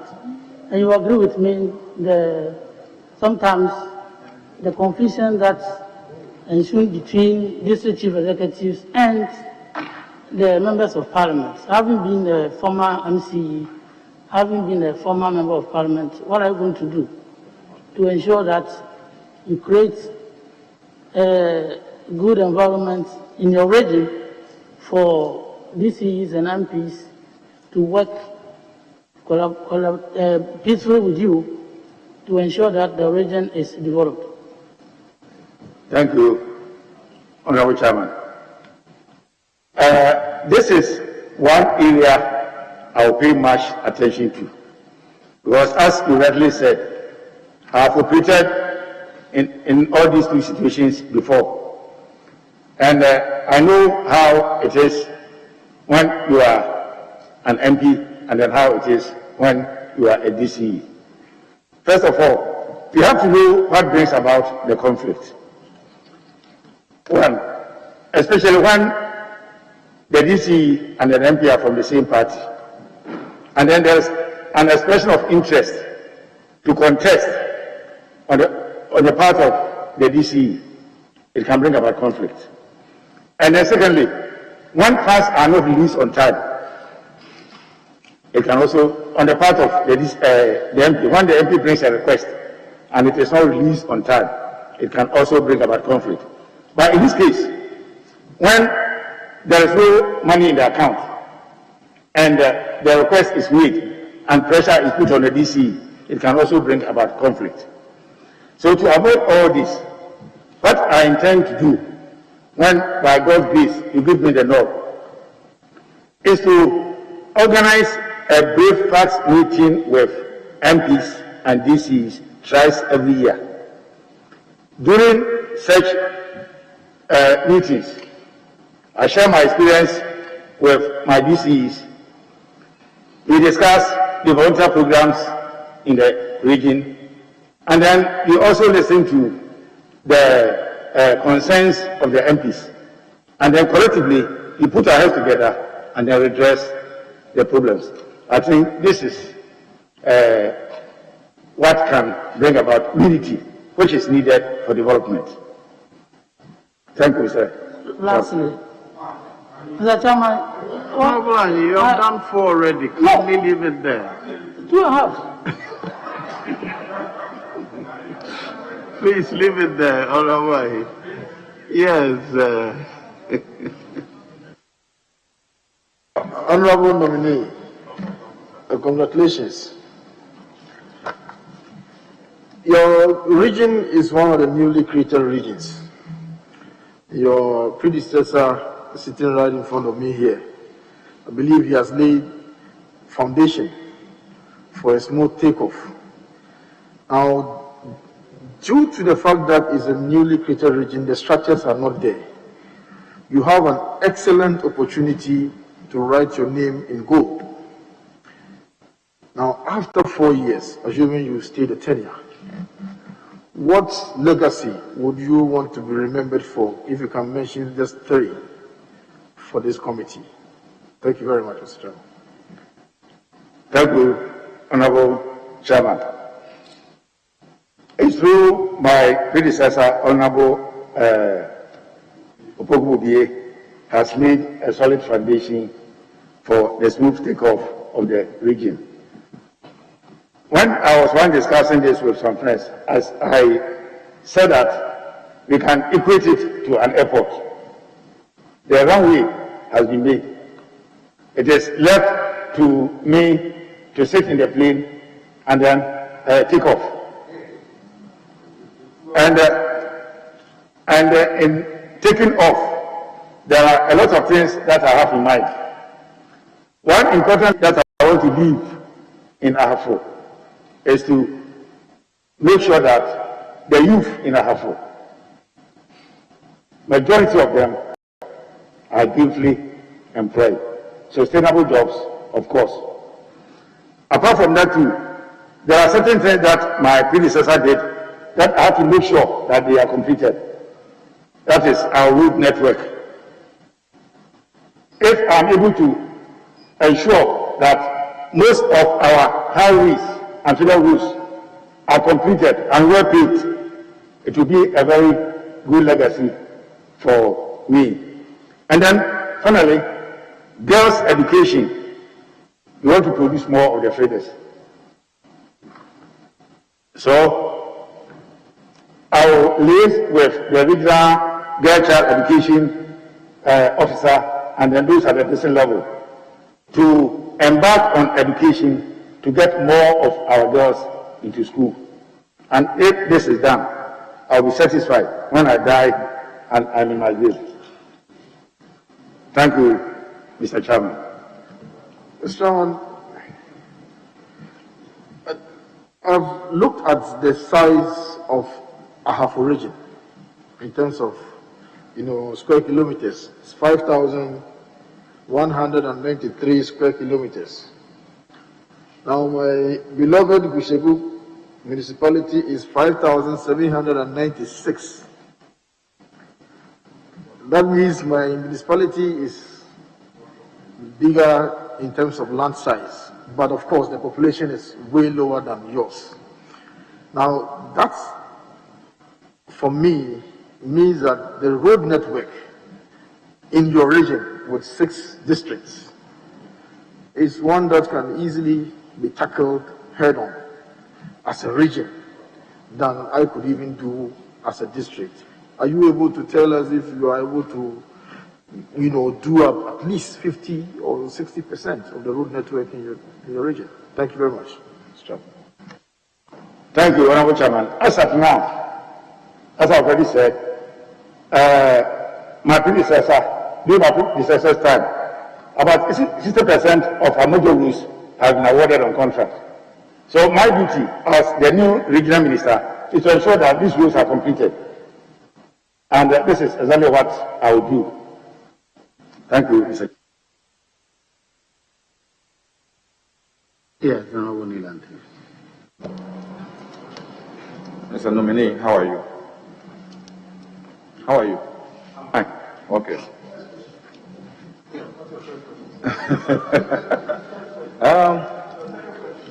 My first question has to do with mining. Yes.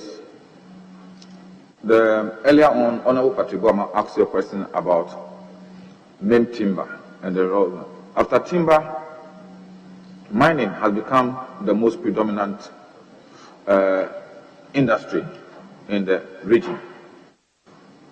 What do you think has been the impact of mining on the economy of the region, and especially on the agricultural sector?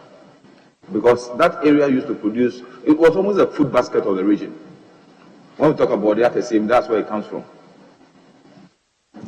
Thank you, Honorable Chairman. To be very honest with you, in a way, mining has impacted negatively on agriculture. Because if you look at where Newmont is operating, people intentionally, when they find out that Newmont's operation is being extended to where their farms are, they intentionally plant crops and vegetables so that when they get there, they'll get compensation.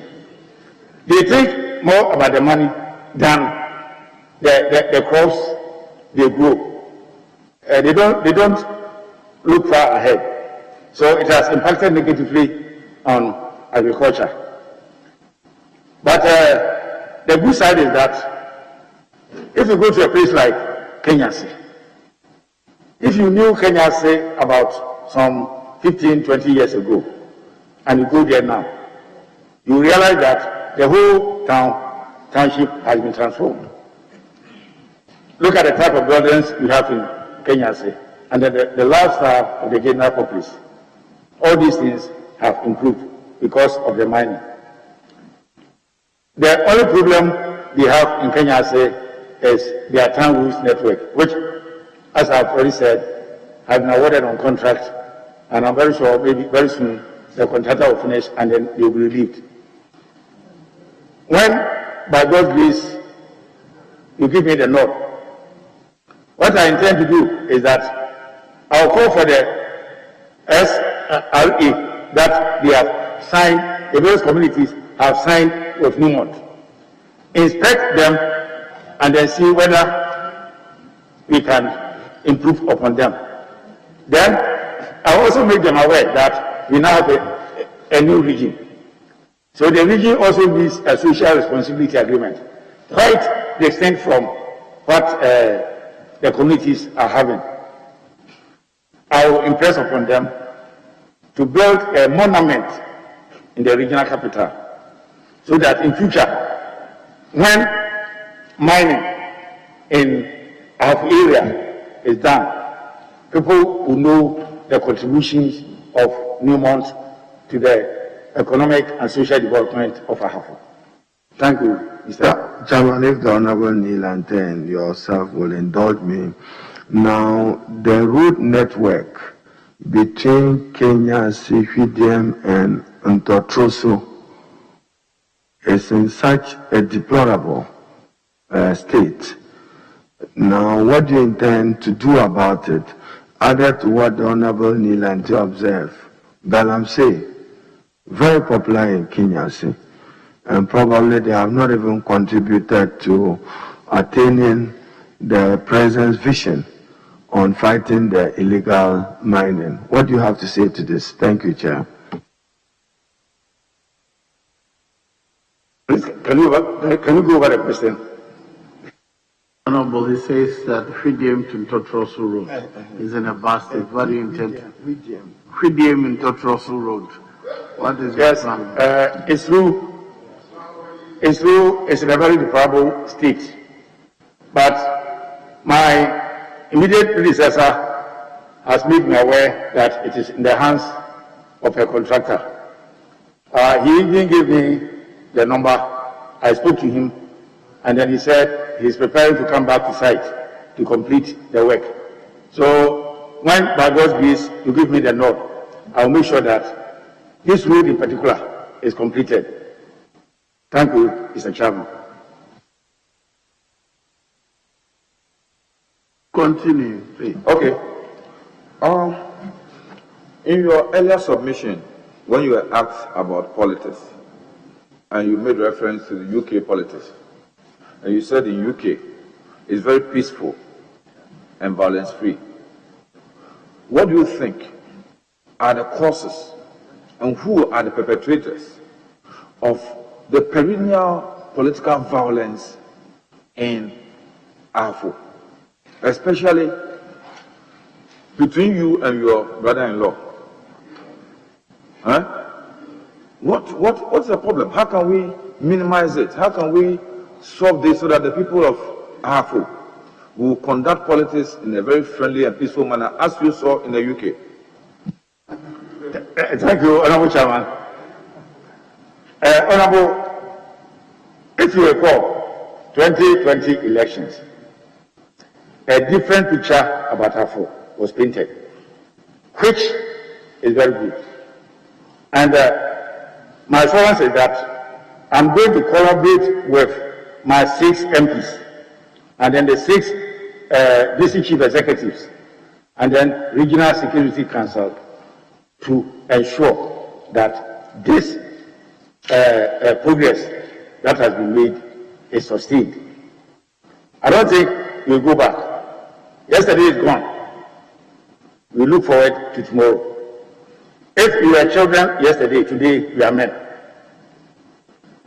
Especially between me and my brother-in-law. We have to demonstrate to people in Sankor in particular to know that we are not enemies.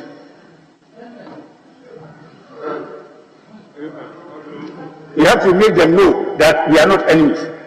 And Honorable Chairman, when my name was mentioned, the applause that came out was from both sides, and I was very much impressed. But for the COVID, most of them would have even come here to give me the moral support. So as for that, don't think about it anymore. It's good forever. Honorable Kopoku was also happy when you were nominated. He was also very happy when you were nominated. Okay. My last question. My last question. George, I know the area very well, you know. I played football around there, you know. And I went to school in Bechem. For the past, yes. I went to Bechem Presec. Yes. For the past 2 weeks, I've done some work within that area, especially educational institutions. You know, Ahafo used to be the hub of education in the then Brong Ahafo region. You went to St. Joseph Training College, or you taught there? Yeah, that was another time when Asiudin Kutia was there. Okay. Almost all the schools, especially my alma mater, Bechem Presec, have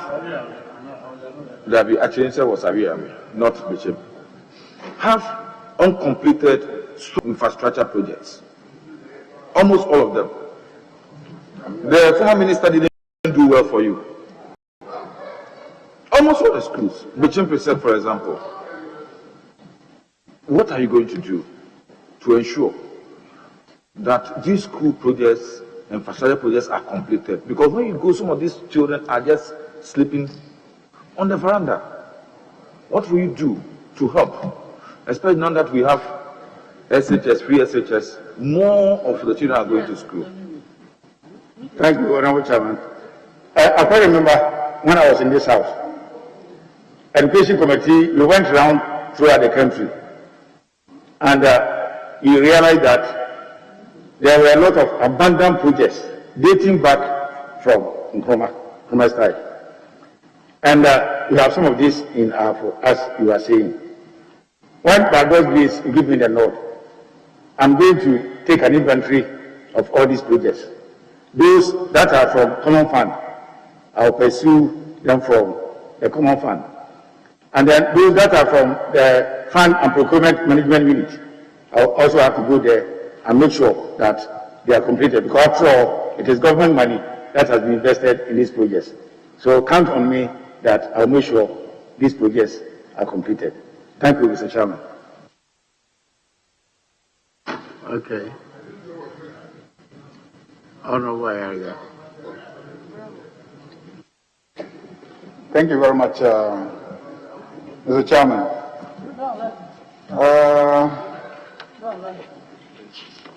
Your CV says that you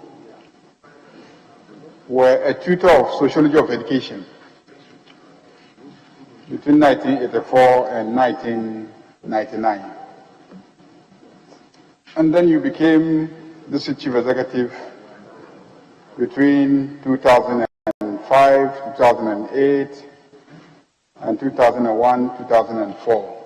So that's an 8-year period. Can you give us an indication of the performance of your district in BEC exams during that period, and to what extent your knowledge of sociology of education impacted on educational performance in your districts, and what hope I should have that the Ahafo region will see improvement in education during your tenure? Thank you, Honorable Chairman. During my tenure as district chief executive for Esunafo and then Esunafo South, performance was very high. The first year, it was about 70%, and then the last year, when I was in Esunafo South, it was about 75%. I'm not too sure, but I am aware that the performance was very impressive. And then my knowledge as a tutor of sociology of education. You know, if you are a sociologist, you understand society very well. And if an educationist and at the same time sociologist, you understand the society and then you understand education. So the marriage between the two is what is called sociology of education. You study and then build education based on your knowledge of the society. So all the needs of the country are fed into the education system, and the system produces what the society needs. So that is what I can say for now. Thank you, Mr. Chairman.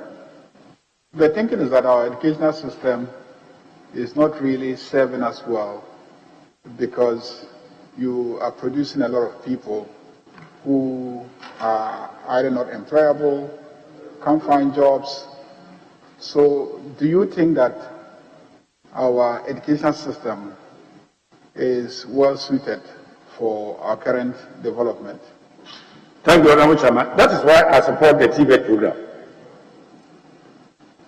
It is focused on employable skills. And if we all give that the necessary attention, the issue of youth unemployment will in future be a thing of the past.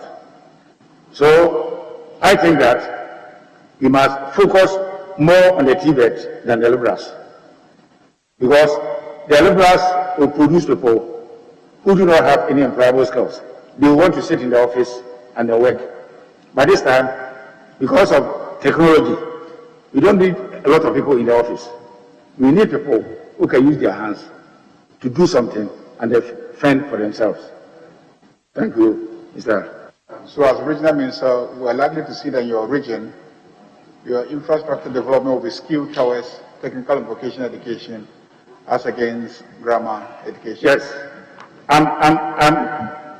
If by God's grace you give me the law, I'm going to make sure that the Yamfu Vocational School is developed. Here the youth training school is developed.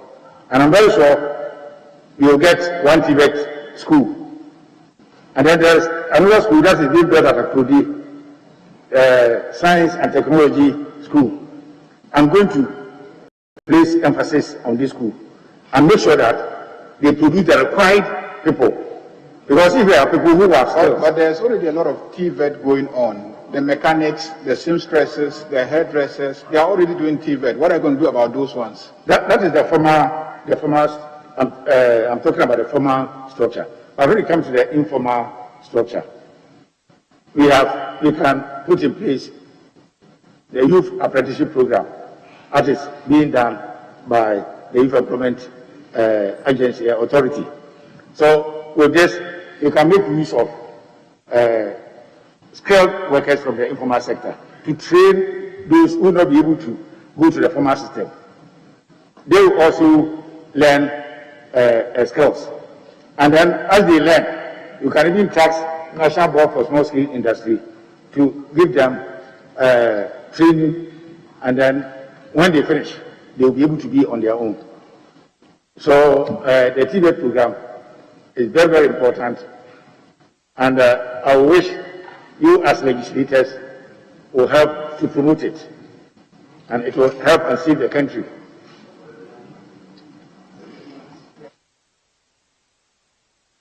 Honorable, yes. Good day, Honorable nominee.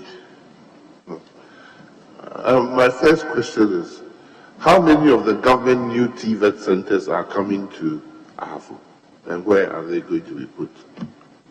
According to the briefing that I had from my predecessor, we are getting one. Every region is getting two, so you have to start thinking about where you're going to put the center. Okay. I've not thought about where they are going, but now that you have given the education, if you give me the job, I will think about where they will be sent to. But in this case, at this particular time, it will be my secret. Thank you, Mr. Chairman. My second question, how many MVTI schools are in your region? And how many local government vocational institutions are in your region? There is no MVTI school. We have one vocational school at Yamfo, and we have one youth leadership training school at Famede. Apart from this, we don't have any other MVTI school.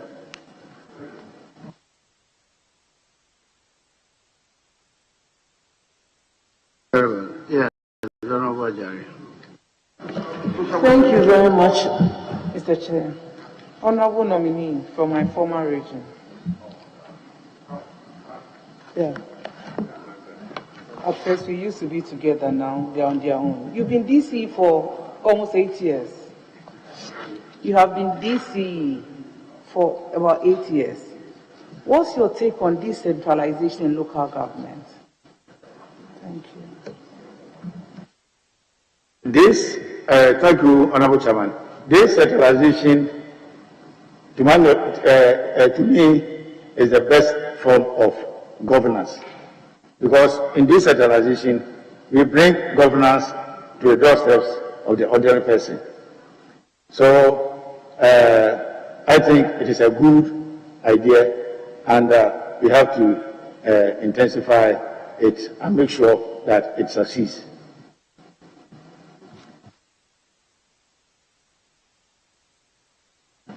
One last simple one. I heard you talking about MIM timbers. MIM timbers. What about scan style? What's the status of scan style? Thank you, Honorable Chairman. Scansal is not producing at a high capacity as it used to do because of financial programs. And as I've already indicated, when by God's grace you give me the nod, I will assist them like what my predecessor did, and I find out if you can get some stimulus package for them to be able to produce at high capacity and then employ more of our youth. Thank you, Honorable Chairman.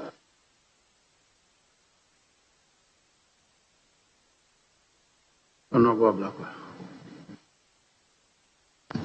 Thank you, Mr. Chairman. Honorable nominee, I want us to revisit the visa matter. I hold in my hands the letter the High Commissioner wrote to the Speaker dated January 20, 2017. there is an aspect which has not been dealt with by the Honorable Minority Leader, which relates to a 10-year ban that was imposed on you from 2017 to 2027. Is that ban still in force, or has it been lifted? Thank you, Honorable Chairman. I asked my lawyers to write to the High Commissioner, and the feedback I got from the High Commissioner was that he did not mention ban in any of his communications. So that is what I know about it. So if I can read it to you, Mr. Boakye is highly unlikely to be issued any further visas to visit the UK in the next 10 years for his role in facilitating his daughter's travel to the UK, including should he be re-elected to Parliament in a subsequent election, unquote. This is what the High Commissioner told Professor Okoye, the Right Honourable Speaker, at the time. So is this, whatever, if you don't want us to use ban, the High Commissioner says you are unlikely to be issued a visa in the next 10 years. Do you know if it's still in force? Because if confirmed, the chiefs and people, investors may want you to lead them to the United Kingdom between now and 2027. If this is still in force, it appears that you are incapacitated in that regard. That's why I'm inquiring. Thank you, Honorable Chairman. As I've already indicated, the correspondence I have from him did not indicate anything like that. And since my daughter was made to go and subsequently issue of a resident permit, I know that if I put in an application, it will be accepted and then I'll be given visa. Meaning you haven't applied since? No, I have not made any attempt to. Okay, let me come to my second question. It's quite curious. Listening to you carefully, you have spoken quite fondly of your political opponent in the constituency, who is here, the Honorable Eric Opoku. You say he's your in-law, you refer to him as your in-law. But anybody who does a quick desktop research about the political activities in the Sunafo South, it will appear that it's a war zone. I have here Ghanaian Times, we did not clash with NDC. They attacked us as an Sunafo South MPP candidate, and that is you, 19 September 2016. Sunafo South carries out retaliation attacks, 8 March 2017. Minister accused of assassination plot, that is you accusing the Honorable Eric Opoku. That is dated 4th March 2018. There's another one, Wednesday, 4th April, Ghana Web. Former MC responsible for my attack, and this time it's from Honorable Eric Opoku accusing you. So it's a back and forth. You accusing him, he accusing you, and a lot of clashes, bloodshed, injuries, and all of that. Exactly what's going on. Today you are telling us you are in-laws, you have respect for each other, but from our research, that's not what is transpiring on the ground. So can you tell this committee exactly what is going on? Thank you, Mr. Chairman. As I've already said, if you look at 2020, there was any incident in Sankore, Aframata, Ahafo. And I also said that yesterday is one. If yesterday you were children, now we are adults. So I don't think there will be anything like that. Now, as the regional minister, when it comes to the constituency, it is my duty to protect him, and I will do that. Mr. Chair, with your leave, what you are saying is that both of you have resolved to work together and do things better than before. Exactly so. We are going to work together. We are going to work together in the supreme interest of Ahafo and in the supreme interest of Sankore. So,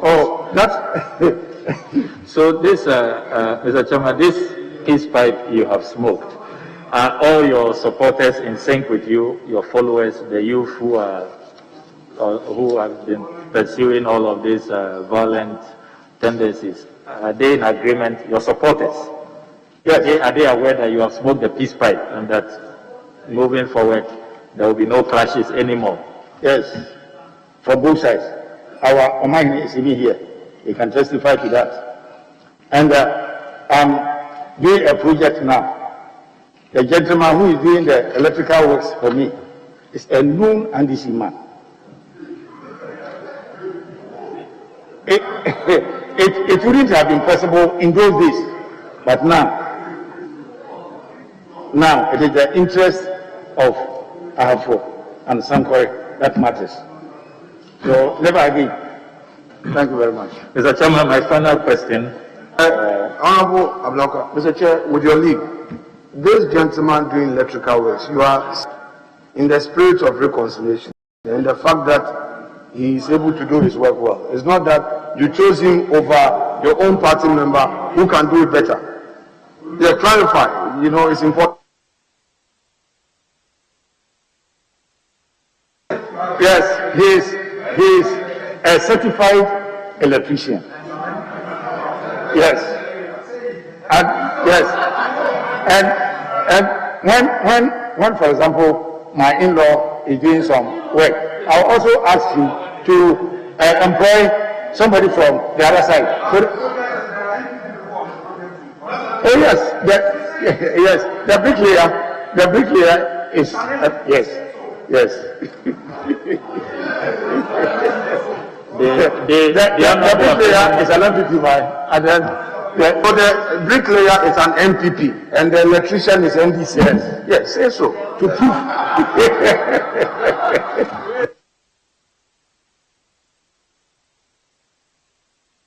Honorable Chile, please look at me. Ignore their sides, please. So the mason is an MPP. It's okay. We have that. And then the electrician is an MPP.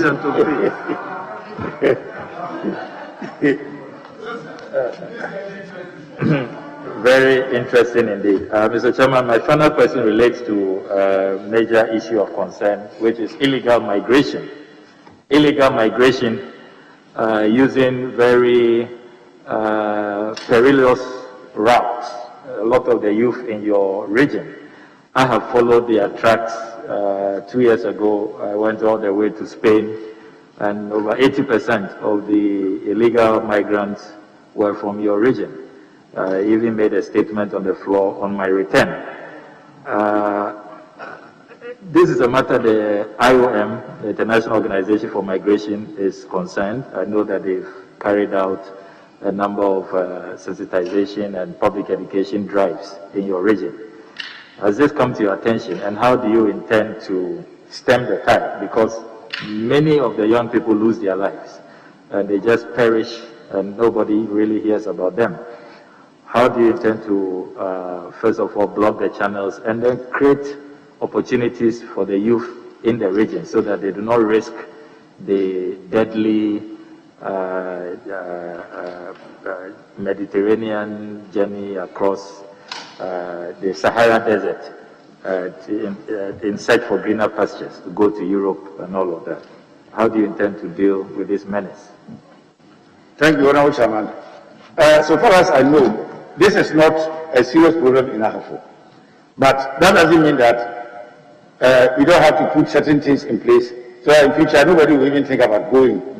So what I intend to do, if by God's grace you give me the nod, together with the district chief executives and the various administrations, we are going to come out with a comprehensive job placement and creation program, which will be launched in the course of the year with the cooperation of my 6 MPs.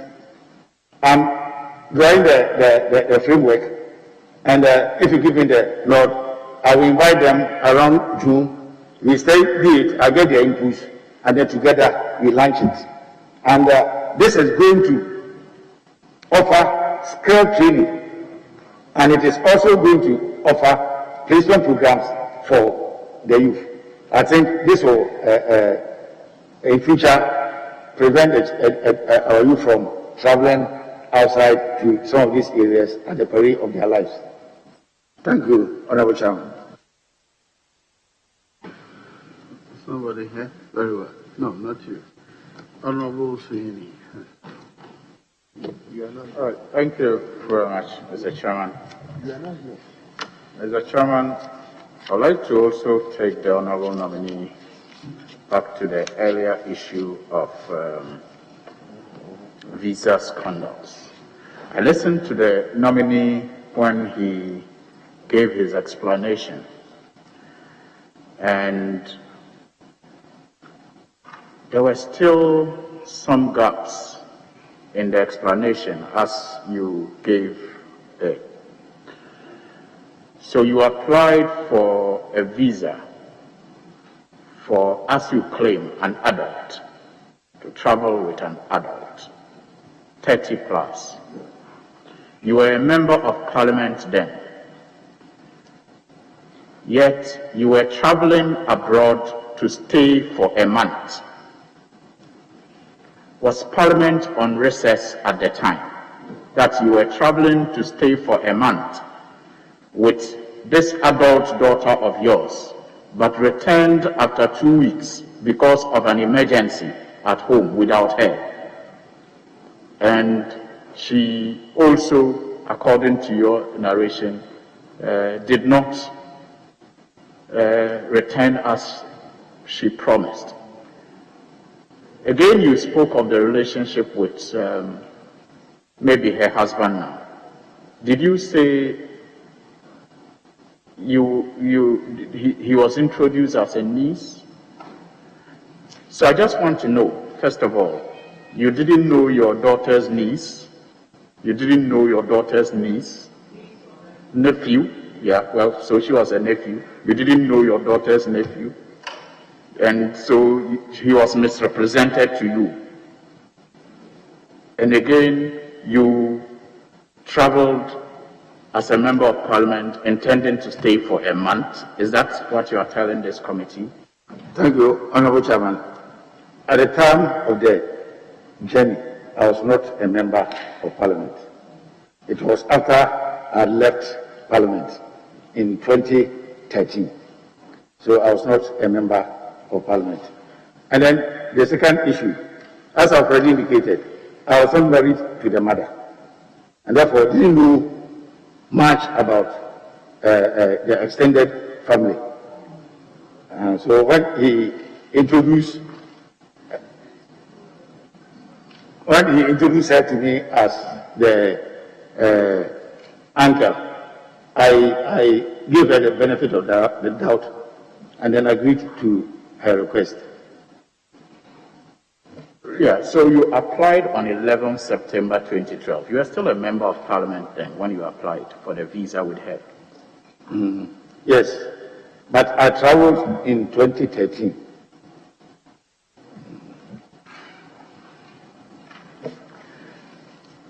Okay. You didn't. Well, you have spoken about the fact that you didn't know the extended family of the mother's side that well. Okay, but let's look at violence also in Sankore. You spoke on Ekosi saying in 2016. I think that was November 2016, where you talked about. Yes, that was November 2016. After it was suggested that, yes, I think my mic is on. Yes, sorry.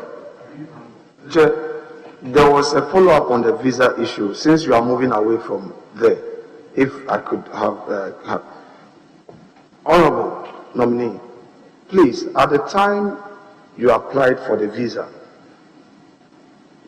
you were not required to give undertaking.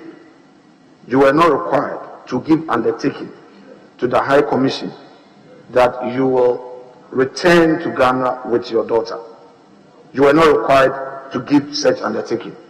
There was no such undertaking. Then two, you applied to travel, have a personal vacation, or you were not going in your official capacity for any program in Parliament? Thank you. I applied to go on my own. I was not going on any official program. Maybe because he has done a follow-up on it. So this action of yours affected the integrity of Parliament and affected even the institution of Parliament. You already spoke of how embarrassing it was to you. What do you have to say about how this conduct affected an institution like the Parliament of Ghana? Thank you, Mr. Chairman. As I already indicated, when the whole story came out, but the caption, visa fraud, was something that was not good. But if one didn't take his or her time to read about the contents, one might even think it is a visa racketeering sort of thing. But if you read it, you know the true fact. So by the fact that that thing came out, I would say I will render an apology to the institution of Parliament, because somebody may read the caption, I will not read the body.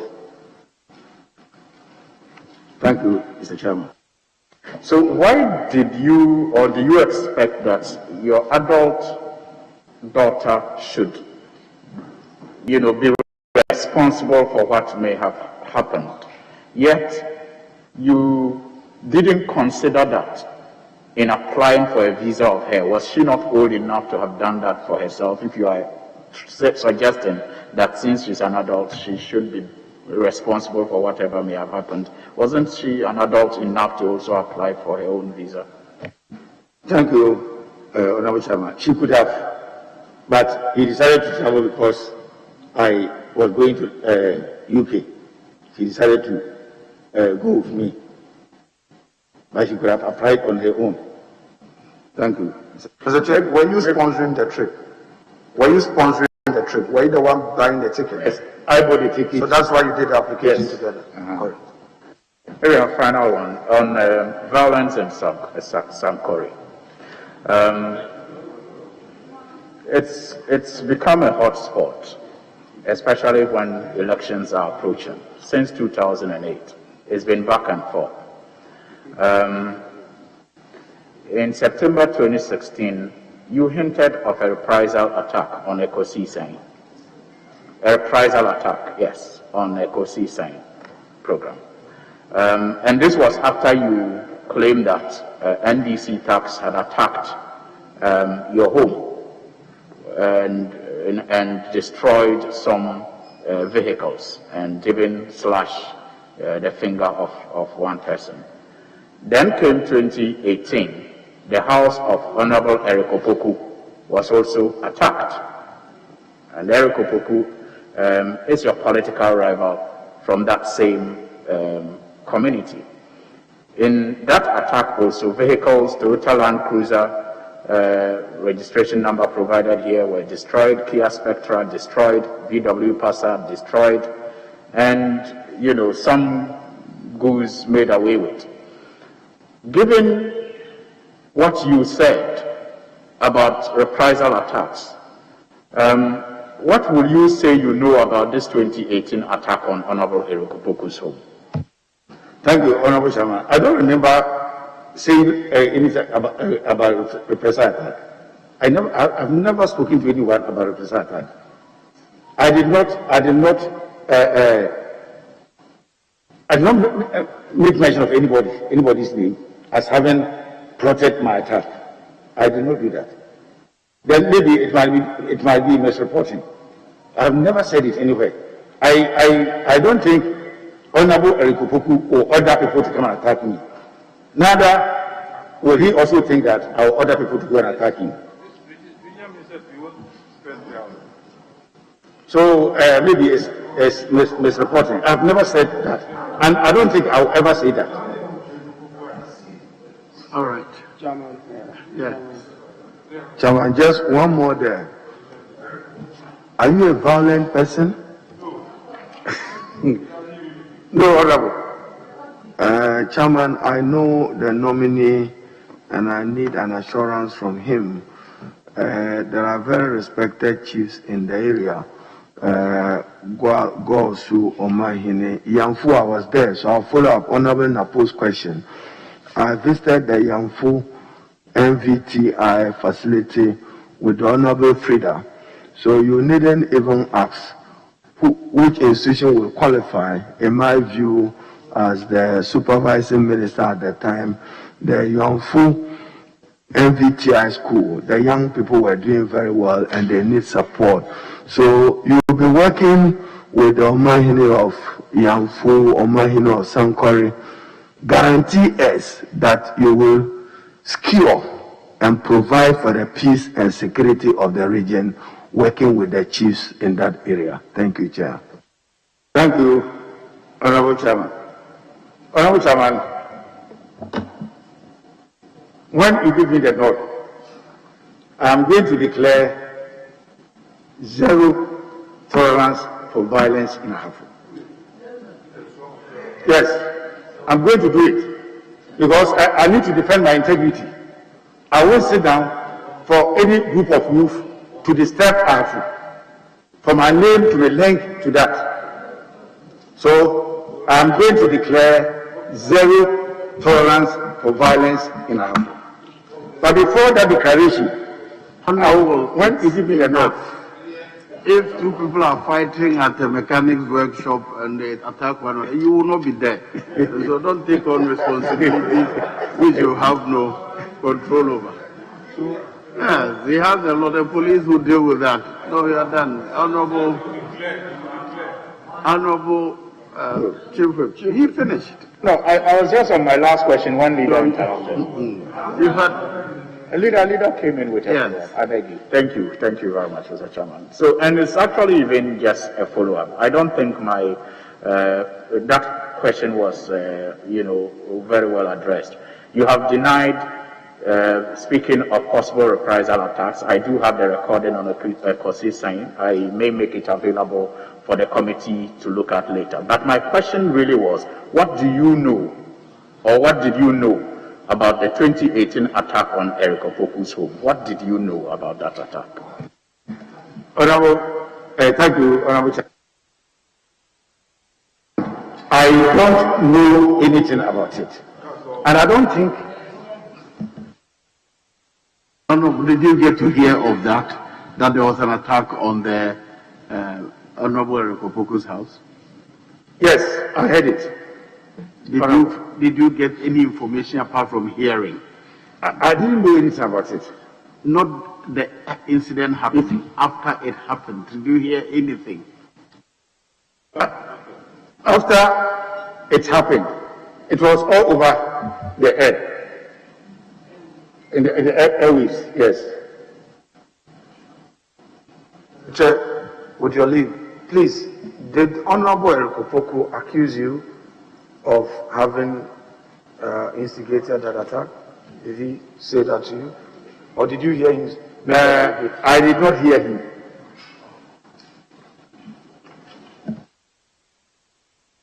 Yes, Honorable Chief.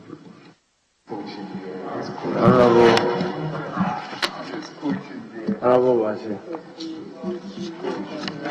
You know, I served on the Poverty Reduction Committee with him. And we went around a number of the districts together. And most of the time we sat together in the bus and usually have a lengthy conversation. Honorable Washi, I just want to find out. The election between you, that occurred between you and Honorable Eric, you acknowledge that it was violently, there were a lot of violence associated with that election. The number of times you and Honorable Eric have contested, there have been a lot of violence associated with those elections, right? Oh, yes. Honorable Chairman, yes. And most of the time you accuse each other. This one will say this one is the one in charge. This one say this one is the one involved. So when the 16, the attack in your home happened, did you reach out to Honorable Eric? Thank you, Honorable Chairman. I did not reach out to him. And did you identify those? Was the police able to identify those who were involved in that? Oh, yes. They were able to identify those who were involved. Some of them were arrested. They were in court, but at a point, I decided to discontinue because I realized they needed more counseling than, and some of them are my friends now. And will you associate them with Honorable Eric's supporters? Oh, they were people from Sankore. Okay. And apart from maybe apart from politics, you couldn't have imagined any other motives apart from politics? Come again, please. I'm saying that aside politics, you couldn't have identified any other motives that could have that could have led the youth to do that. Was it politically, you think that it was political, the attack in your residence? Thank you, Mr. Chairman. I found it very difficult to understand the reason behind the attack. Because most of the guys were people who were close to me. We talk, we chat. So I didn't know what actually made them do what they did. But in the 2016, did Honorable Eric reach out to you when he heard about your attacks? No. So in 2018, when his residents were equally attacked? Oh, I didn't call him. So now you are giving us assurance that both you and your in-law are going to ensure that the enclave become peaceful. Thank you, Mr. Chairman. I have, as I've already said, and Sankore Enclave will be one of the peaceful areas to stay in Ghana. Is it under my watch? Is it because you were coming for vetting, that's why now all these assurances are coming, or this is something that has happened long before your nomination? No, it's not because of the vetting, because after all, what do we need in life? Whatever happens, we all die. Yeah. And when you die, what account are you going to give? Yes, I know. Anytime we're traveling, you talk about God-fearing, and so I want to believe you. But I just want to find out, even if you ask me myself now whether I'll contest the next election, I may not be able to give a definite answer because I don't know how long my life how long I will live. But I just want to ask, should God spare us our life, will you contest the next election? My mandate now, as the President has appointed me, is to coordinate, supervise the activities of the district assemblies in Africa. That is my concern now. So you're not able I'm not thinking about elections. Yeah. Because you know that once you decide to contest, and Honorable Eric decides to contest, naturally, not even you, your supporters will definitely go back to their old ways. Maybe that's why I was just asking. You know, your area has a lot of cocoa. Is it still producing a lot of cocoa? Thank you, Mr. Chairman. The production level has come down a little bit because most of the trees are old and they are deceased. The government has just started a rehabilitation program. I'm very sure that in about 2-3 years' time, we go back to our normal levels. But as of now, the levels are low. Most of the cocoa trees have been cut down, and they are in the process of being replanted. Yes. Mr. Chairman, thank you very much. Yes, Honorable. Yes, Mr. Chair, thank you for the opportunity. I just have two questions for clarification.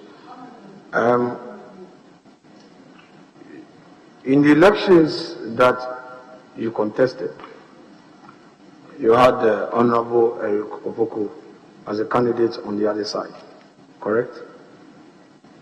Yes, thank you, Mr. Chairman. So you will describe the atmosphere in these elections as a very tensed one and not a violent one. Would you? Yes, it was tense, but not violent. Between the two, they don't fight. So you can talk about political tension and not violence. Yes, political tension and not violence. Correct. And those who attacked your residents, you say that they are Sankore boys. They are residents of Sankore. Do you know them as party activists? Yes, they are all party activists. As in NDC party activists or CPP party activists or NPP party activists? Those who attack Boakye sides. Take your time. I'm talking about the attack. Take it easy. I'm talking about the attack on your residents. Those who were identified were party activists, correct? Yes. Yes. Okay. Thank you, Mr. Chair.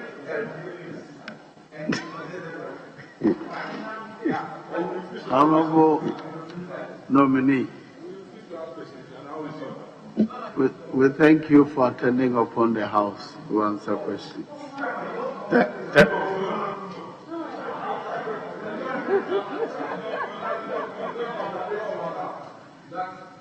Honorable,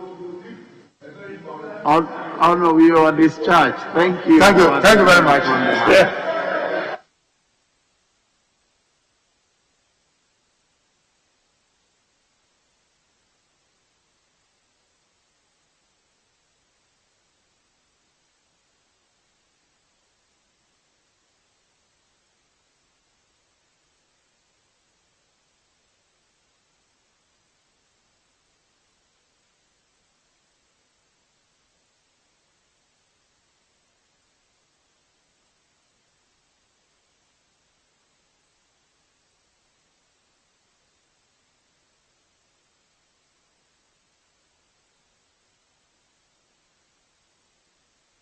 Honorable colleagues, don't kindly hold